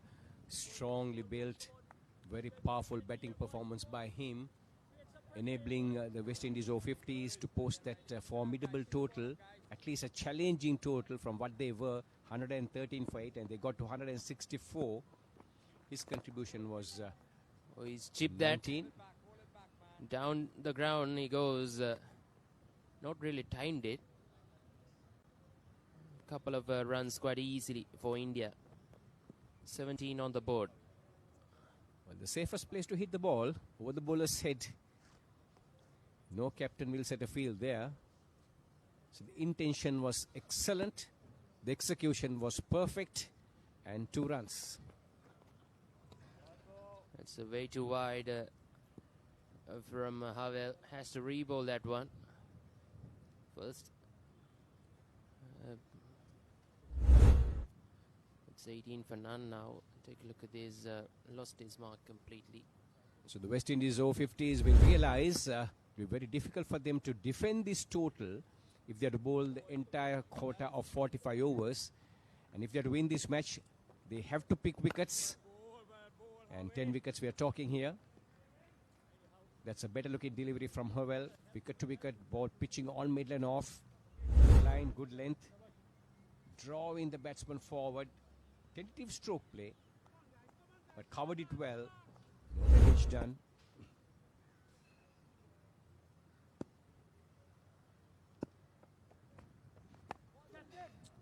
That's off the edge. Down to third man. So that was a good looking outswinger by Howell. That ball pitched. That was a good length delivery. Drawing the batsman forward. Took the outside edge. But there's only one slip in place. The West Indian Over-50s will do well to have a few more attacking fielders close by as a gully, a slip, and 3 men on the offside. Point, extra cover, and mid-off. Straight to man at point. No run conceded that time. So they planned the innings well. A strong offside field, and the bowler, very, very small margin for error. He'll have to take a very close look at the field that has been set for him. 5 men on the offside, 2 men catching, and he certainly will have to maintain his length and line. Straight to mid of end of the third over. India in reply, 19 without loss.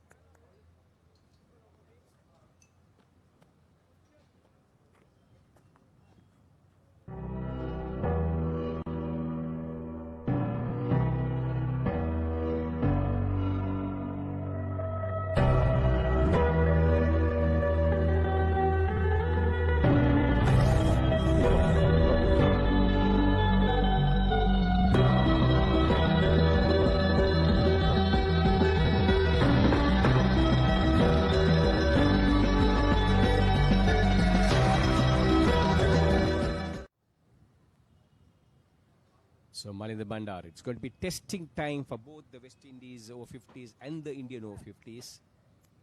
And whoever succumbs to the pressure will give this match away.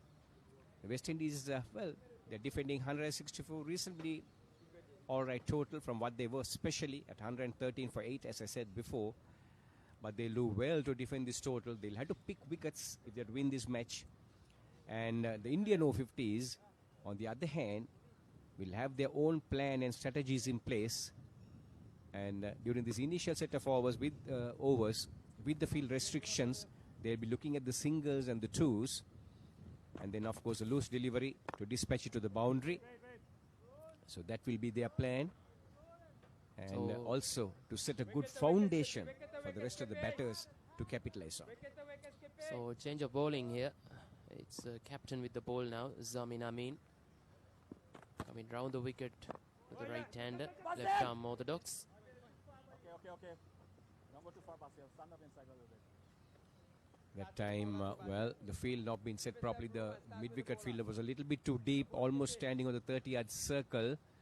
So there's no chance. Anything played on the onside will certainly result a single. Now he's around maybe about 10 yards in front. But yet the mid-on and the square leg fielder standing almost at the 30-yard circle. So there's 3 men on the onside. And it's a 5-3 field, or more or less a 6-3 field. And he's certainly captain of West Indian Over-50s. Zamin Amin. Bowling left arm as it tosses the ball up, gives the ball plenty of air.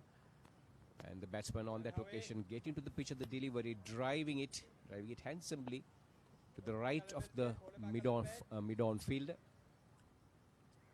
So requires a further 144 runs in 279 deliveries. Oh, that's beautifully bowled. At that time,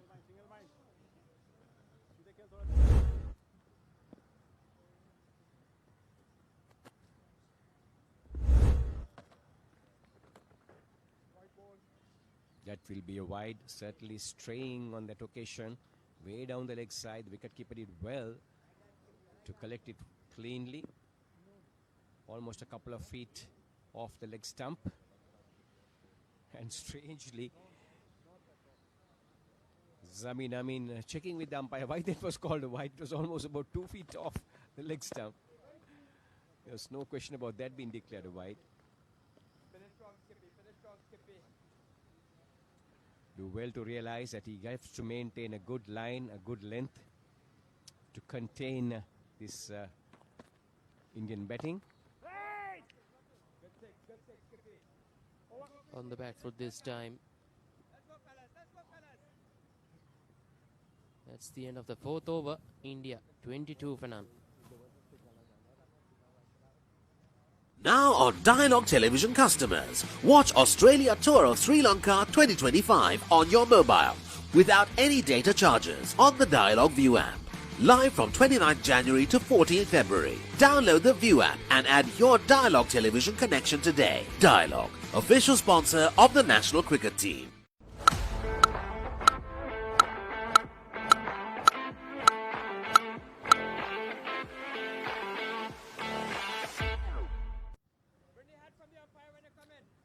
So Howell will continue the attack. Slight change of the field. Now the slip field has been taken off.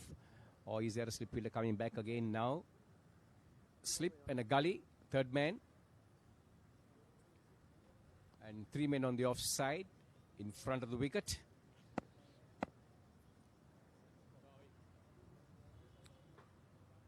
Howell to continue.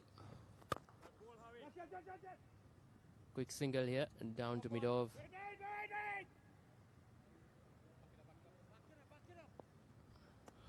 Well, the mid-off fielder almost overran on that occasion. Once again, not willing to bend down and trying the football. And the first attempt missed it. Luckily, his second foot came right in front of the delivery, right in front of the ball, and knocking it back, saving at least 3 runs. That time down to third man. Just the single. Well, Howell certainly is mixing it up. You can see that he's certainly bowling that outswinger quite well. And very predictable, though, the way he's holding the seam up. And very straightish approach. And not a side-on delivery action. Quite a frontish approach as well as he comes in. A bit of a shuffle as he takes off. And this time missing his step, going back.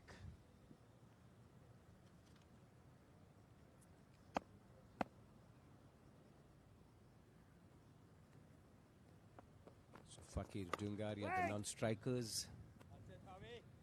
And Rajgopalan on strike now. Rajgopalan was a wicket keeper for the Indian Over-50s. Looked a tired man during that last 4 or 5 overs. But now here he is with the bat. Already 7 runs scored.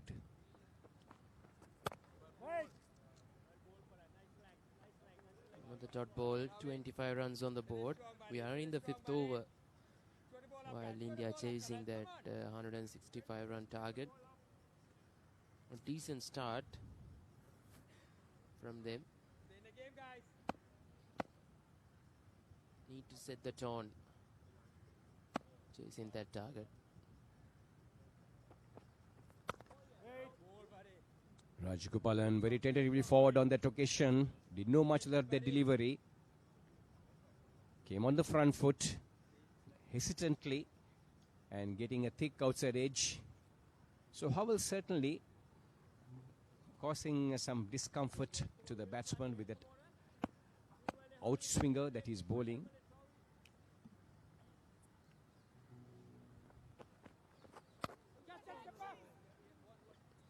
Catches the call, but right between those two fielders down to third man for a single. 5 overs completed. India 25 without loss, chasing 165 to win.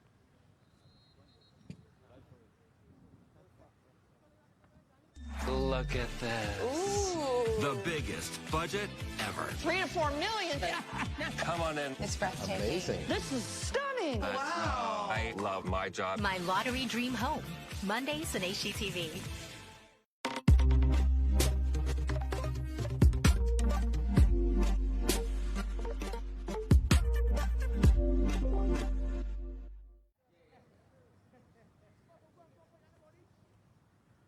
A fluent, watchful starter from the Indians, chasing a score of 165 runs. They are currently 25 runs at the end of 5 overs without losing a wicket. Well, Shaminder, 165 runs on this surface is a challenging score, but the West Indian bowlers hasn't really started off well. Comparative score indeed. Good afternoon to all our viewers. West Indies so far have failed to put on a bit of pressure. Definitely need a good start. So would India. Another loosener, full toss. Doesn't find the boundary, however. But as I was saying, West Indies will definitely have to turn some screws on this Indian inning, as India did when West Indies were batting. But the bowling thus far has been short of expectations, given that they did try to get a decent score on the board, which they have, a fighting score on the board. So it definitely needs a better fight from the men in maroon. Again on the leg side, loose delivery. Keeper missing it as well. Could have easily been 3 runs there, but slow running between the wickets. Wide signal, 3 runs, however, added to the scoreboard. Tired legs probably from the 2 Indian openers. There was definitely a 3rd run there. And India, what has been good from their end so far has been they haven't taken any unnecessary risks. Because yesterday, they lost 3 wickets for just 10 runs before that partnership between Abid Ganguly and Mandar, who put on a 97-run partnership for the 4th wicket.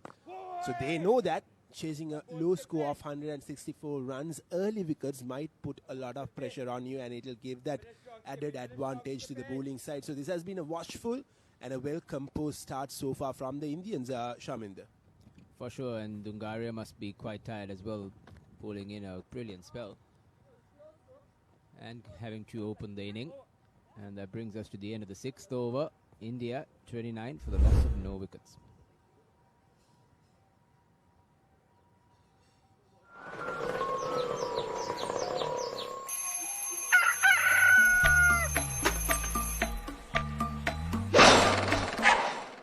Mama Gajaman.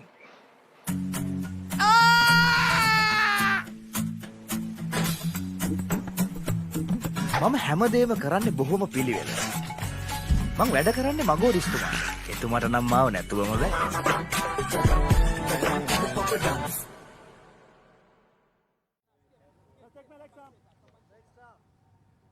Howell onto his 4th over. He has been bowling on a tight line, but it has been predictable from him. He will have to mix it up a bit. He will have to get a wicket here for West Indies, and bowls a bit wider there. Iyer going for the shot, completely missing it. But when you look at the target, 136 runs in 240 odd balls is not a big target when you look at it. But given the fact that this pitch early on in the innings as well proved that it is a very inconsistent pitch, and one wicket here could totally change the complexion. So yes, West Indies should have that in their mind as well, because they have to be a lot more attacking than what they were in the first 6 overs of the game. Most certainly will have to attack the batsmen here and set them up. So far the Indians have seemed comfortable. Their approach has been calm and collected. Nothing loose like you mentioned.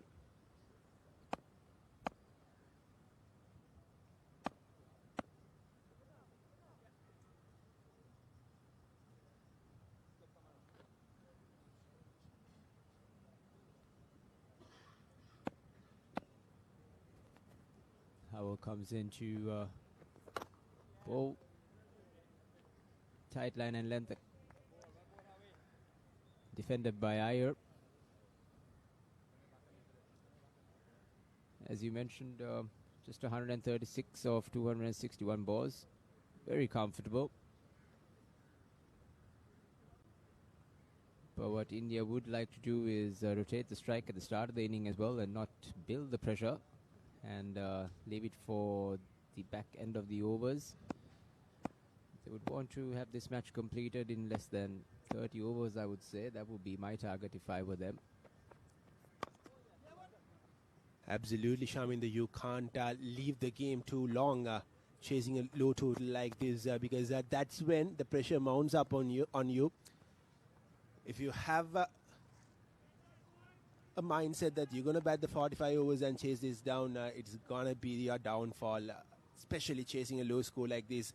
Getting these runs in 30 overs should what be in their mind. And they've started off well, the partnership being 30 runs or 40 balls. If they go at this rate, they'll probably chase this down in 30 overs. Handsome shot straight down to the down fielder.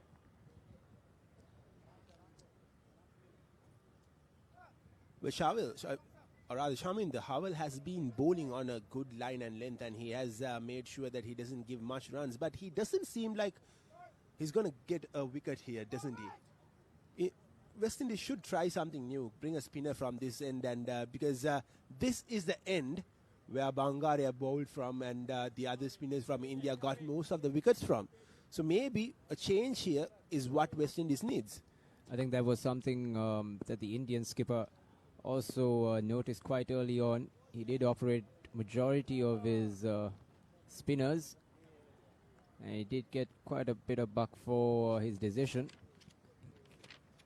Kept the West Indians quite tame at the end of the 7th. India 30 runs for no loss.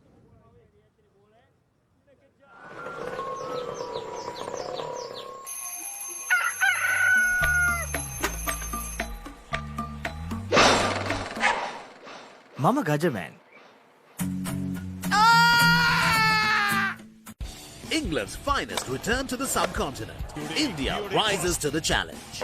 England Tour of India 2025, 22nd January to 12th February. Live on the Papare TV HD, Dialogue View app and thepapare.com.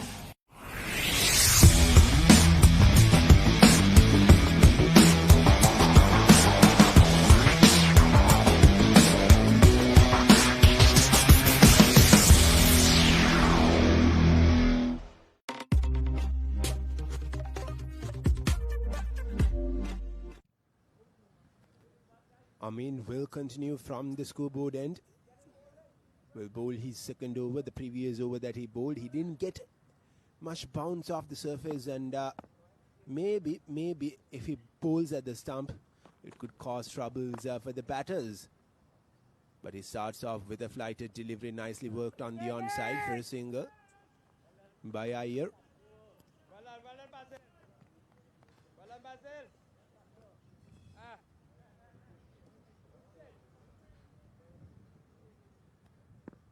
West Indies definitely need to take a wicket right now. 7 overs down, flighted, full toss. Lucky for Amin. Dungari couldn't find the gap there. Easy pickings. Should have easily made it to the fence. Well, it has been too easy for India as of now. They just had that one big over. From there on, they have been playing with lot composure, getting those singles occasionally, and just keeping the scoreboard ticking without West Indies knowing. And that's what has been the biggest plus point in this opening partnership thus far. Again, the ball keeping low, played on the back foot by Dangaria.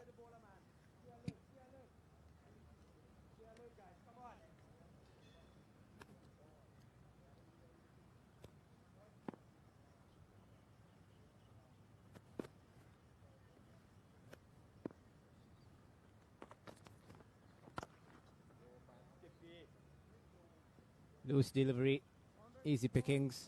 Dangaria this time doesn't make any mistake. Unleashes the ball onto the fence. India pick up easy 4 runs.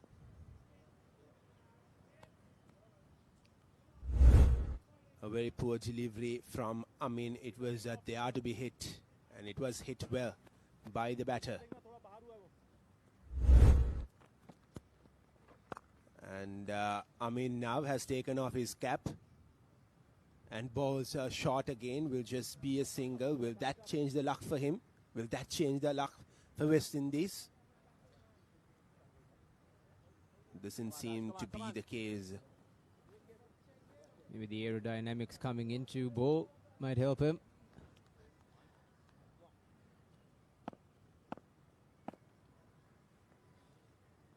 A capless Amin comes in ball. Flighted, pitched up. Ira unable to put it into the gap to pick a single. Brings us to the end of the 8th over. India, no loss for 36 runs. ඔයාලගේ company එකේ, ඔයාලගේ club එකේ, ඔයාලගේ school එකේ, youth එකට set වෙන ඕනම event එකක් The Papare TV එකෙන් මුළු ලංකාවටම පෙන්වන්න අපි ලෑස්ති. ඔයාලත් ලෑස්තිද? අපිට කතා කරන්න. The Papare TV, The Papare TV HD. Dialog television නාලිකාංක 63 සහ 126 ඔස්සේ ශ්‍රී ලංකාවේ අංක 1 ක්‍රීඩා නාලිකාව.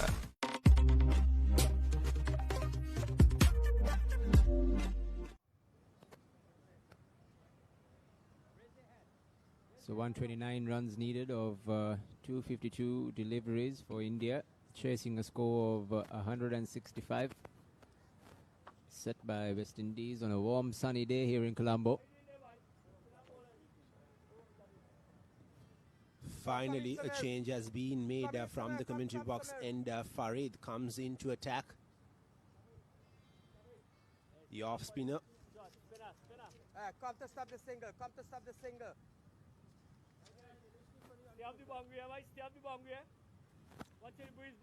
It was the pick of the bowlers for West Indies yesterday against the match against South Africa.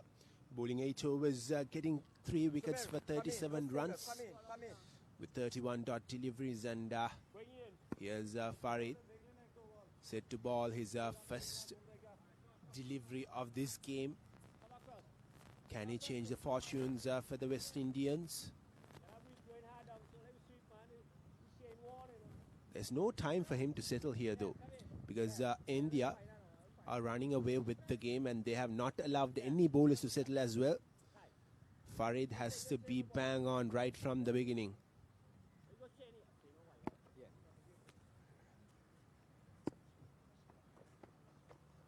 Balls over the wicket. It's a bit of drift straight away. Not much turn on that occasion.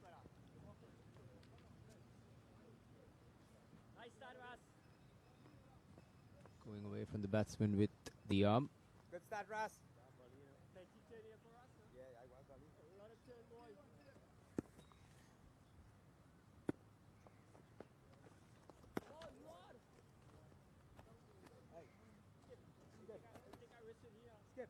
This is good from Farid to back-to-back good deliveries. And Dangaria respecting the bowler, respecting the good delivery.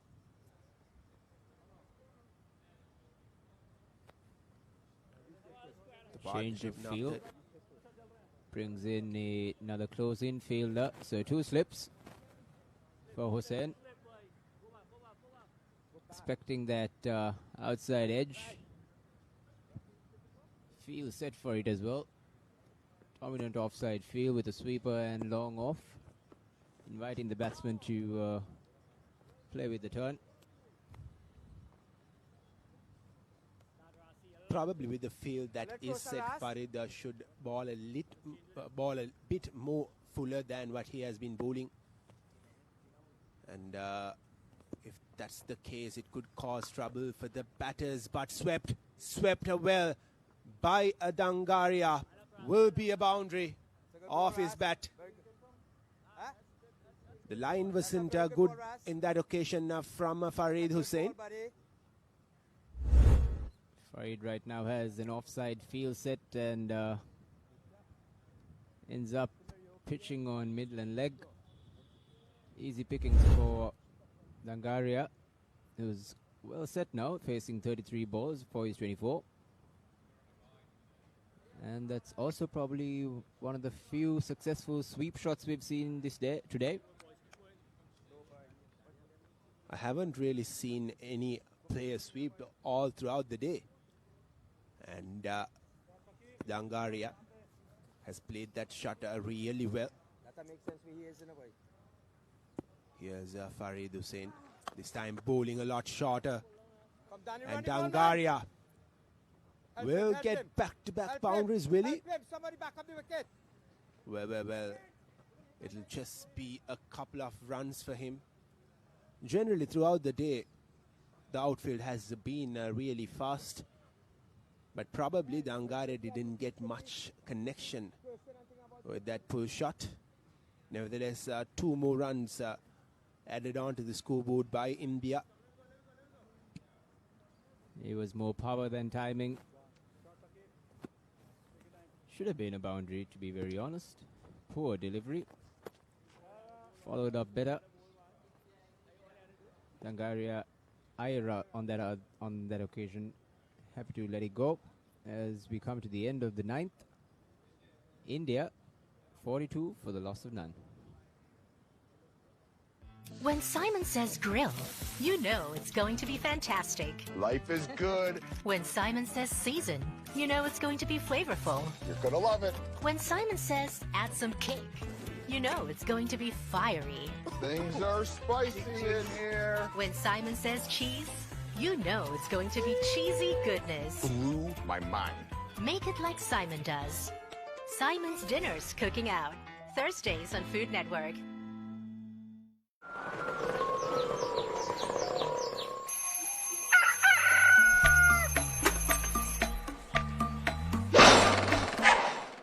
Mama Gajaman.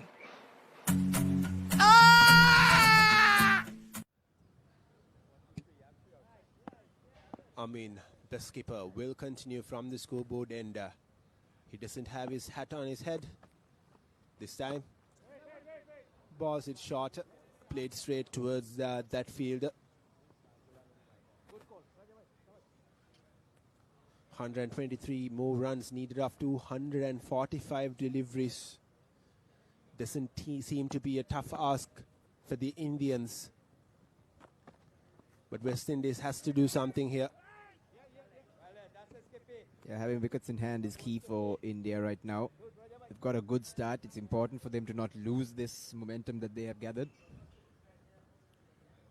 At this rate, it would be a comfortable win, and which would be an important one, given that they're coming in from a loss yesterday.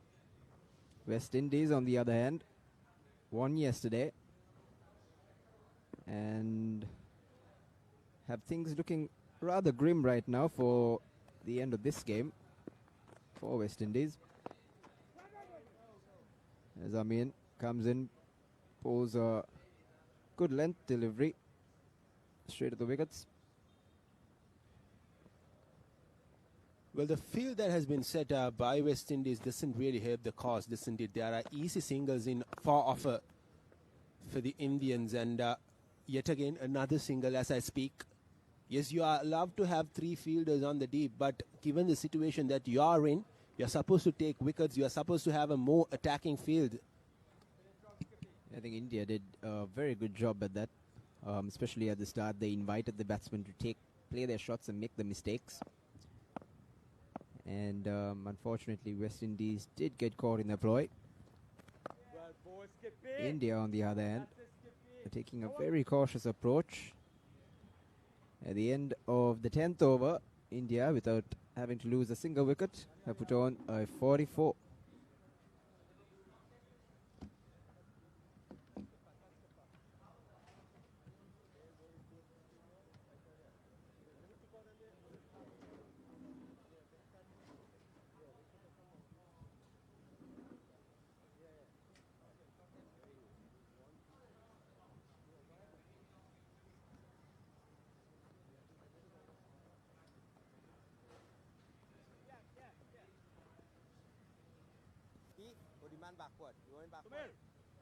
Husa Leisure Private Limited is inviting you to invest for this project for the development of Gulf Coast and 120 individual houses, which will be selling outright. Required investment is $30 million US, which is the value of 49% of shares, and is available for you to invest. Whatever amount you can invest will yield benefit within less than 5 years.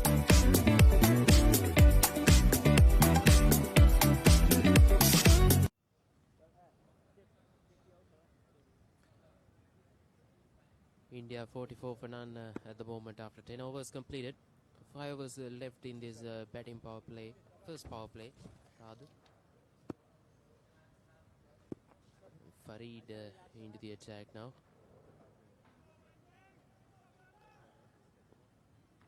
A solid starter from India. 2 openers in Dunga area. 27 of 38, while Iyer got 12 of 23 as well. Some spin straight away there for Farid Hussain. Let's go, Farid. Let's go, guys. West Indies desperately need a breakthrough here.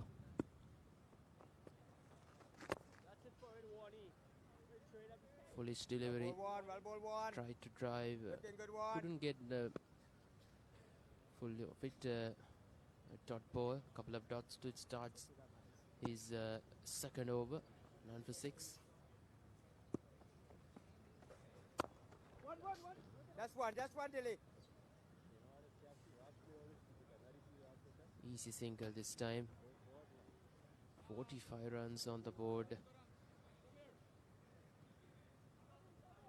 Tungaria was good with the ball as well, and now getting a solid foundation for his team. Former Gujarat playing the Ranji Trophy as well in the early 1990s.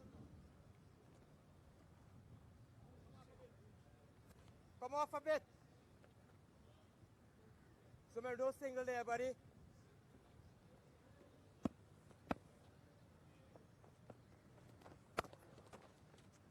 Yeah, skip it. Definitely an opportunity there, but unfortunately Farid was not behind the stumps. Get behind his stump, man. Not sure what he was complaining about. Good work from the fielder, quick to the ball, quick release. And the throw was not too bad either, but Farid wasn't behind the stumps.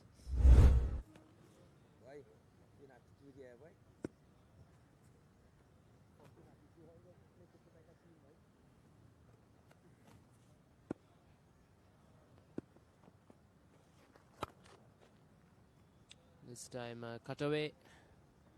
Protection in at sweeper cover area. Just a single.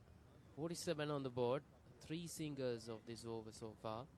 1 more remaining.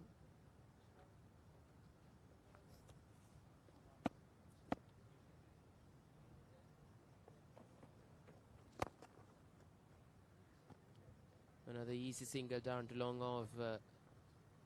End of the 11th over. India 48 without loss.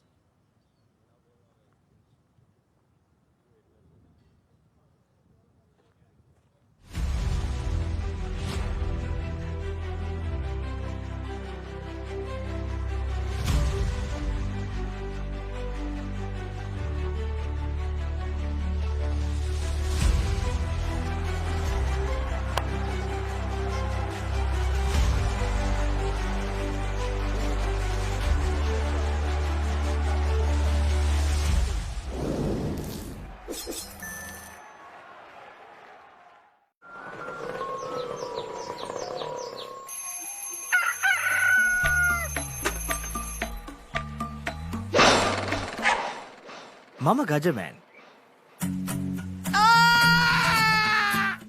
Welcome to the IMC Over-50s World Cup 2025. Experience the unforgettable moments as teams from around the globe compete for glory. 14 nations, 1 champion. IMC Over-50s World Cup 2025. Live on the Papare TV, Dialogue View app and thepapare.com.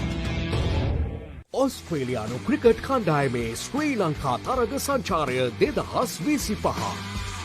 Test තරග දෙකක් සහ එක්දින තරග දෙකක් ජනවාරි 29 වනදා සිට පෙබරවාරි 14 වනදා දක්වා. Dialogue Television 10 cricket සහ Sony Sports 5 HD ඔස්සේ සජීවීව නරඹන්න. ඇක්ටිවේට් කිරීම SMS හෝ My Dialogue app මගින්. You don't want to miss it. Life is good. Things are spicy in here. Blew my mind. Simon's Dinners Cooking Out. Thursdays on Food Network.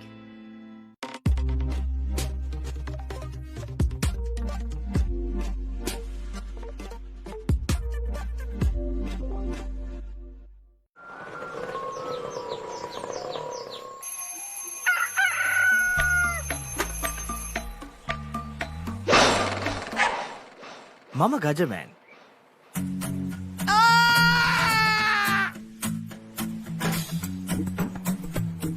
මම හැමදේම කරන්නේ බොහොම පිළිවෙල. මං වැඩ කරන්නේ මගෝ රිස්තුමා. එතුමාට නම් මාව නැතුවම බෑ.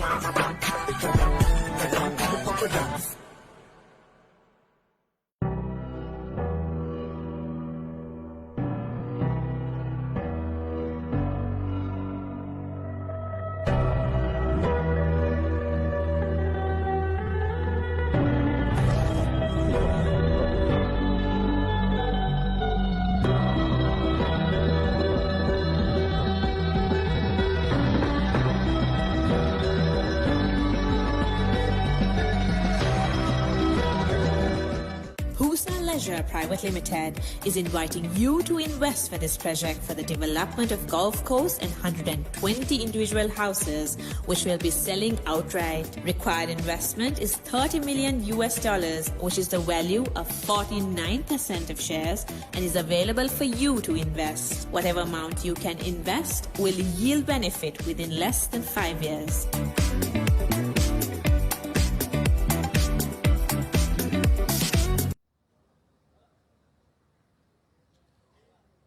India 48 for Nolos at the moment after 11 overs completed.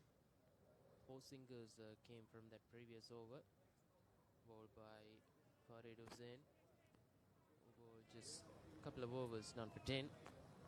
They need just 117 runs now with 34 overs remaining.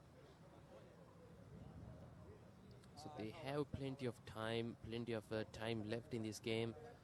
They've got a solid platform from these two openers, Iyer and Dungaria.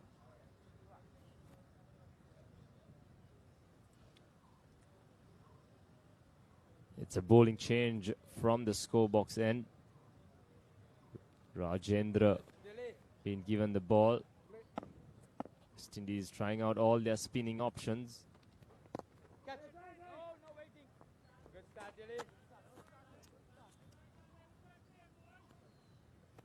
Rajendra Dilraj into the attack. Looks like another leg spinner or a finger spinner. Interesting to see him getting a bit of drift. Seems like more of a carom ball rather than a leg spin, which drifted in. Interesting to see what else he comes up with.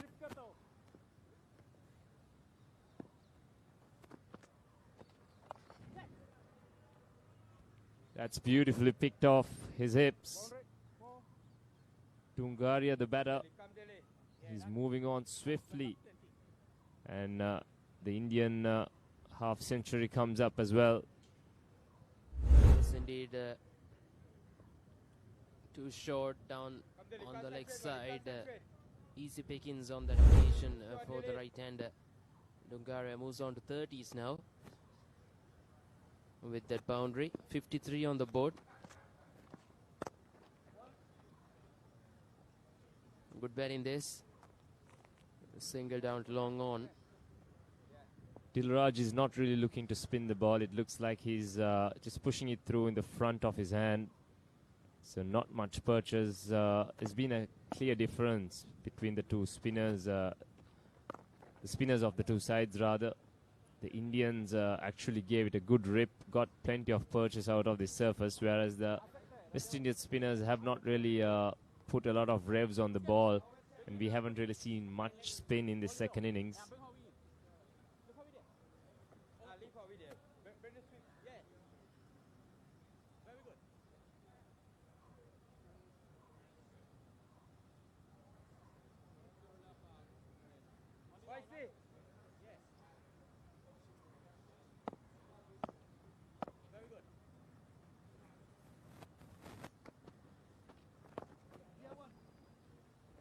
The quick single to finish that 12th over. India 55 for none.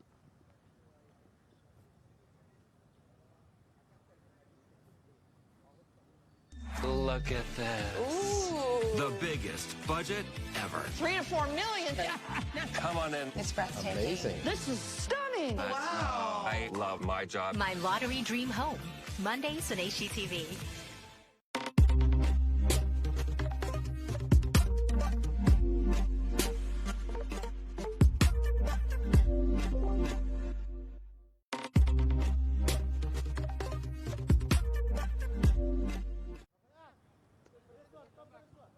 Fakir Dungaria has had a good game so far. 2 for 23 in his 9 overs with the ball and unbeaten on 34 with the bat now. West Indies need to break through. You feel like the game is running away from them pretty fast.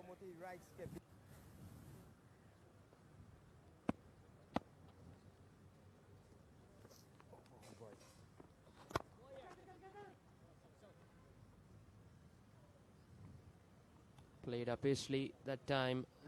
Dungaria down to super cover. Just the single once again. Farid Hussain into his third over. They're searching for that first breakthrough.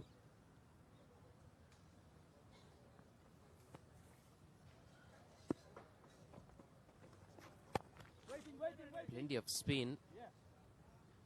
And just the single that time. Look at that. A slight misfield there. The spin has completely done in the skipper. Amin. Not an easy place to feel the backward point position. It's a full toss and a good looking stroke. He's found the gap with it as well. Iyer this time putting that away to the boundary. Yes, these type of deliveries not help their cause at all for West Indies. They're searching for that breakthrough. Come on, but poor let's delivery. go. This Buddy. around on the leg stump, easily put away by the right hand Iyer that time. There you go, that's the breakthrough that the West Indians desperately needed. Iyer playing all around it. As you see, he is very disappointed. Short ball once again. Iyer just played all around it. Not sure how he missed that one. Yes, indeed. It's a good comeback from the bowler. Take a look at this. Oh dear. Try to play on the back foot. Skidded through him. End of Iyer's knock off. 21 of 32. India lose their first at 61 runs on the board.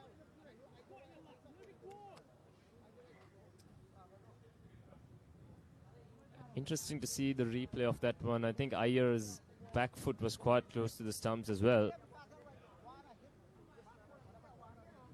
However, as we said, it is a timely breakthrough indeed. flush on the stumps there.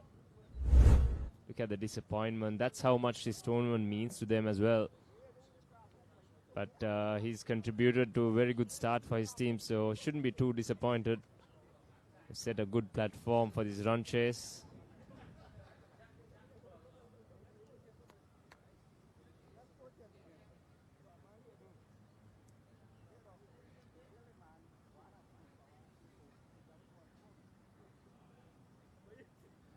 Earlier today, Sudesh and Stephen Howell rescued the West Indian innings. They were 113 for 8 at one stage, but an unbroken 51-run stand got them back on track, got them something to bowl at.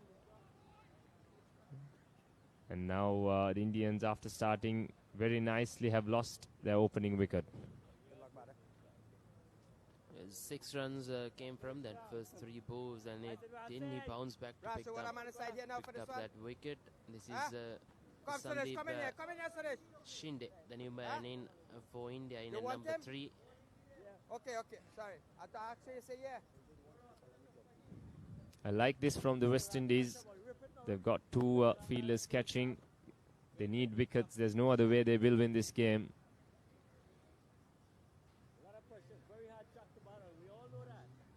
Let's go one.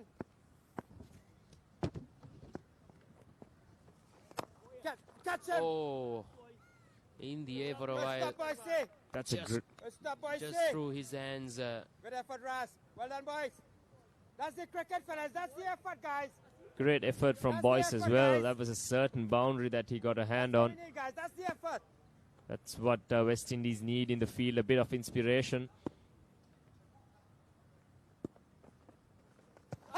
That looks dead. Very close, and up goes the finger. Great variation from Hussain.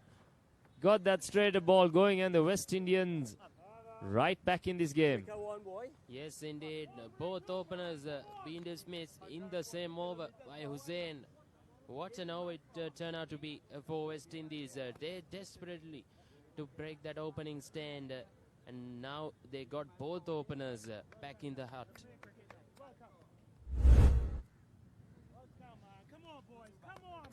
Looked pretty good, that one, as soon as it struck his pads. Keeper, bowler was up straight away. The umpire took a bit of time and then put that dreaded finger up as Dungaria departs after a well-made 35, I must say, LBW Hussain.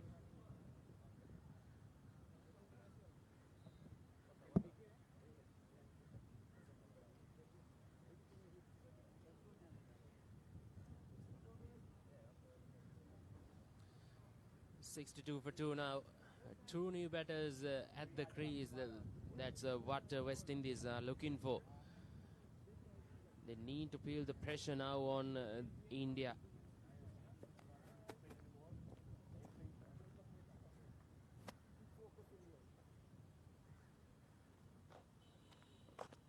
It's definitely spin to win here at the CCC today. Spinners getting almost all the wickets in this game to fall so far. As we see Abhijit Ganguly walking out to the middle. He will be at the non-striker's end as the wicket fell off the last ball of the previous over. 2 wickets in that over as well for Farid Hussain. And skipper Amin says, I'll come into the attack as well now to put that pressure right on the Indians. There you go.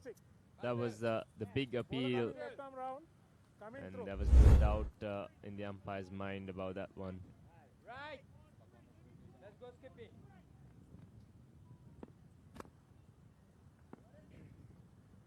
Yeah, let's go.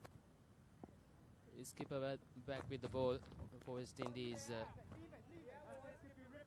Zamin Amin.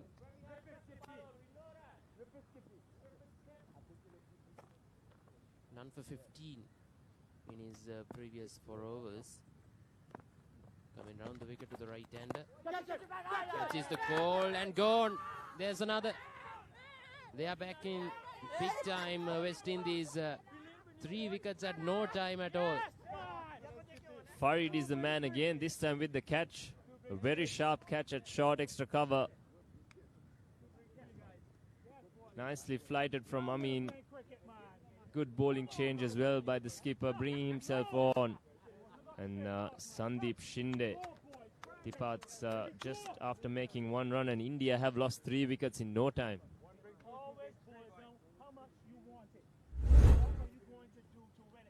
Take a look at this catch, high catch, and taken a brilliant reaction time from that fielder as well.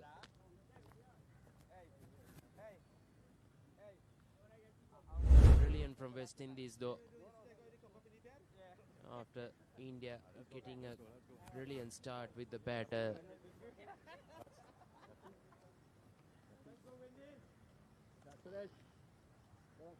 I think this is what the game needed, a bit of life. 3 wickets have made this contest pretty even once again. And those vital runs down the order from West Indies might prove to be very crucial now.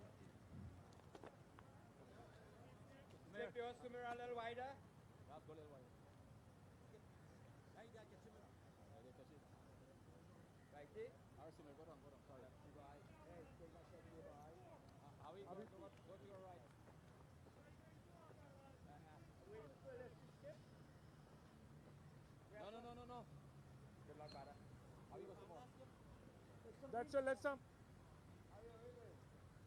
Yeah, correct. Thank you.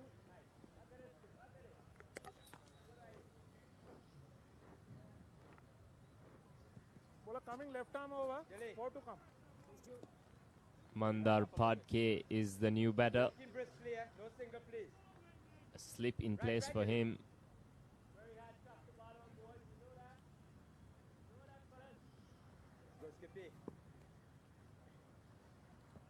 He's coming over the wicket now. Your ball, Skippy. Off the mark immediately with a single. 63 for 3. With now Ganguly on strike for the first time as well. Correct, that's a leg kick. Yes, Amin will enjoy this a bit more. He wouldn't mind that single off the first ball. Ball into the right hander now. Plenty of fielders inside the circle as well.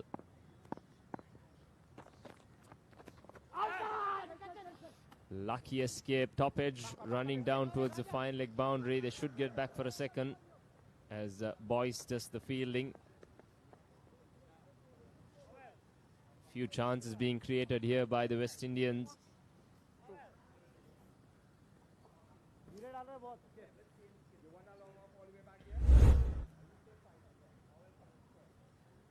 Top edge flies down to fine leg.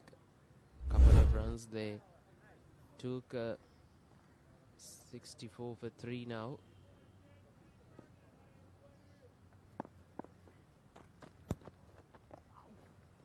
Swept again. This will be a boundary. Yes, it has. Welcome boundary for India.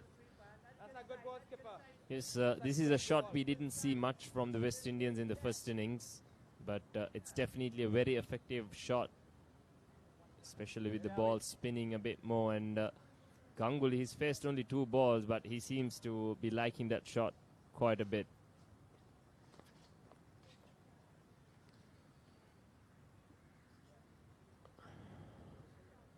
Last ball coming up. 69 for 3.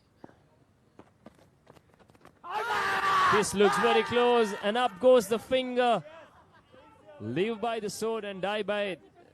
That's what happens to Ganguly. 3 balls, 3 sweep shots. He gets 6 runs, and he loses his wicket as well.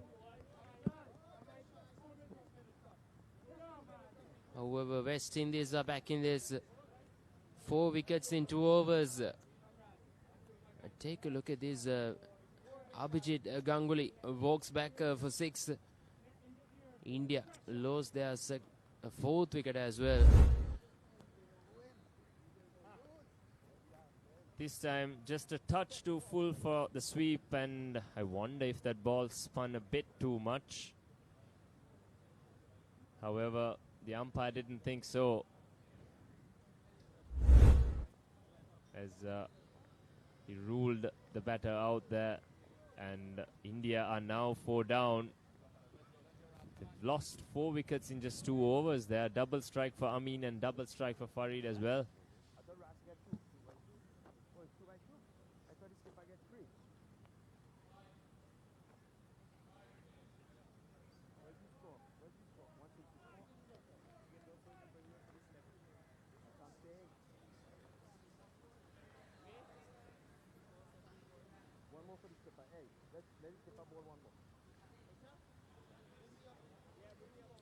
Game is alive for both teams now.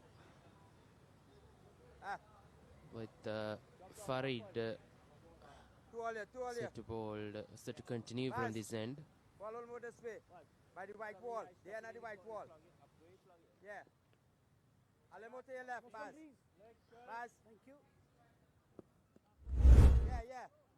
Good, good, good day, good day, good day. Here's a replay once again. By the end of the wall. Yeah, yeah, Baz. It looked out as soon as he hit the shot rather, but the replay probably does suggest that the ball may have missed that off stump with the ball spinning away. As we see Vinayak Samant, who's just walked out to the middle. He's at the non-striker's end as well, as a wicket fell again off the last ball of the over.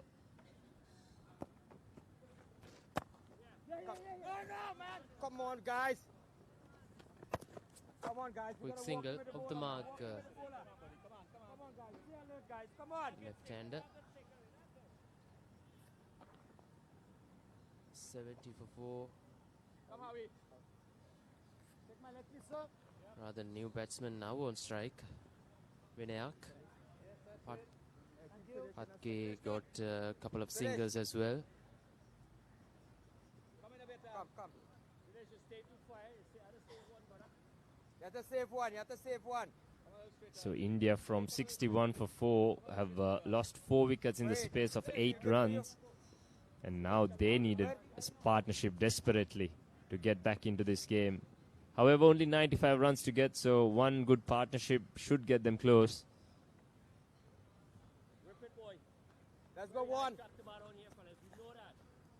Let's go one. So that a little bit to your right, Sudesh. A little bit to your right. Right, other right. Yeah, buddy.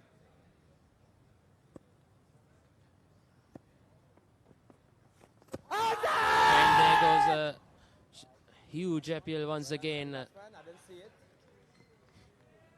You blocked me there, batsman. I couldn't see it. Sorry about that. Looked very close once again. That slider creating a lot of trouble against these Indian batters.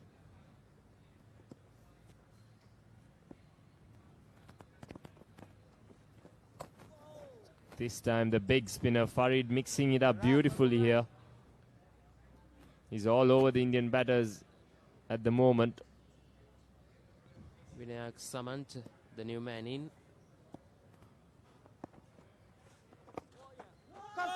Leg side-ish, but it's still no run. Well done, Sumer. Well done, Sumer.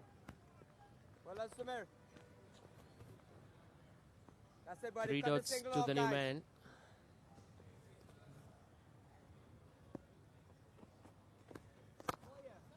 Watch your bounce. Straight to cover this time. Nice. Pressure building on the new batsman. Farid Hussain mixed it up. Mixing up quite well at the moment with the slider, leg spinners, and that looks like a seam delivery. 15 overs completed. India 70 for 4 in reply.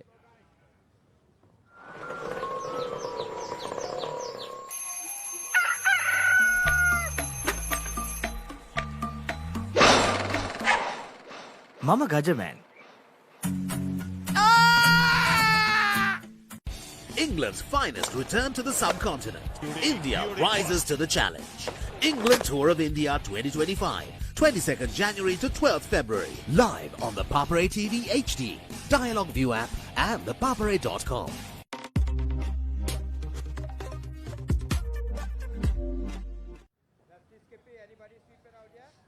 So the India Over-50s are requiring a further 95 runs, 70 for 4 in 15 overs. Well, they were at one stage 58 for no loss. A spate of wickets. 4 wickets in just 4 runs. And they were, all of a sudden, they found themselves 64 for the loss of 4 wickets. And now, certainly the 2 batters out there in the middle realizes that they need to put up a partnership. They need to make sure that they don't lose any more wickets here, but at the same time, pick the runs up whenever it's possible, as they do now. Not where he intended to play, the ball way outside the off stump, coming on the front foot and trying to drive it down towards the offside, getting an inside edge. Ball running down towards the mid-on region. A run nevertheless. Need 94 runs more now. Target 165. It has been a key feature in this Indian inning. They've rotated the strike quite well, putting them in this rather commanding position, at least 4 runs or 4 wickets before. Until they lost those 4 wickets, they were definitely in the driving seat of this game. The tables have turned. West Indies have picked up quick wickets. However, India keeping the scoreboard ticking. Padke and Vinayak both facing 9 balls thus far together. So very early partnership for the 2 of them. Lots will depend on them. Well, you're certainly right. Padke and Vinayak will be required to put their head down and play good cricket out here. Certainly the West Indies Over-50s making sure that they bowl wicket to wicket, keeping things very straight here. Very few loose balls, if at all. And the Indian Over-50s will be well devised to play their shots at the same time, to mix caution with aggression whenever possible, to make sure they keep the scoreboard ticking as well.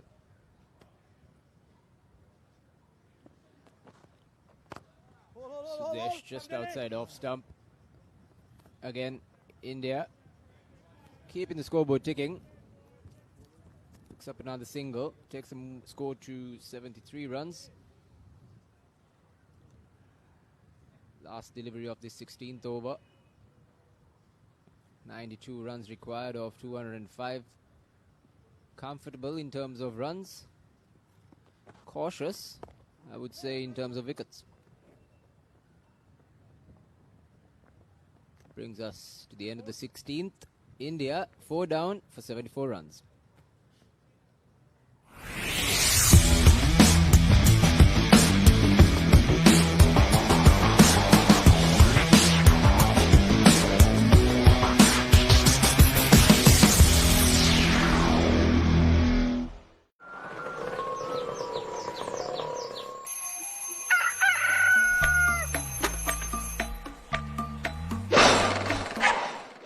Mama Gajaman. You don't want to miss it. Life is good. Things are spicy in here. Blew my mind. Simon's Dinner's cooking out. Thursdays on Food Network. So, India Over-50s set a target of 165 to win. Got off to a rollicking start. Iyer and then there was Dungaria. They put on 58. And then moment Dungaria was dismissed. The very next delivery, or just a couple of deliveries later, the second wicket falling, and then subsequently 2 more. And they were 64 for 4. And now they got to 74. And these 2 batters, Vinayak and Padake, will be well advised to bat through these innings, to put up a good, sound partnership if they're to get back onto a good footing. Good running between the wickets there by Vinayak and Padke. Picked up 2 quick runs. Not the best effort in the field. Poor throw, allowing for an easy couple. So it's Stephen Howell back into his second spell.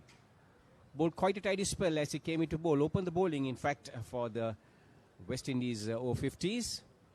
And after that classy innings, He put on 22 in just 19 runs in that very valuable partnership for the 9th wicket, which enabled West Indies over-50s to get to 164. They were tottering at 113 for 8. And it was that partnership which actually gave them a fighting chance here. And now the bowlers, the fieldings combining together put up a good show and to make it difficult for the Indian over-50s. Keeping it tight there, Howell. Just the first ball drifting onto the pads of the batsman. Next two have come back strongly. Getting a bit of swing.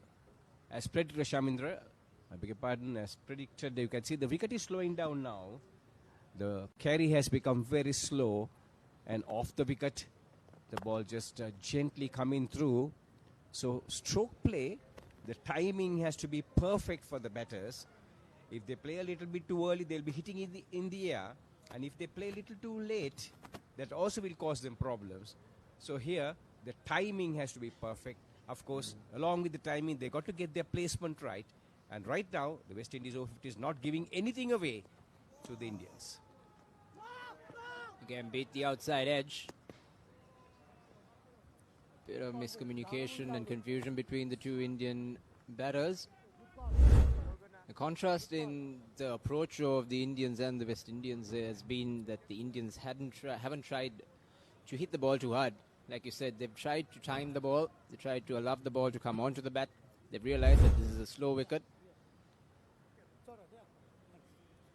So Rash Shahadio, the wicket keeper there, didn't collect the ball well, and the batsman thought they can take a run off the misfield behind the stumps by the wicket keeper. Almost ran himself out. Vinyak. Quick reflexes by the wicket keeper. There we see the over coming to an end. 17 overs completed, chasing 165 to win. India over-50s, 76 for the loss of 4 wickets.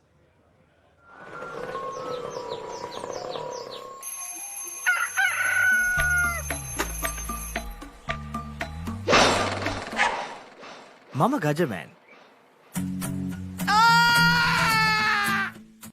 England's finest return to the subcontinent. India rises to the challenge. England Tour of India 2025, 22nd January to 12th February. Live on the Papare TV HD, Dialogue View app and thepapare.com.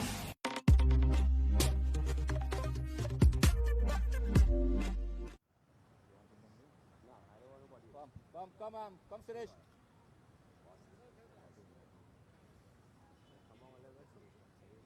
So India over-50 is requiring for the 89 runs.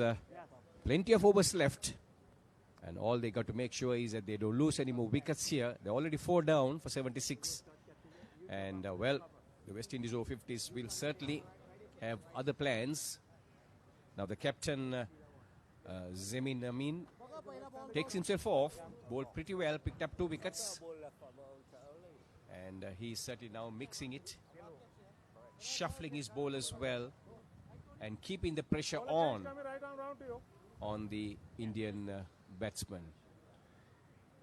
Ishwar Maharaj is the change for West Indies.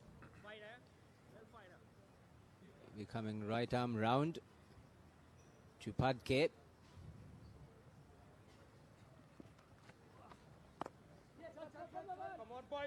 Bit of a loosey to start the over. Easy single.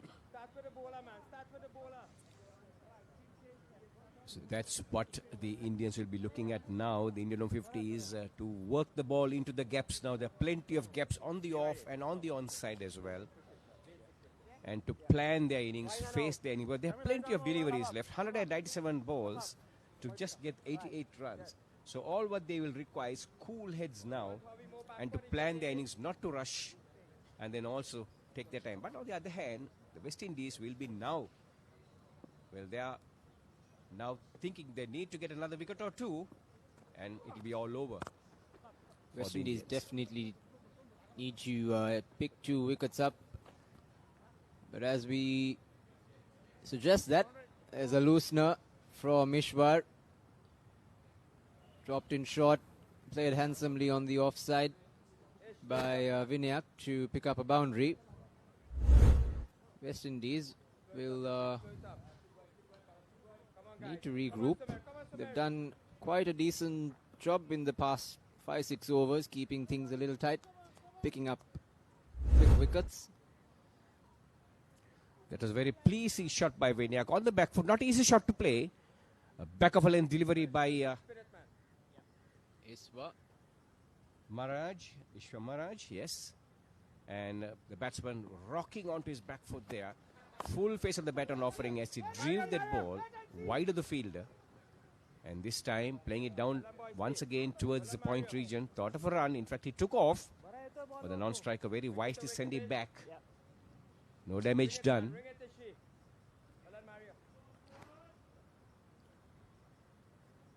Ishwa still struggling to find his line and length. 3 balls in.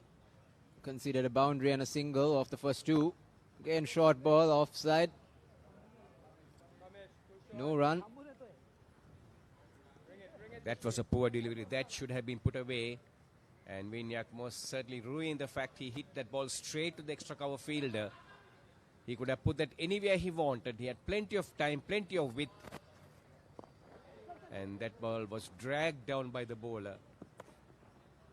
Very, very fortunate indeed. Not to give away runs in that over. There we see the final delivery coming up. Yes. One more delivery by Ishwar Maharaj.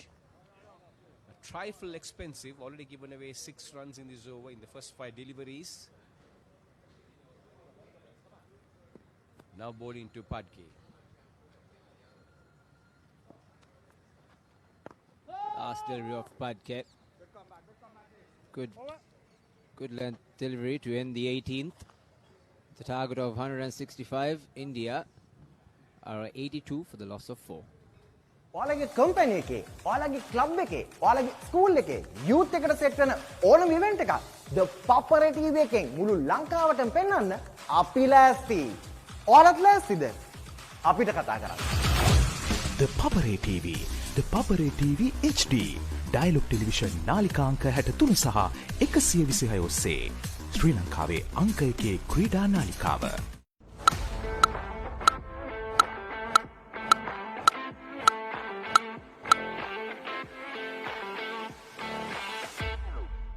Welcome to the IMC Over-50s World Cup 2025. Experience the unforgettable moments as teams from around the globe compete for glory. 14 nations, 1 champion. IMC Over-50s World Cup 2025. Live on the Papare TV. Dialogue. So Stephen Howell continuing his second spell. That was virtually a half volley on the front foot. The batsman driving it well, but straight to the fielder at mid-off. Standing in the 30-yard circle, had to move a couple of feet to his left. Fielded well. Covered it up well. And Howell probably will have to pull back his length a little. Yes, he does on this occasion, but a little bit of width on this occasion. And the batsman on the back foot, opening the face of the bat, using the pace of the delivery, trying to run it down towards the third man, but straight to the point fielder once again. 2 dot balls. Comfortable batting for the Indians. Even though the wicket A has proven to be a two-paced wicket, Indians making it look comfortable. Again on the back foot, handsomely played.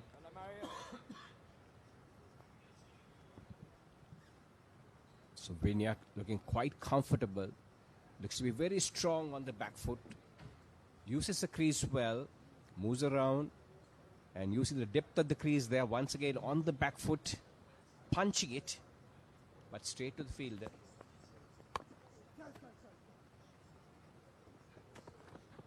Very good running between the wickets. Nothing wrong with the delivery there. Good length delivery, played with soft hands, allowing the batsman to pick up a single. This was a key factor for West Indies in their inning. They couldn't manage to pick those easy, quick singles up. India, even though they've lost 4 wickets, coming back into the game now, trying to put pressure back on the West Indians.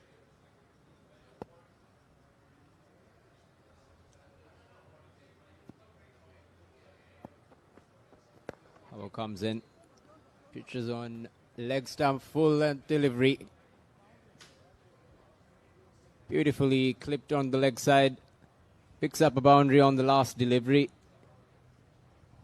Takes the score to 87 runs for the loss of 4 India. We see that replay again. Didn't try to hit it hard at all. Just guided the ball to the boundary. Very good batting, sensible batting by Padke and Vinyak.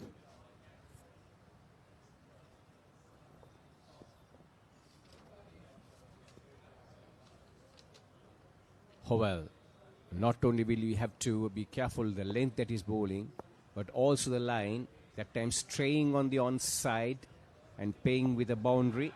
Here he is now, this time much straighter, bringing the batsman on the front foot defensively. No addition to the score. 19 overs completed, 87 for 4. India over 50s, chasing 165 to win. ඔස්ට්‍රේලියානු cricket කණ්ඩායමේ ශ්‍රී ලංකා තරග සංචාරය 2025. Test තරග 2ක් සහ එක් දින තරග 2ක් ජනවාරි 29 වනදා සිට පෙබරවාරි 14 වනදා දක්වා. Dialogue Television 10 ක්‍රිකට් සහ Sony Sports 5 HD ඔස්සේ සජීවීව නරඹන්න. ඇක්ටිවේට් කිරීම SMS හෝ My Dialogue app මගින්.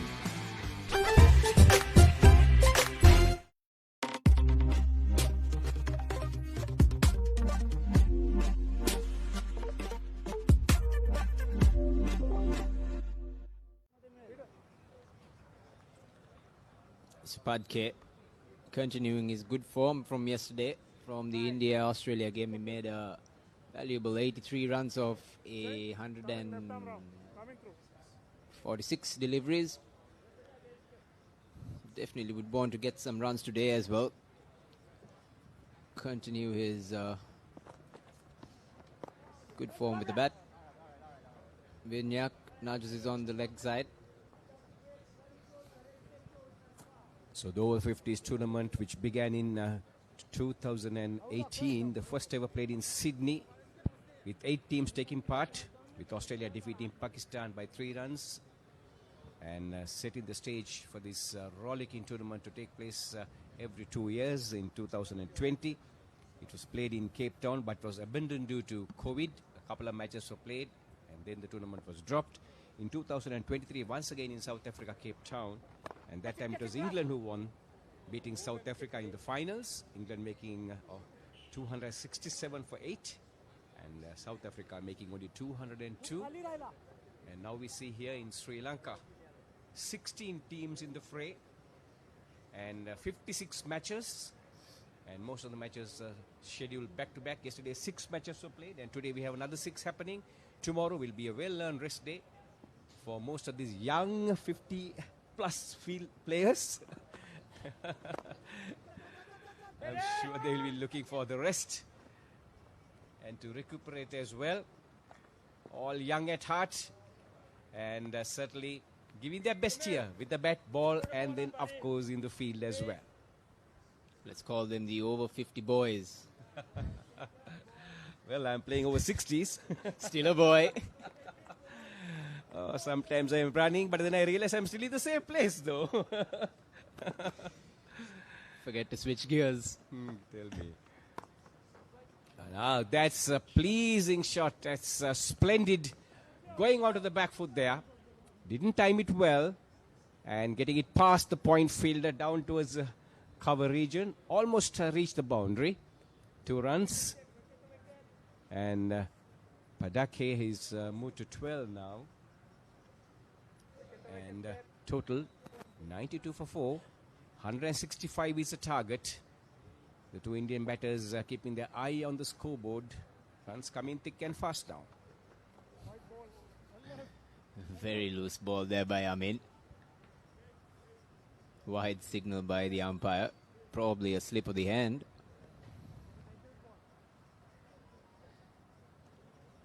the International Masters Over-50 World Cup, going on till the 23rd of February. Make sure you catch the live action on the Papare live platforms on social media, on YouTube and Facebook.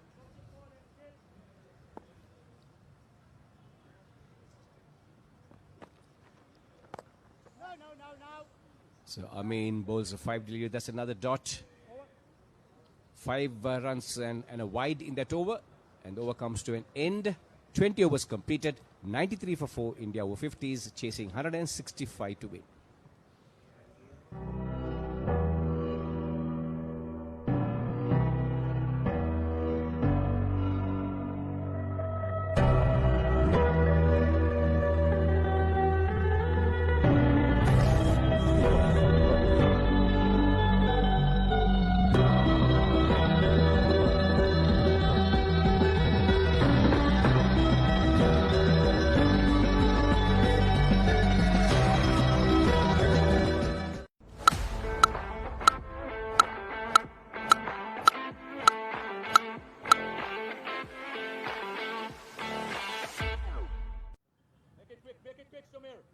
Well, after losing 4 wickets in quick successions, India have regained full control of this game. And with that being said, I got with me the chairman of IMC, Mr. Sterling Hammond, with me on the commentary box.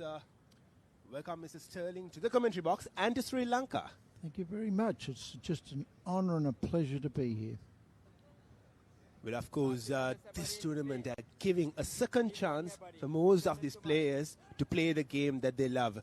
Was that the reason for organizing this? Yes, it's an interesting question because when you get a vision, you do for certain reasons. But as the vision becomes a reality, there's a whole lot of other reasons that tumble out. And if that happens, then the concept becomes viable. And that's what happened here. Absolutely, and India are on full control of this game. At the 20th over mark, 93 runs, losing just 4 wickets. And that will be another single for Vinayak. So, Mr. Sterling, why Sri Lanka for 2025? Well, first of all, I'd toured Sri Lanka in 1982 on a cricket tour, and I returned here in 2016. And I knew the attributes of Sri Lanka in relation to cricket. They love their cricket, like a lot of places around the world. Just love their cricket. Their facilities are first class. I mean, these grounds that we're playing on are absolutely fabulous. They have appreciation of good cricket, no matter who plays it. The weather is fabulous. Colombo as a city to visit is easy to get around. The hotels are first class, and it's so easy to get here. And a last consideration is that it's a very, very good cost place to come, because if you go to other higher cost places, it tends to limit the availability of players. And coming here for all those reasons, and particularly that the Sri Lankans love their cricket. They've got some of the world's greatest cricketers that have ever played the game. It's a celebration of the game, and that's why we're here. For lovely reasons, and there was a lovely hit through the gap for a boundary on the back foot by Padke, continuing his good form from yesterday. He got 83 runs, as said before, off 114 deliveries against Australia, unfortunately on a losing course. Well, nevertheless, Mr. Sterling, it's absolutely fantastic, isn't it, having facilities and having grounds just within your reach, 5-4 grounds around this area itself, and you have the opportunity to travel from one match to another match in like 5-6 minutes. Well, absolutely right. I mean, you take today, for example.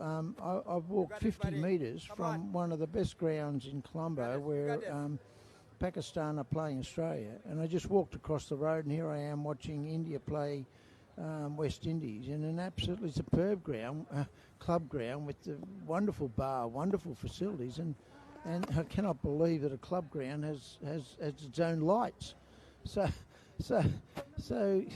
And there are so many grounds in Colombo like this. Today there is a ground that we're playing on the private ground, about 45 k's out of town, but the facilities are first class. The wickets have been fabulous, and the staff of the clubs that assist us in making our stay, to make the players comfortable, it's just been fabulous. Well, we'll talk a lot more about it in the next over. At the moment, at the end of 21 overs, India 100 for the loss of 4 wickets. Husa Leisure Private Limited is inviting you to invest for this project for the development of golf course and 120 individual houses, which will be selling outright. Required investment is $30 million, which is the value of 49% of shares, and is available for you to invest. Whatever amount you can invest will yield benefit within less than 5 years.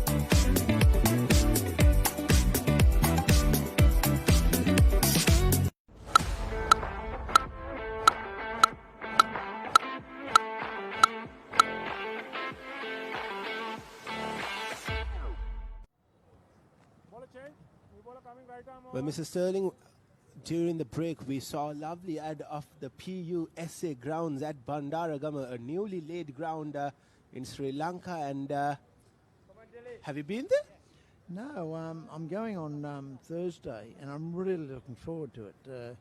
It has a personal connection for me because in 1993 I was fortunate to, my wife and I, to buy some acreage about an hour out of Sydney, and I built a cricket ground there, and so I know what it's like to operate a private cricket ground and have people come and play and enjoy the facilities. So I'm really looking forward to going there.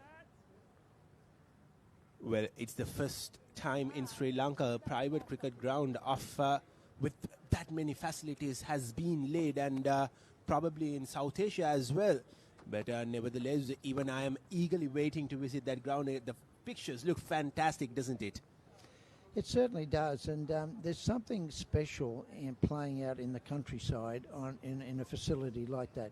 It's one thing to play like we always do in city grounds, and people drive by and yell out, have a go, you mug, and all that sort of stuff. But when you're out in the countryside and there's just nothing but you and nature and the cricket gods, it's a special experience. Certainly it is, and India are on full control of this game. West Indies desperately needs a wicket here. India just needing 63 runs of 171 deliveries. And which side are you switching right now? I'm sorry? Which side are you on right now? Do you think India will win or West Indies will win from here on, given the fact that India are 102 runs for 4 wickets? Well, forgive me, but I played a lot of cricket in my life, and predicting cricket games is an experience fraught with danger. As we saw earlier in this innings, India were cruising, and they lost 4 wickets for virtually 1 run. So things can change dramatically. The first thing that's got to happen is that the bowling's got to get tight to drop run rate. And then if the cricket guards get involved and there's a run out or a freak catch or whatever, then the beauty of this product is that anything can happen. And whereas when you watch the big league, you expect top-class professional players to produce a result. Here, anything can happen, and that's one of the beauties of the game. Absolutely. Not long ago, India lost 4 wickets in 2 overs, and that will end the 22nd over. India 103 runs for the loss of 4 wickets, and it will be drinks.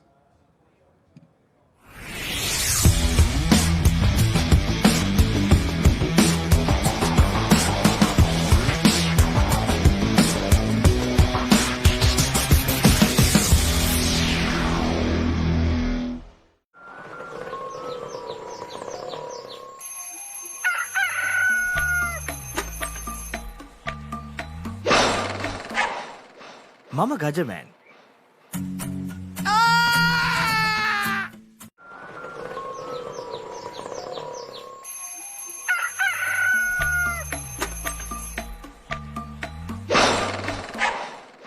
මම Gajaman. When Simon says grill, you know it's going to be fantastic. Life is good. When Simon says season, you know it's going to be flavorful. You're gonna love it. When Simon says add some cake, you know it's going to be fiery. Things are spicy in here. When Simon says cheese, you know it's going to be cheesy goodness. Blew my mind. Make it like Simon does. Simon's Dinners Cooking Out. Thursdays on Food Network.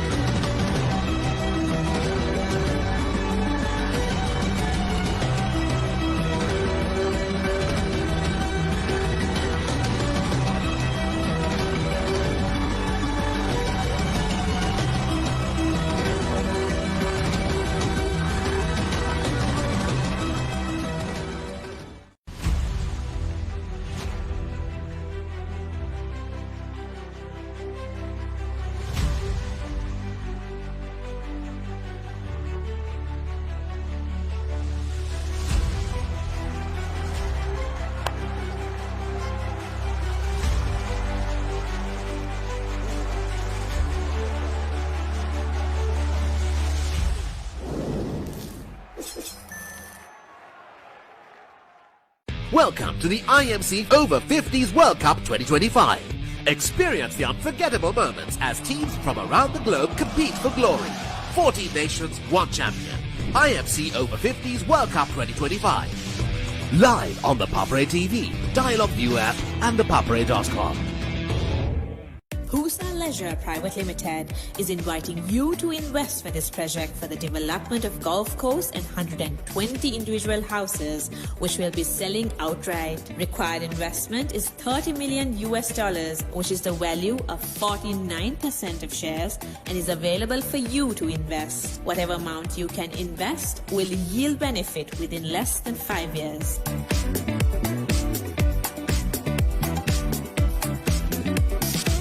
ඔස්ට්‍රේලියානු cricket කණ්ඩායමේ ශ්‍රී ලංකා තරග සංචාරය 2025.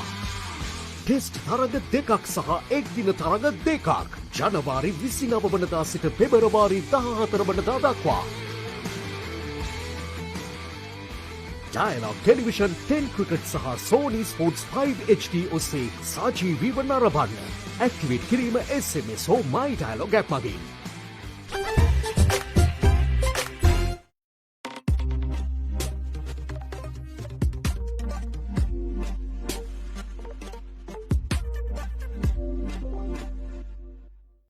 England's finest return to the subcontinent. India rises to the challenge.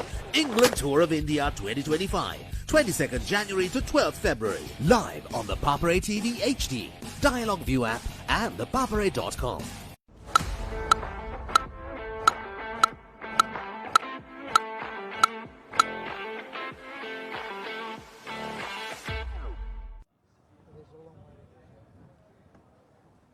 Welcome back. We had a short drinks break and we are back again with the live action of this game between India versus West Indies. A must-win situation for India. They lost their opening game and they have this game in their hand. On the other hand, West Indies are looking to go 2 wins in a row. 62 runs needed of 168 deliveries. Not a lot as far as runs are concerned, But West Indies, if they can grab another couple of wickets, anything could happen in this game. Well, Mr. Sterling, 6 games happening at the same time, all 6 being telecasted on social media and on other platforms. Quite achievement, isn't it?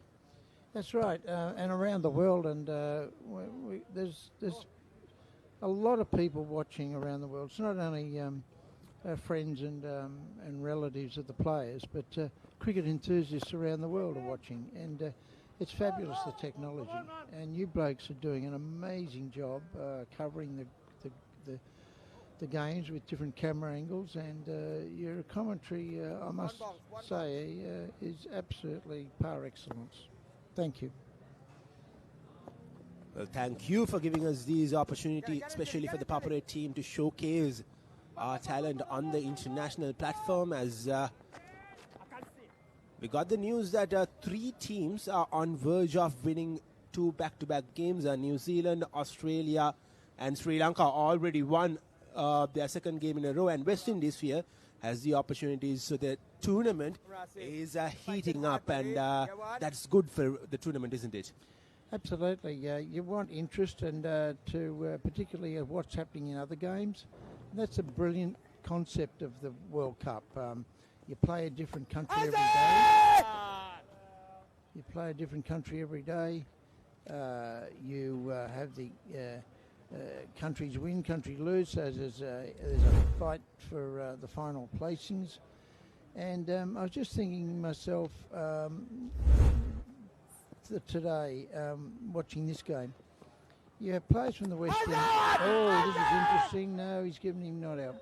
You've got players from the West Indies who have come from all their separate islands in the West Indies. So they've come from their houses in St. Lucia and St. Kitts and Barbados and Guyana and those places. And they've all gathered here in Colombo as a team to play against a team from India, from big cities and villages in India. And it's just a wonderful, wonderful celebration of human sport and representing your country. So even at this age, particularly at this age, when players never had a chance because they weren't good enough to play for their country, are now representing their country in the second innings, as you said earlier. And it's not only the physical aspect of the game, the love of the game, playing the game, the uncertainty of the results, the enjoyment of playing on foreign soil for your country, but what I've been consistently told by the players, that at the age of 50, it's a crossroads in your life. You're on top of your career. Your children are starting to become independent, and so the question becomes, what's left for you in the next 10 or 15 years? And this game has brought people to a purpose, that is get fit, enjoy the camaraderie of our mates and play the game, and go on to foreign soil and play a World Cup. So it's the mental aspect, just not the physical aspect, that I'm finding people are really appreciative of. Absolutely, and this is exactly what Basil from the West Indian squad told me as well, giving them a second innings, and also they've been a part of the game for a while, be it coaching or be it mentoring or be it in some other way, and now they finally get a chance to show their children what they are capable of doing. And this is indeed a brilliant initiative, and the over started off with a boundary and a misfield.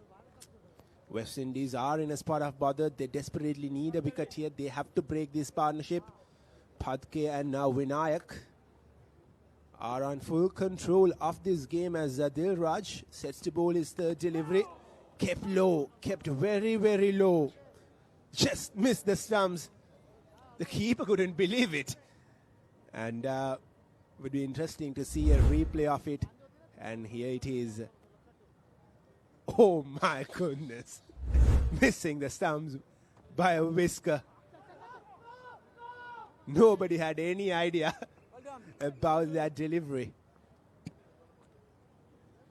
This is great. One of the great things about 50s cricket. We've all been in this close situation many, many times, and we know what is required to win, and we know what's what'll happen, the reasons why you lose. So there's plenty of experience out there to find a way to win. Will be the final delivery off the outside edge of the bat. Will be a dot ball to end. But I beg your pardon, there is one more delivery left, and that was a replay of the previous ball yet again. The batsman was livid. He couldn't believe it. And a dot ball to end the 24th over. India 109 runs for the loss of 4 wickets. What is your plan for the next cricket tour? Here is the answer.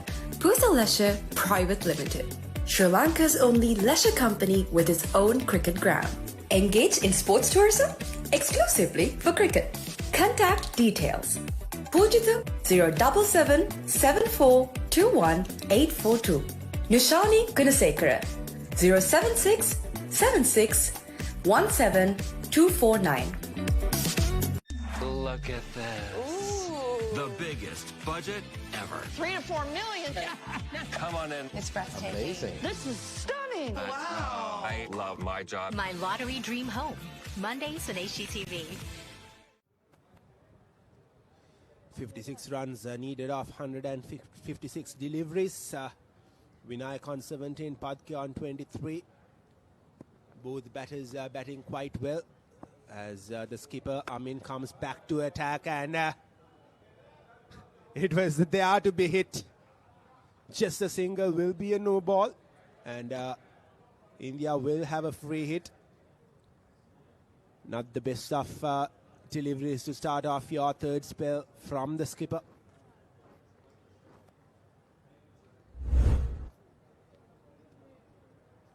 Here's that replay. It was there to be put away. Nevertheless, they have another opportunity to go at the bowler. Padke will be the man facing it, the lucky man to face the free hit delivery. And to make things better, the free hit comes when the scoreboard is on Nelson. And that's something fascinating for the batsman. I was about to say that from the previous over, how good was the control of the spinner, and then the other end comes on and bowls a waist high full toss, and above the waist high full toss, and now he bowled a wide.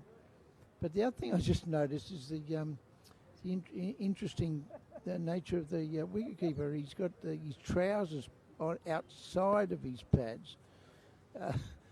I've never seen that before. One ball, one ball, one ball. Even at the age of 50, we're trailblazers, even if it's in cricket dress. Well, another interesting thing happened was Amin bowled with his hat on for a while, and once the batters were going after him, he just removed the hat and he got few dot deliveries, and that's when he got 2 wickets as well. And he's back on with the hat. Probably the heat doesn't help the cause for him. Well, you know, cricketers just people who are very, wanting the gods to favour them. So they're very, looking for some advantage, whether hat on or hat off. Another shorter delivery played on the back foot, straight towards that square leg fielder who was waiting for it. And the partnership moves up to 45 runs. And India just need another 51 runs of 153 deliveries. They have enough time to get this score. But they should be smart on the way that they approach from here on. They can't be overly defensive and they can't be overly aggressive as well. Let's go, Skip. Has to rotate the strike as Zamin set to bowl his 4th delivery. Well, Mr. Sterling, any final thoughts before you leave the commentary box? First of all, yes, we're so appreciative of the support that you guys in the commentary have given us to cover the game. We're so appreciative of the Sri Lankan Cricket Board and all the clubs who have entered into this arrangement, and it's just a celebration life, and to be frank, you wouldn't want to be anywhere else. So thank you very much, and all the best to everybody. Thank you. Well, that was Mrs. Sterling. Thank you very much, and all the very best for your future endeavours and for the completion of this wonderful tournament. We are heading into the final delivery of the 25th over. India 116 runs for the loss of 4 wickets, and the score will move up to 117 runs, and India needs another 48 runs in 150 deliveries. There will be a change of voices in the commentary box from the next over.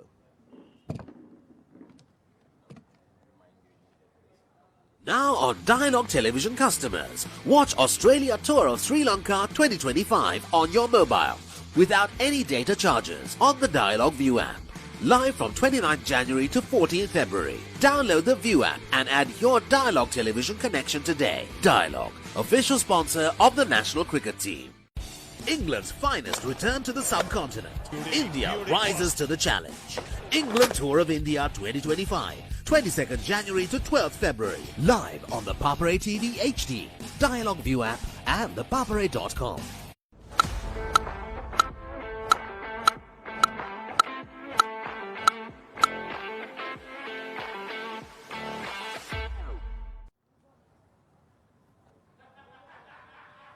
Much needed partnership for the Indians. Phadke and Vinayak putting on 48 for this 5th wicket. Zamin Amin, the West Indian captain, trying out all his possible options at the moment. Just 48 more runs needed, as you can see on the bottom of your screen. You're certainly right. And now Indians well on course here. Unless, well, this is a game of so many things that can happen. And there we see that ball turned away from the pads, glanced down towards the fine leg area and picking up a single. Was it off the bat or the pad? Umpire has not singled, but it was a leg by, so that's off the bat. A game of uncertainty. So many things can happen. We saw how India was cruising at 58 for no loss, and all of a sudden 4 wickets fell. And for just 4 runs, and they were 63 for 64 for 4. And since then, they'll be picking themselves up.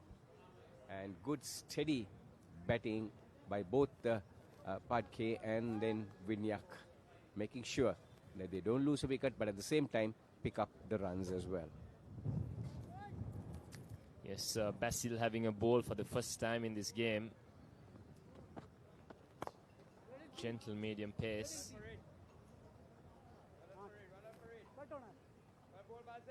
Captain Zamin Amin has got 2 overs left, and Farid Hussain has got 3 left. Those are the 2 main wicket takers so far in this innings.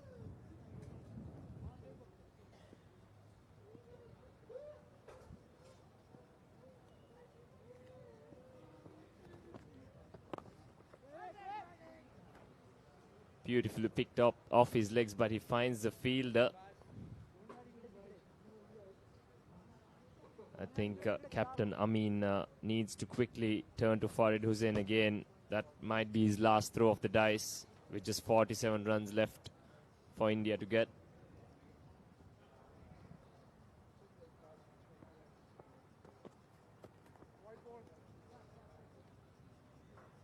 That ball started to swing out of nowhere, and it has not given the keeper a chance either. That's 5 wides, crucial runs in a low-scoring game. Certainly right. The keeper standing up on that occasion now, making his way back. That was a quicker delivery and also way outside the off stump, and it was a wide as well. And swinging further away, the wicketkeeper had absolutely no chance, standing close to the stumps. And, well, these are runs the Indians will take. Anything that comes their way, they'll be pretty happy now. They've got to 123. And certainly West Indies over-50 will have to tie things up. They'll have to be very smart out in the field. They are defending a paltry score now. And they'll have to do well, but it's not to be. Wide outside the off stump, plenty of width on the back foot, crunching it well into the gap. Down to the boundary it goes for 4 runs. Yes, earlier as well, when India were 4 down, captain Amin decided to go with pace, and I think that got the Indian batters going again. And similarly, again, he is making the mistake of providing pace on the ball for the Indian batters, making things a bit more easier. Certainly right. Basil from the far end. This time much closer to the wicket. And on the back foot, punch it Vinyak, but straight to the mid-off fielder. He looks to be very strong on the back foot. The current partnership is 58 of just 72 deliveries. So these two batsmen have certainly brought India back into the fray.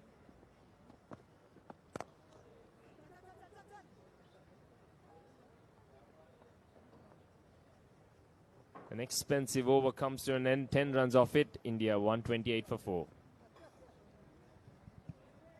ඔයාලගේ company එකේ, ඔයාලගේ club එකේ, ඔයාලගේ school එකේ youth එකට set වෙන ඕනම event එකක් ද පපර ටීවී එකෙන් මුළු ලංකාවටම පෙන්වන්න අපි ලෑස්ති.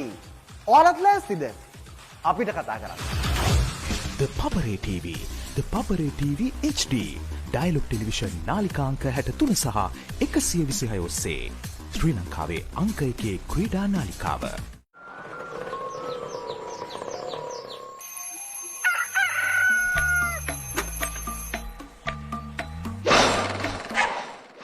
මම Gajaman.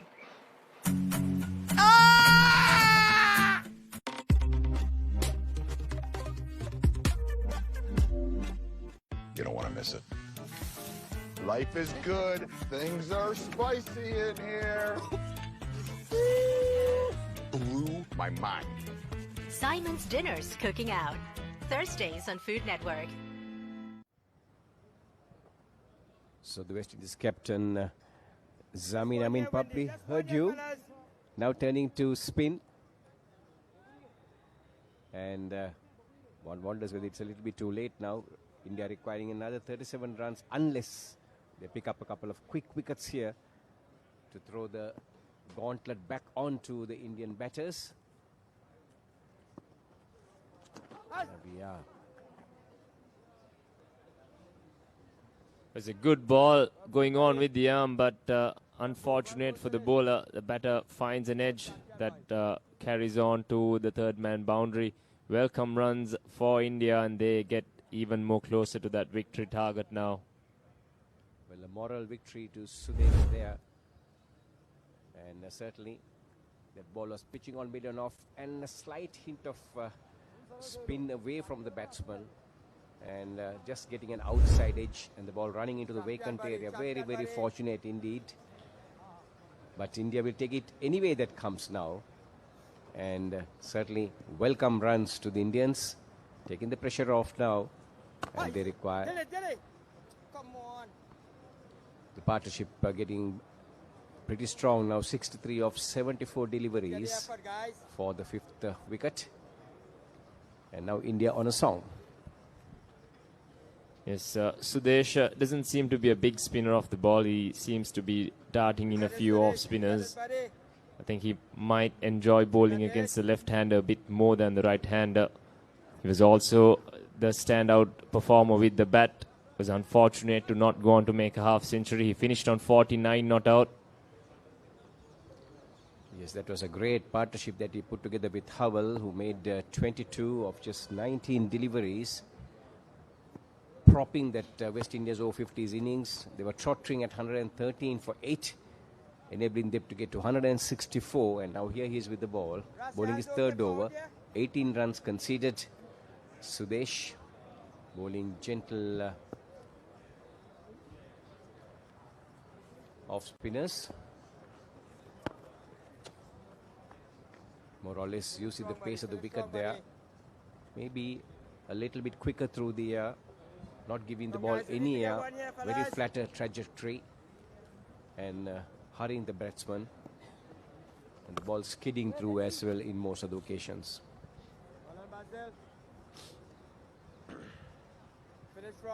Farid Hussain has to be throwing the ball sooner rather than later.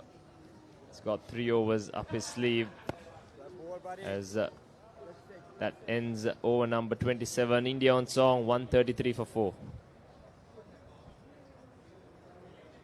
Who's that Leisure Private Limited is inviting you to invest for this project for the development of golf course and 120 individual houses, which will be selling outright. Required investment is $30 million, which is the value of 49% of shares, and is available for you to invest. Whatever amount you can invest will yield benefit within less than 5 years.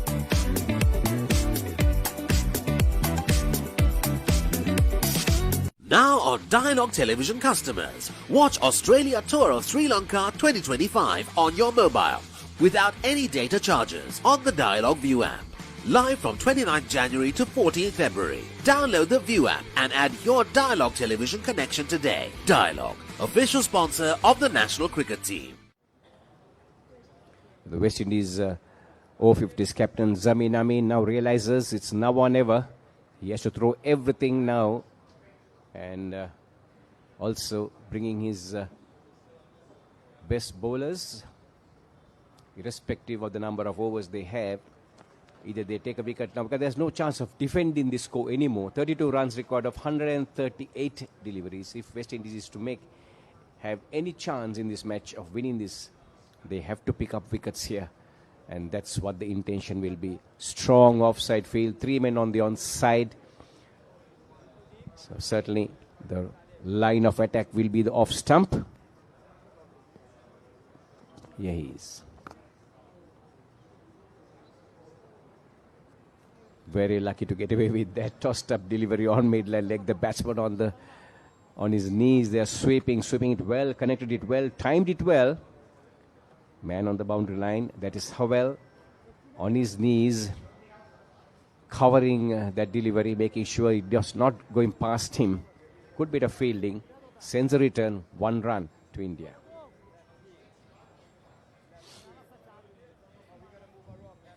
Partnership moves on to 65 as well. It has come in good time, just off 80 balls. I think the fielder has done a little bit of damage to his knee, I think. I think a bit of skin has come off there. Rough area on the ground. So this tournament going from strength to strength, and all this coming off idea in having watched a match, an over 60 match when England and Wales played with each other way back in 2009. And then the two people who have set the stage for the over-50s, Sterling Hammond and Jim Morrison. Having watched these two encounters, the 2009 encounter between England and Wales, which was a 60-over affair, which was followed in 2017, a 50 overs or over-50s a tournament played between Australia, or a match that was played between Australia and Wales in 2017. Came up with the idea of staging this over-50s tournament. And in 2018, the first tournament took place in Australia, Sydney, with 8 teams taking part using the pink ball. And Australia defeating Pakistan in a cliffhanger by 3 runs. And then way back in 2020, the tournament was abandoned due to COVID. And 2023, England running out victorious, defeating South Africa. And this time we have 16 teams here in Sri Lanka taking part in the tournament. 56 matches, a total of 56 matches. 6 matches being played on a day. Yesterday we had 6 matches, and today another 6 matches, back-to-back matches. Easy.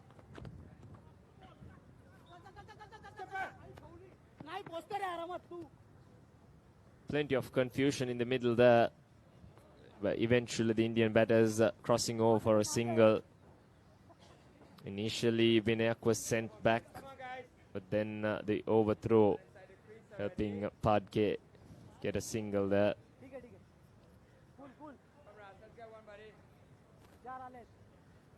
"17 overs left after this one, and just 28 runs needed." So it is wickets indeed that the West Indies need.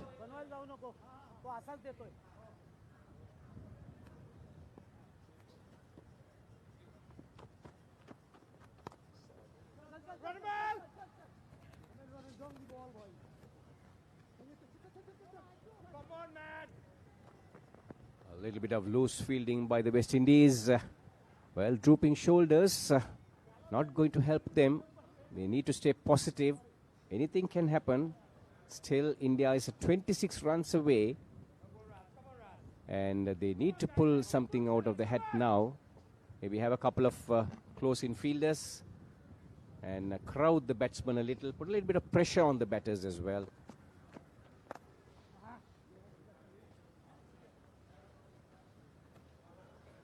Another single to end over number 28, India 140 for 4.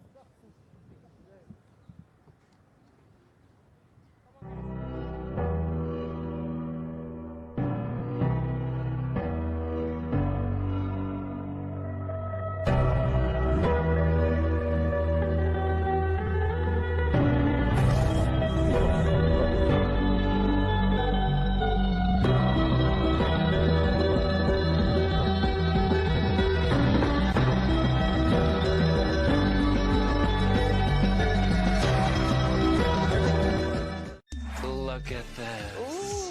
The biggest budget ever. 3 to 4 million. Come on in. It's breathtaking. Amazing. This is stunning. Wow. I love my job. My Lottery Dream Home. Mondays on HGTV.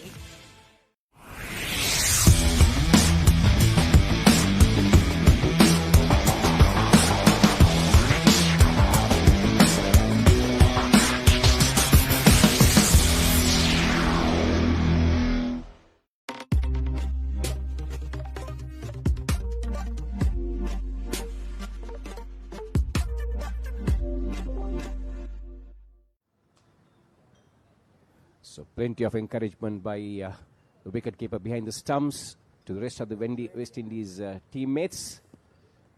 He says 2 more wickets, that's all what we need to get back into this match. Stay strong, stay positive, and let's see what can happen. 25 runs required, 101 deliveries left. You got this, buddy. You guys running well. Yes, the feature of this partnership has been the running. They've run really well between the wickets. And getting that loose odd boundary as well, rather. That's it, Suresh. That's it, buddy. Come on, West Indies Come on, guys. desperate to build some Come on, pressure Wendy's. here. Come on, fellas. Indians did lose 4 wickets for 8 runs, rather, in the middle of the innings. They were 61 for no loss. Quickly slid on to 69 for 4. That's what West Indies would be hoping for again. Certainly right. Sudesh Janiram trying to keep it as straight as possible, maintain a consistent line and length, and making the batsman make the risk. Take the risk. As we saw in the last occasion, the ball just slightly pitched outside the off stump, using the pace of the delivery, running it down towards the third man region.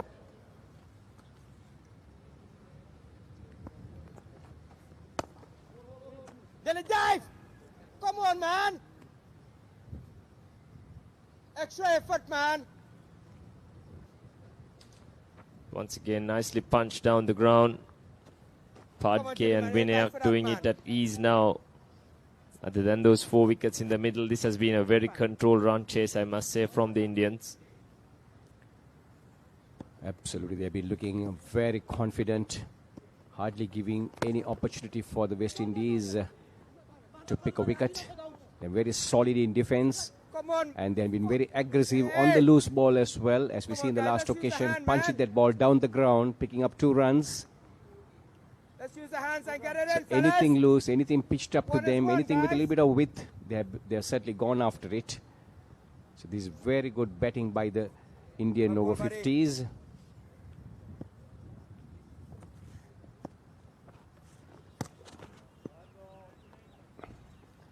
That's not going to help. The loose deliveries, wides. The partnership is 76 of 90 deliveries now for the 5th wicket. Vinyak on 38 of 48. And Padake on 29 of 43. That's a great stroke. He's found that gap at extra cover. And Vinayak ends that over with a beautifully struck boundary to take India to 149 for 4 at the end of the 29th over. When Simon says grill, you know it's going to be fantastic. Life is good. When Simon says season, you know it's going to be flavorful. You're gonna love it. When Simon says add some cake, you know it's going to be fiery. Things are spicy in here. When Simon says cheese, you know it's going to be cheesy goodness. Blew my mind. Make it like Simon does. Simon's Dinner's Cooking Out. Thursdays on Food Network.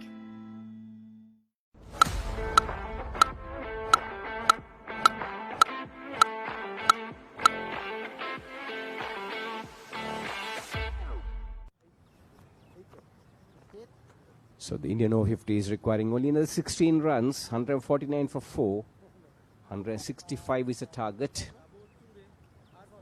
And they bowl themselves into a winning position in the morning, keeping things very tight and not allowing the West Indies Over-50s to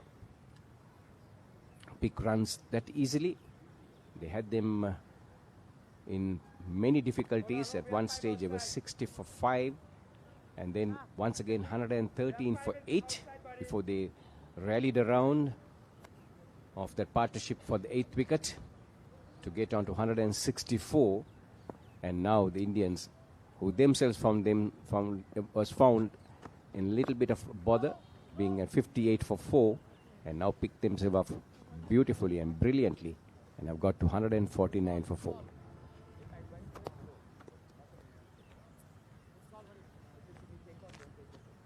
Meanwhile, Australia have cruised through in their run chase as well.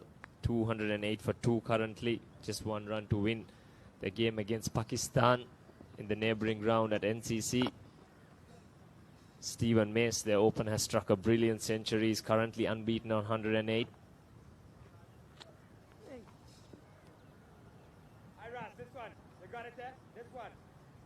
So certainly the conditions has not been of trouble for him. This heat and also the warm conditions, stifling heat here to get a century. And just in the neighbouring ground across us, even here at the CCC, the conditions very dry. Of course, there's a cold breeze across the grounds. The sun beating down on the players, even though it's afternoon now, late afternoon.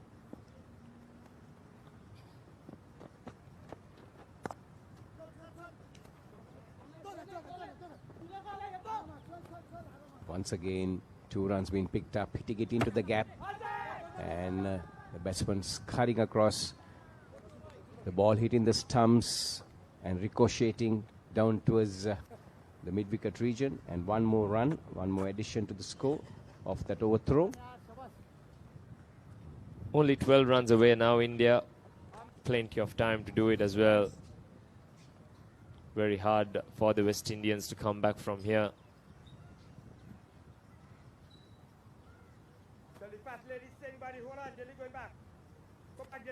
Well, it's a little disappointing to see the West Indies seems to have given up. In fact, when there was 25-30 runs to be picked up by the Indians, they were not attacking the 2 Indian batsmen, content to defend the field far and wide spread out and allowing the Indians to score runs at will. Just push the ball into the gaps, yawning gaps both on the on and the off side.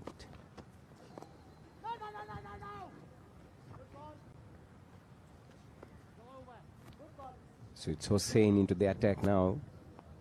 And, well, he has picked up 2 for 39.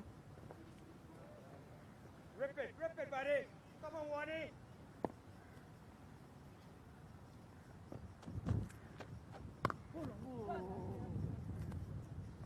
So there you are. Those are the gaps that we were talking about. Once again, on the back foot, punching it into the sweeper cover region. 30 overs have been completed. 154. And that over conceding 4 runs. 11 required. And for the Indians, 30 overs completed, 154 for 4. Welcome to the IMC Over-50s World Cup 2025. Experience the unforgettable moments as teams from around the globe compete for glory. 14 nations, 1 champion. IMC Over-50s World Cup 2025. Live on the Papare TV, Dialogue View app and the papare.com. England's finest return to the subcontinent. India rises to the challenge. England Tour of India 2025, 22nd January to 12th February. Live on the Papare TV HD, Dialogue View app and the papare.com.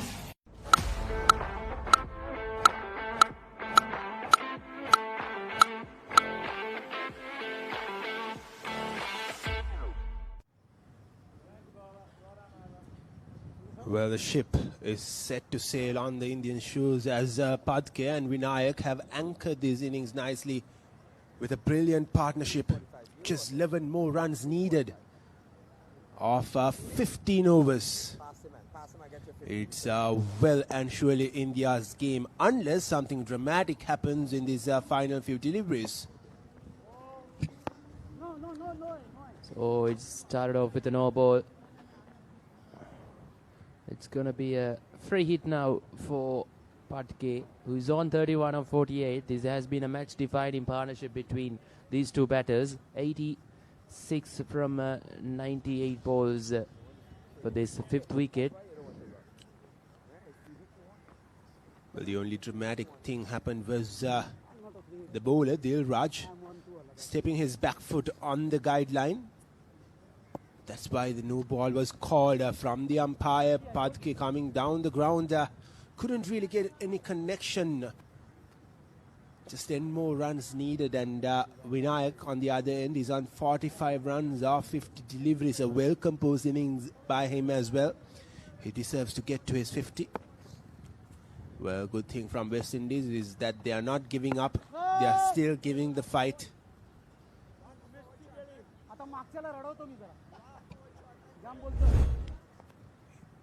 Here's that free hit delivery yet again. Not getting under it. It was a wide heave from the batter this time. Will be a boundary, will it? Yes, it will be. The score moves up to 159 runs. Just 6 more runs to get. Gilly, you can't drift down there, buddy. Partnership moves up to 90 as well. What a partnership this has to be between these two batters. They got off to an excellent start, but lost 4 wickets at no time in between couple of overs. Then these two batters stitched together a brilliant partnership at the middle.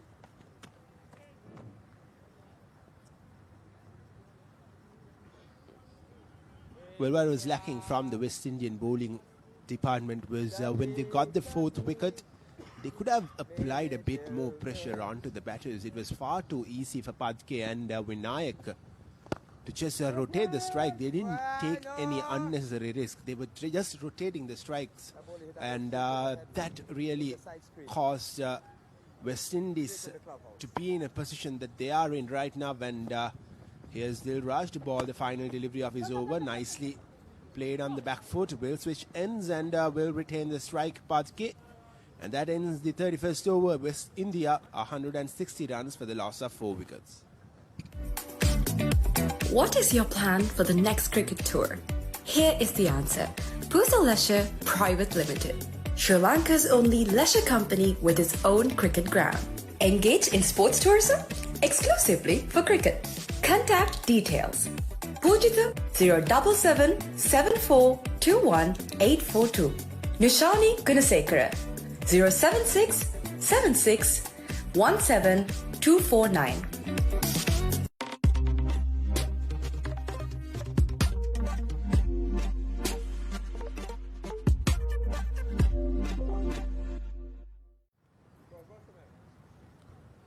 So just 5 runs away from the victory here for India. They will be pleased with their effort after losing their opening game yesterday to Australia.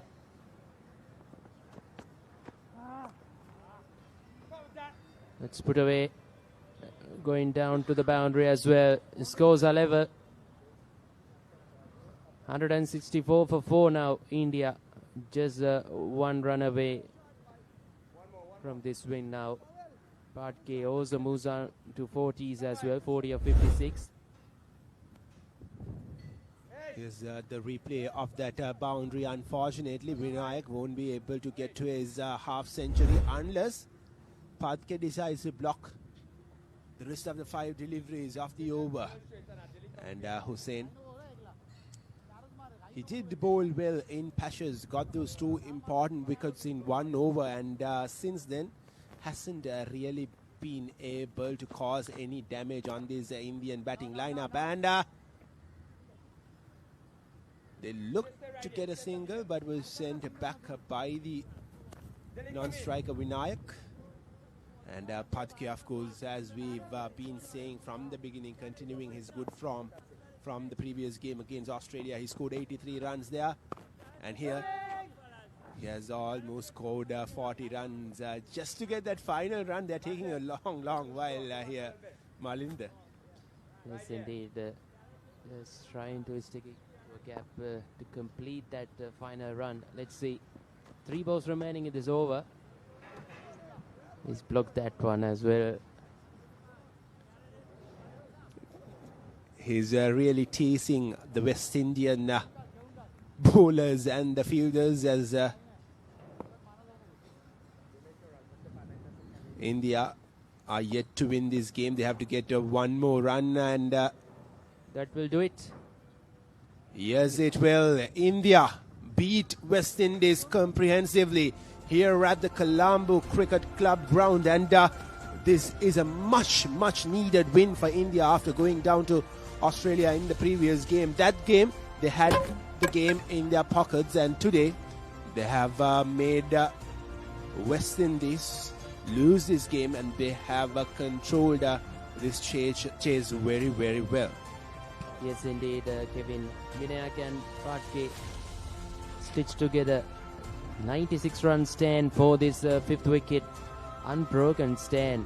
Came off just 109 balls. At one stage they were reeling with losing 4 wickets in a couple of overs after a good half-century stand for the opening wicket. But these 2 batters held their nerves and struck a superb partnership to take their side home pretty comfortably in the end.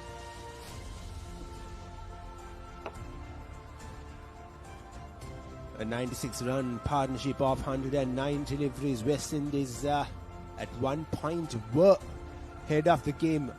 They got 4 wickets in just a couple of overs time, but since then India have made this run chase look easy. This wasn't the most easiest of wickets to bat on. There are lots of patches in that surface that this game was played on, but India wasn't really troubled off it. And the good thing from India was they were playing the sweep shot very well, and that's one thing which was lacking in the West Indian inning. And nevertheless, West Indies, they have 1 win in their ranks, and India, they also have 1 win in their ranks, and we will have an off day tomorrow, and day after both these teams will be back on the field playing their games as the tournament will go on. So as of now, Australia, New Zealand and Sri Lanka remains the only teams to win back-to-back games, as West Indies failed to beat India here to join the ranks of those 3 teams. And here we are looking at the batting card, set to look at the batting card of the Indian inning. It was brilliant from the start itself. Iyer getting 21 runs off 32 balls, Dangeria getting 35 runs off 45 balls. Unfortunately, Shinde and Ganguly were the only 2 batters who couldn't get into double figures, and it was that brilliant partnership between Patke and Vinayak, a 96-run partnership. Patke scoring 41 runs and Vinayak scoring 45 runs, both missing out on their half centuries, but nevertheless, what's important is that their team, India, have won the game by 6 wickets.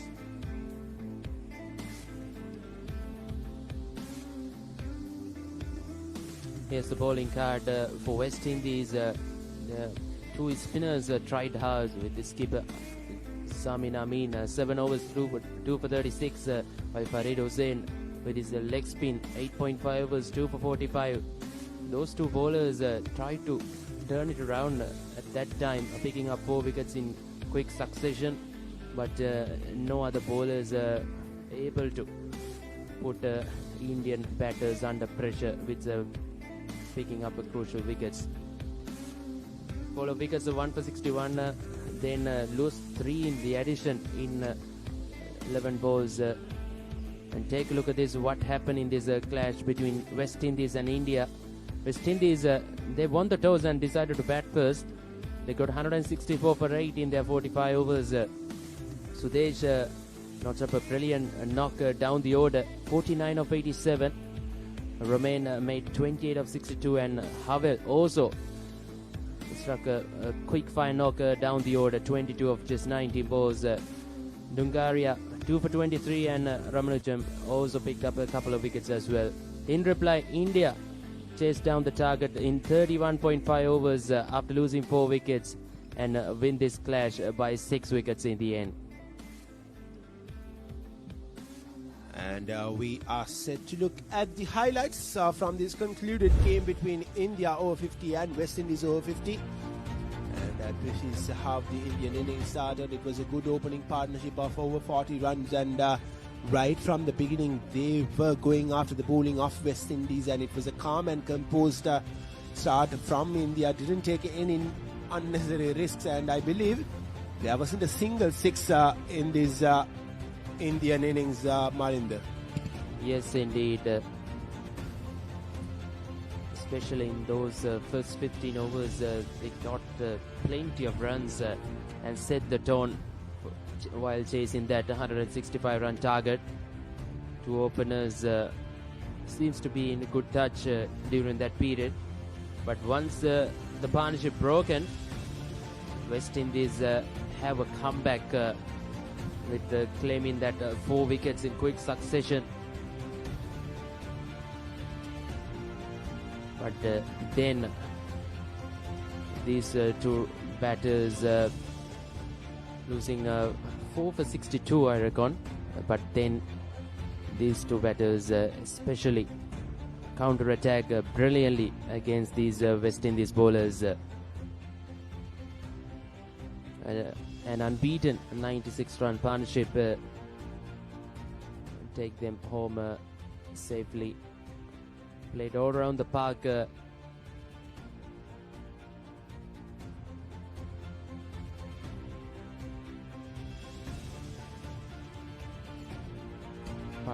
and Vinayak have a brilliant outing in the middle.